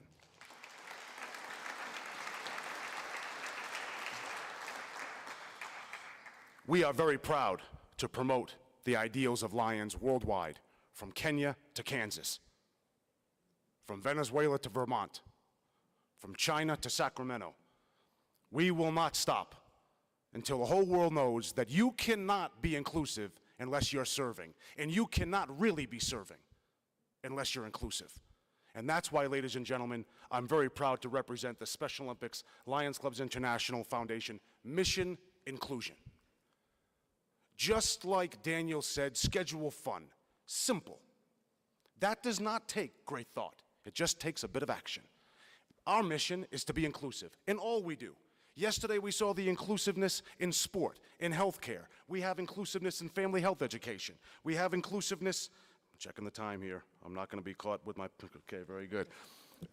We have inclusiveness in leadership development. We have inclusiveness in employment. We have inclusiveness in fun. We have inclusiveness in policy development. But most importantly, we take it very seriously, the role of play. There are some doctors in this room, and I am not one. But all of us know that well before we're creating sentences of prepositions and pronouns and verbs, our first language is play. You tumble, you fall, you get up. What could represent the human condition better than our very first language of wanting to connect with one another and be with one another? Lions Clubs International is the most local and the most global partner we have. They're one of the most longest standing. They represent the ideals that Special Olympics longs for, which is solidarity, unity, peace. As a progressive Melvin Jones Fellow, I am jealous, healthily jealous, that Lions Clubs International was one of the founders of the United Nations. What a remarkable source of pride. And I thank PID Dr. Shah for creating such a platform here to bring us together under this banner, in this banner. But most importantly, ladies and gentlemen, I want you to understand that you are changing the lives of not only people with intellectual disabilities, but entire families. And my sister. When my nephew Dylan was born in the year 2003, she was told to take him off life support. His heart was weak, his tongue was large, his oxygen was not enough. They said, you should take him off life support because he won't amount to anything. Ladies and gentlemen, this is not 1954, this is 2003.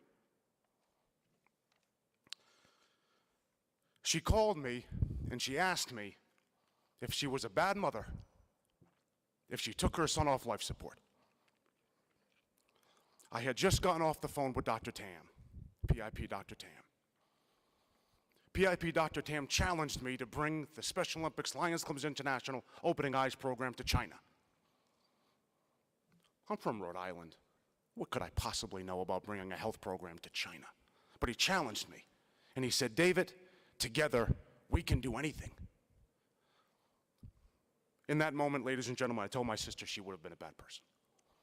I said, yes, Dina. Yes, you will be a bad person. The only person who can take your son is God.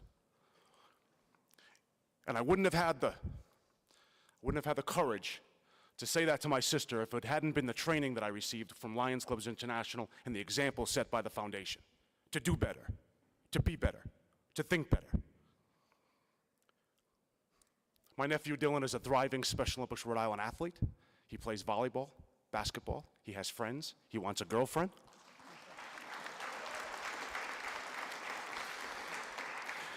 And when he turns 21, he'll be a Lion, which is next year. I look forward to being in touch with all of you when that happens. I'll leave you with this, and I'm sorry to make it personal, but Lions Clubs International and the Foundation and Special Olympics to me is deeply personal. And in all of our imperfections and in all of our striving and in all of our deep effort, we know that in the end, our movement has grown tremendously through the support, through the example, and through the solidarity and generosity of all of you and the brand that you represent. But most importantly, I will leave you with this, to stay with the tradition of ending in quotes. And I have one last announcement before I come here. Daniel, I'd like to congratulate you. You are formally invited to serve as keynote address at our 2023 Special Olympics Africa Leadership Conference. New Lion Charles Nyembe, president of our Special Olympics Africa region, will be in touch with you, and we look forward to welcoming you. And please bring the exact same, if not more, tremendous energy to the podium. Thank you. Ladies and gentlemen, there are people with intellectual disabilities out there who can see the world because of you. There are people with intellectual disabilities in the world who have friends because of you. There are girls who are afforded sanitary pads because of you. There are mothers who are told that their children will be great because of you. There are people like me who learned what it means to give back to their community because of you. There's a mom named Dina Needham, whose son exists because of the courage that you've given people. And so I say this. In the words of Arnold Palmer, a great athlete and a great leader, and if anyone golfs, I hope you know this quote. If you think you are beaten, you are. And if you think that you dare not, you don't.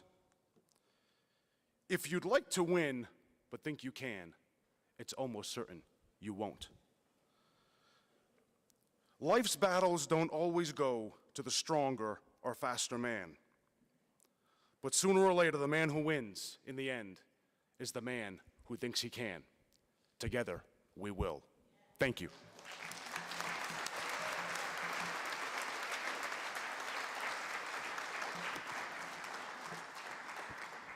Thank you so much, David, for that wonderful address, and thank you for giving an opportunity to our Leo District President Nathaniel to be a keynote speaker in one of your events. Congratulations, Nathaniel. I am extremely proud today. David, our International President Brian Sheehan would like to make a presentation to you. Yeah, no, not yet. Thank you for the partnership between the Lions and the Special Olympics.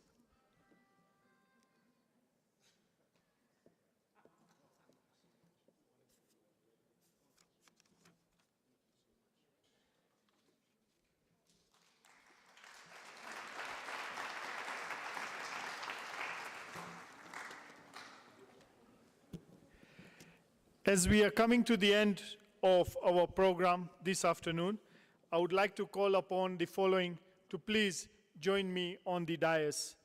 The chairperson of the Lions Day with the United Nations, past International Director, Dr. Manoj Shah. You could escort our International President, Brian Sheehan and Lori Sheehan, together with LCIF Chairperson, Douglas Alexander. I would request our District Governor from 22D, Daniel Elkins, to please join us up. International Director, Ahmed Salem. Our LCIF Trustee Board Appointee, past International Director, Vijay Raju. Chairperson of the Africa Leadership and also an advisor to this particular Lions Day with the United Nations, past International Director, Hastings Chitty.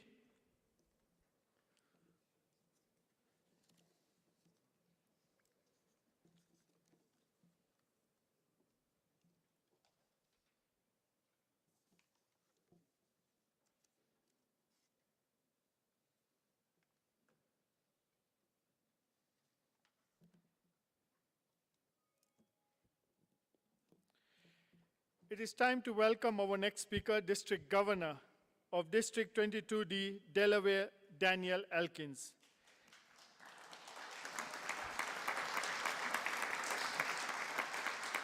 Daniel and his team from the United States have come to Kenya on a very special mission. I will let him talk more about it later. Before we hear from District Governor Daniel, let's see how young doctors, Lions in Morocco, are making a difference in hunger, nutrition, and wellness.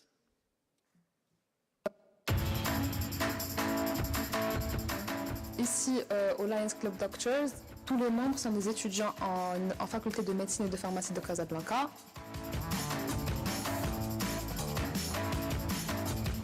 La majorité des activités qu'on fait sont, je dirais, 60-70% sont focalisées sur le champ médical. On essaie de faire profiter aux gens des formations secourisme pour les aider en cas de gravité. Pour le dépistage de diabète, normalement, on le fait 2 fois par an. Parfois, il y a des gens qui sont diabétiques non connus. Du coup, on sensibilise de la gravité du diabète. Pour les caravanes médicales ou socio-médicales, on fait des longs trajets, parfois dans les bus, pour atteindre ces petits patelins, pour les aider. Les gens ils sont très négligés là-bas, donc on essaie de leur rapporter toute l'aide possible. Bonjour les amis, donc comme vous le voyez très bien, on est en train de préparer les paniers alimentaires pour la caravane de Boulmen.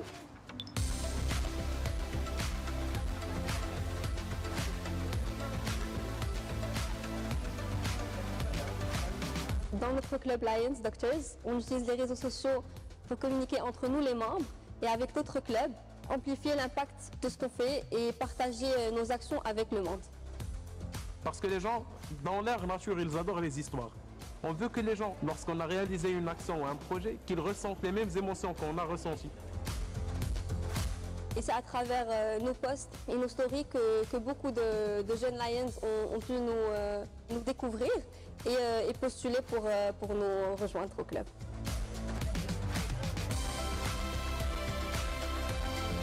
Bien sûr, être membre au Lions Club Doctors, ce n'est pas que travailler, ce n'est pas qu'aider, c'est aussi profiter du bon moment avec nos membres Lions, nos confrères. C'est une deuxième famille. C'est chaque jour, au quotidien, à chaque fois que tu te réveilles, chaque jour, tu te dis je suis un lion. Et tu es fier d'être un lion.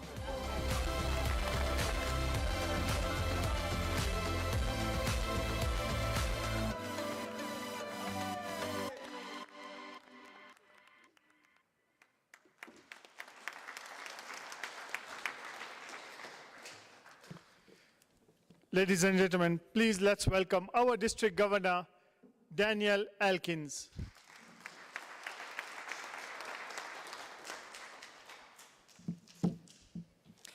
Hello, Lions! Jumbo Leos!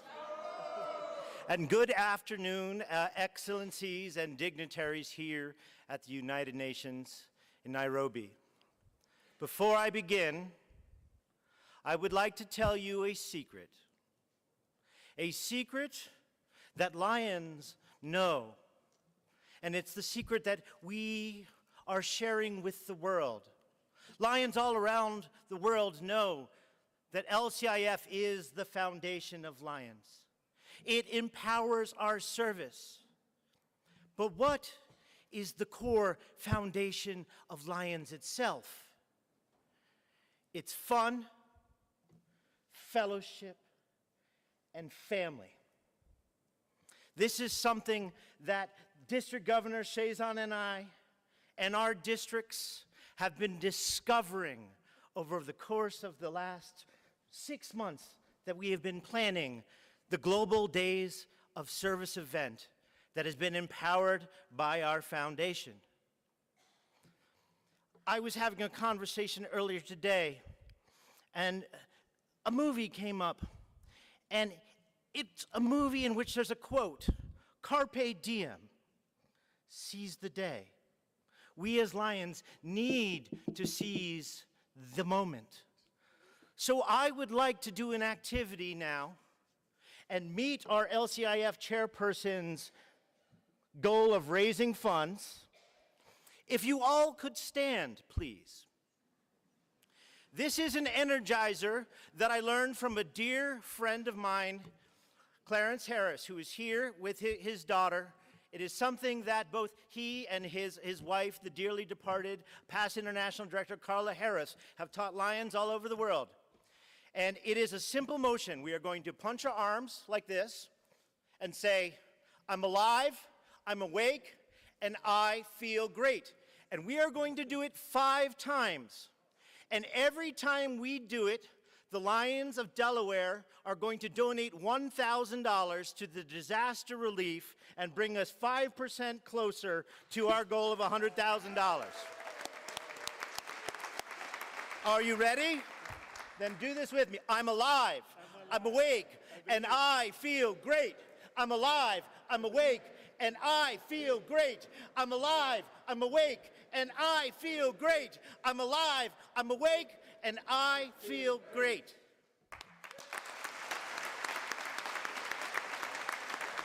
Please be seated. I would like to honor the family part of our international family. And so that $5,000 donation will be given in the names of the Shah family and the Luhar family, because they truly have become our international family. We stand in these hallowed halls, a place where an organization meets on a regular basis to talk about how to make the world a better place, how to bring an everlasting peace. And Lions were there on day one of that conversation. And we have learned that the world comes closer together through service. We might be from different nations. We might speak different languages, but we all understand the universal dialect of service. It's what unites us all together. And it is what makes us proud to wake up every day as a Lion. And if you are not a Lion, I do have an application, and we will pass it out to join us so you can feel that way every morning you wake up. And although we are awake, the dream of empowering Lions, volunteers, and their partners to improve health and well-being, to strengthen communities and support those in need through humanitarian service and grants that impact lives globally and encourage peace and international understanding, it's not just a dream. We're awake. There's a famous saying, a dream is just a dream, but a dream with a plan and a timeline is a goal. And Lions turn dreams into goals. And LCIF turns those goals into realities. And that is what has occurred. During this Global Days of Service, it began with a dream, a conversation. What would happen if we took two districts that began to work together and supported that with donations from the foundation to a grant that could then spread around the world? And so today, here, as a part of the Global Service Week, we have Lions representing 10 of the states of the United States of America. We have Lions who have come from 3 separate continents and 6 different nations. Lions has always been a global organization that serves locally. This week, we are serving globally, and that has been made possible by LCIF. Over the course of the past 2 days and the next 2 days, we have done and will do 27 different service projects.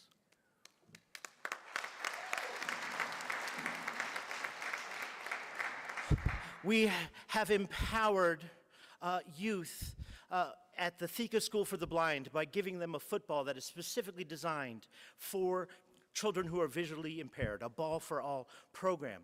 We have gone to the Joytown School for Special Needs and done a comprehensive vision screening and donated wheelchairs and done a diabetes instruction. We have promoted nutrition. We have promoted wellness. Over the course of the next 2 days, we will be feeding the hungry. We will be planting the initial seeds of what will be 15 billion trees that the nation of Kenya will be doing over the next few years, but the seed will be planted this weekend. This is the power of what the International Foundation can do. It can bring people together from all over the world to meet the needs. And all of these needs and all of these projects were identified by the local Kenyan Lions. Working locally, that is the power of the foundation, that we can do these things. So, in closing, since I am the son of not one, but 2 United Methodist ministers, and I work as an educator with youth, some of which who are literally sitting in the room and have traveled 8,000 miles to help serve in another country, I want to do a quick call and response. We all know our International President's theme, Together We Can. I'm going to say a sentence and you just say, Together We Can, okay? We will help fulfill all the strategic development goals in partnership with the United Nations. Together, we can. We will help the mission of inclusion of the Special Olympics by spreading the joy of Lionism all around the world. Together we can. And we will have fun doing what we do. Thank you very much for your...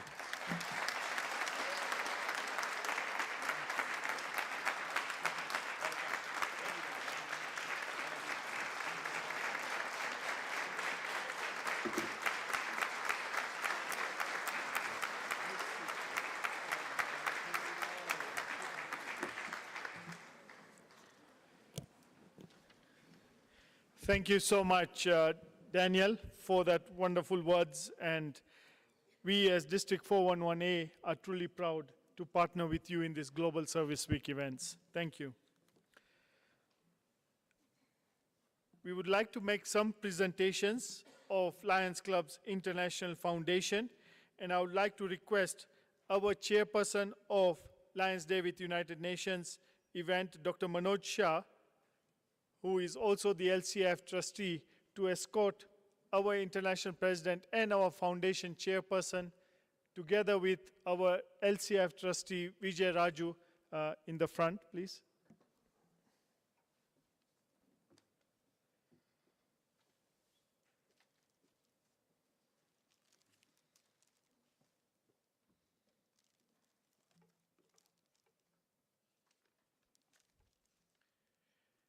Our immediate past international president and chairperson of Lions Club's International Foundation would like to present the LCIF friendship banners to the following. The first recipient is Leo Lion Tanya, all the way from Zimbabwe.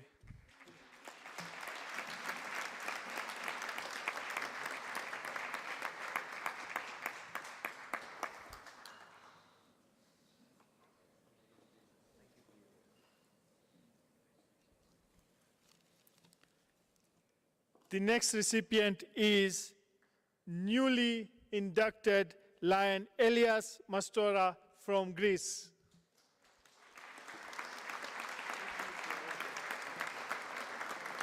Lion Elias is the one who is spearheading our program, the Football for All, which is a special football for the visually impaired children. The next recipient is our Leo District President, Leo Nathaniel.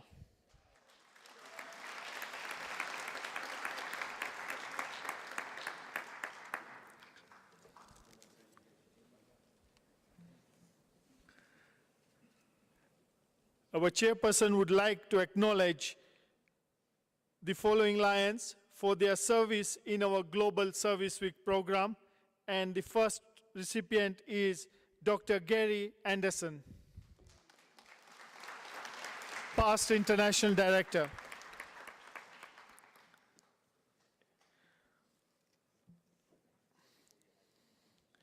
Followed by past international director, Dr. Edward Cordes.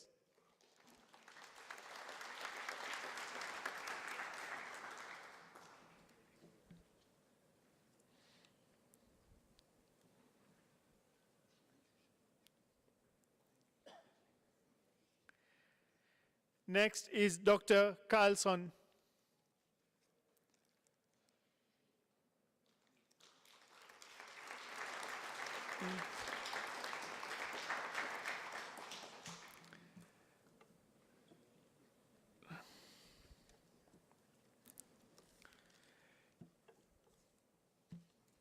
The LCIF chairperson would like to acknowledge an individual who has been supporting an LCIF-supported program with the Lions of Finland, which is the Solar Cooker project, and the recipient is past council chairperson Rajinder Pape Sembi.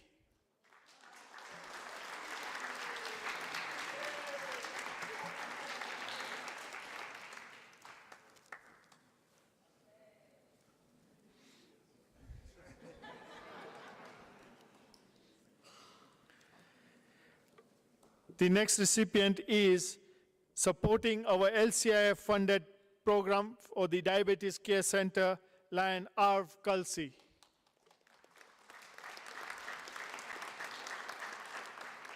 Okay, she's not there. The next recipient is my colleague, District Governor, all the way from Tanzania, from District 411C, Mustansir Ghulam Hussain.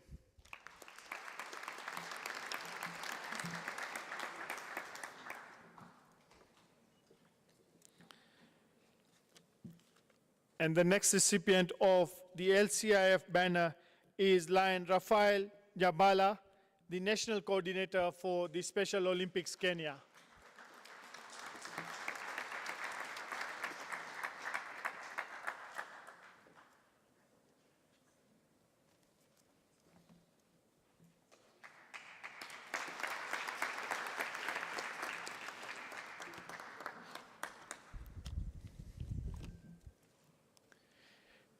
The next presentations are medals. We have the first set of medals, which is the chairperson's bronze medals, and the next is the Campaign 100 gold medals, which are being presented to two individuals who have supported the LCIF program in District 411A. And I would like to call the first recipient, past District Governor, Dr. Ramji Patel.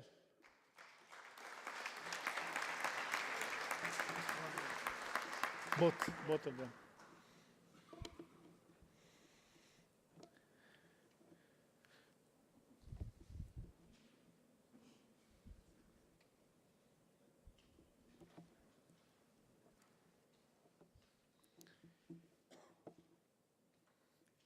The next recipient of the medals is also getting his second Diamond Melvin Jones Progressive Pin.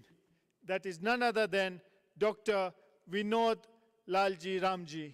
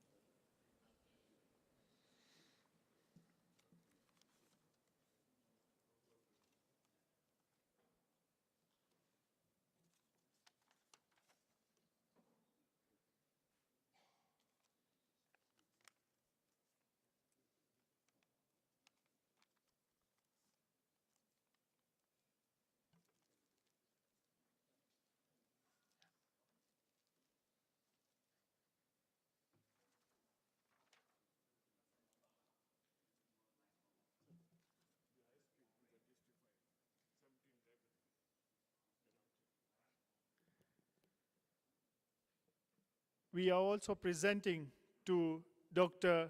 Ramji Patel the highest pin, progressive Melvin Jones pin, which is the 17 diamond pin.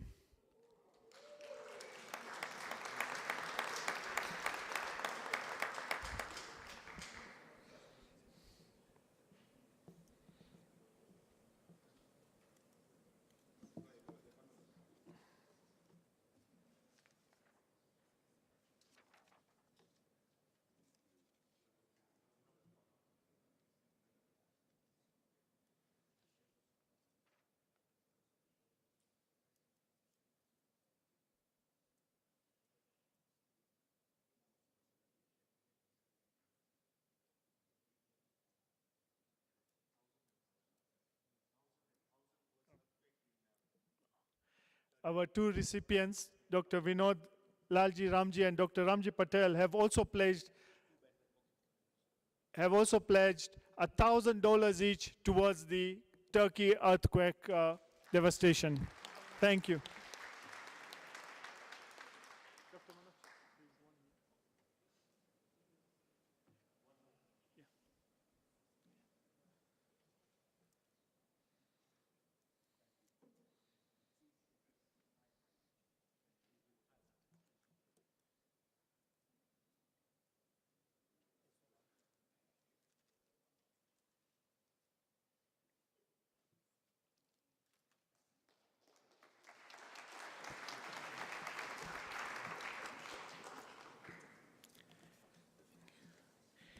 As we are quickly nearing to the end of our program, I would like to welcome our International President, Brian Sheehan, for his closing remarks.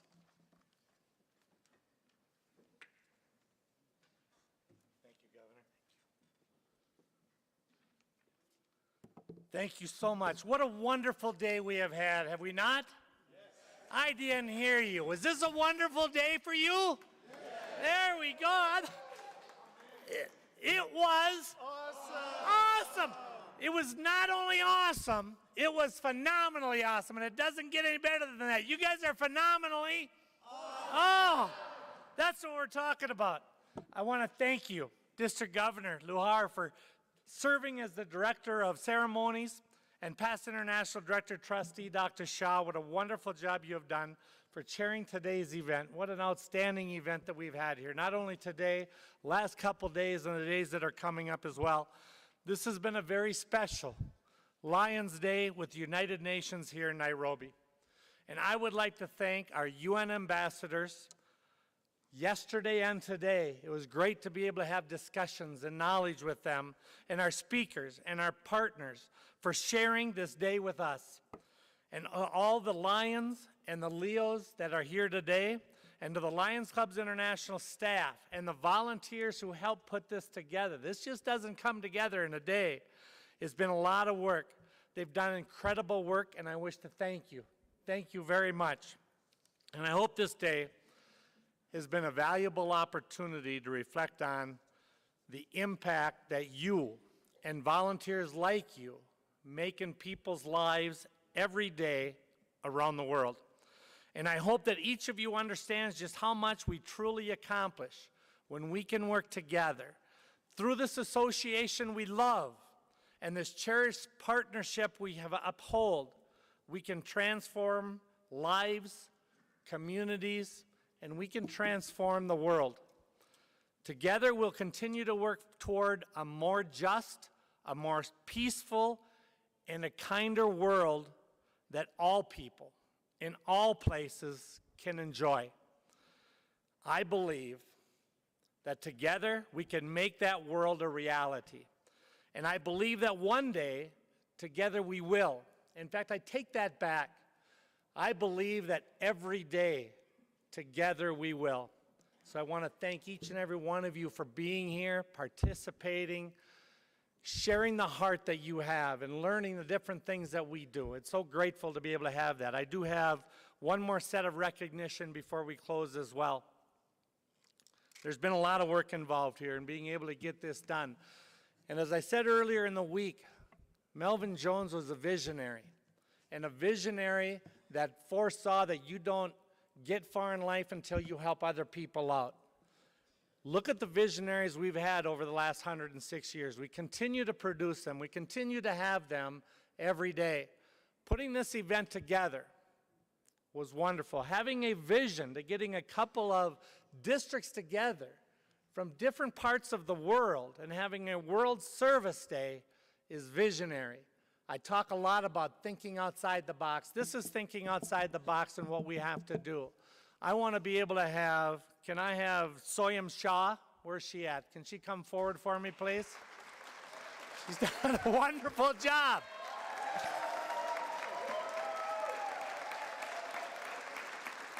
I also want our District Governor, Shazan Luhar, and I want Daniel Elkins to please join me in front.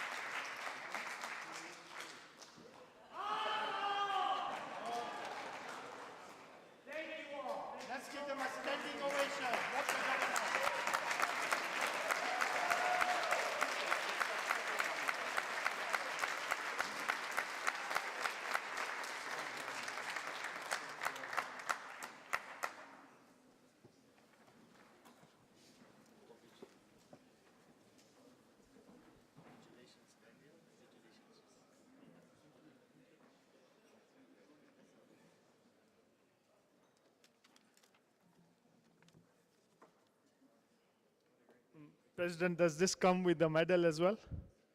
Yep.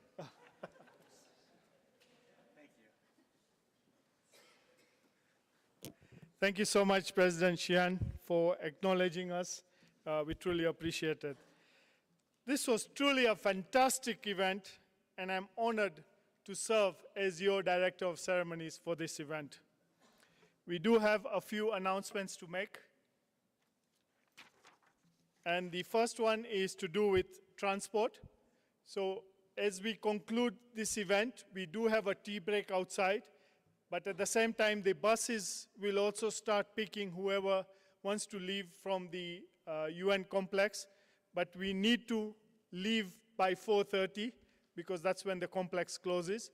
So please have your tea break as soon as possible and try to reach the gate by 4:30. Right, so the LDU event is not yet over because this evening we're going to have a grand celebration, a gala dinner banquet in a wonderful restaurant where you will have a chance to experience the wonderful cuisine that they are going to serve us and the cabaret show that is going to happen as you're going to have your dinner. So it's definitely going to be an amazing evening. Please make sure that those who are registered for the gala dinner, at the back of your name badge, you do have a small token there or a card which will give you access to the gala dinner. The buses for the gala dinner will leave from from the Trademark Hotel starting from 6 p.m. and the last bus is going to leave by 6:15, 6:20 because it takes about 20-30 minutes to get to the venue, and we want to be there as early as possible so that we can enjoy. At this juncture, I would also like to most sincerely thank the United Nations staff who have assisted us throughout this particular planning of this event, as well as today. Nadia, Umi, Abiodun, thank you so much for assisting us. Yes, they are right there at the back. Please raise your hands. Great. Thank you, Nadia. Thank you, Umi. And Abiodun, thank you so much for assisting us. And I would like to most sincerely thank all the delegates who have been here with us. And I'm sure you had great experience of this particular facility, as well as the wonderful speakers that we had. Thank you to all the wonderful speakers for giving us your insights. And we also have our transport team that's there at the back. Can you raise your hand? Yeah. For those who will require airport transfer back when you start going tomorrow, day after, please do get in touch with them. They will arrange your transport back to the airport. I wish all our delegates who have come from outside Kenya safe travels. And to all our delegates, thank you all. God bless you. All right, so we have one more announcement to make.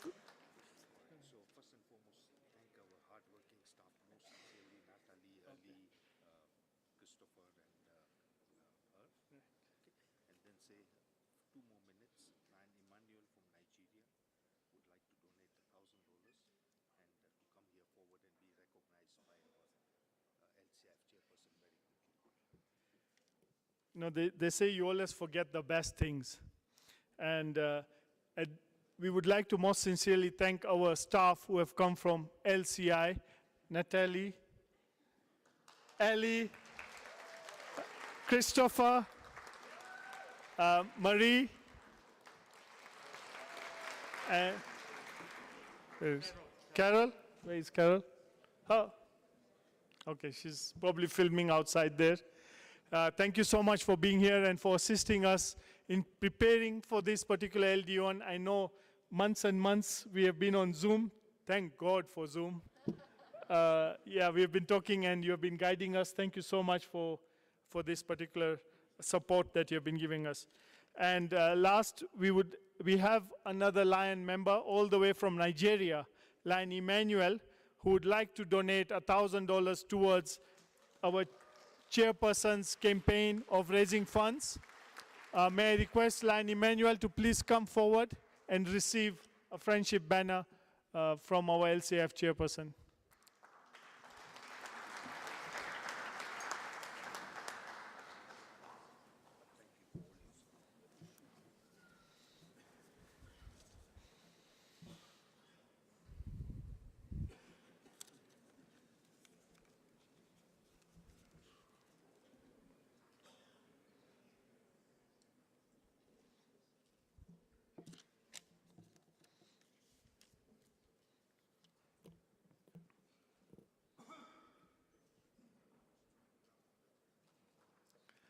Right, thank you.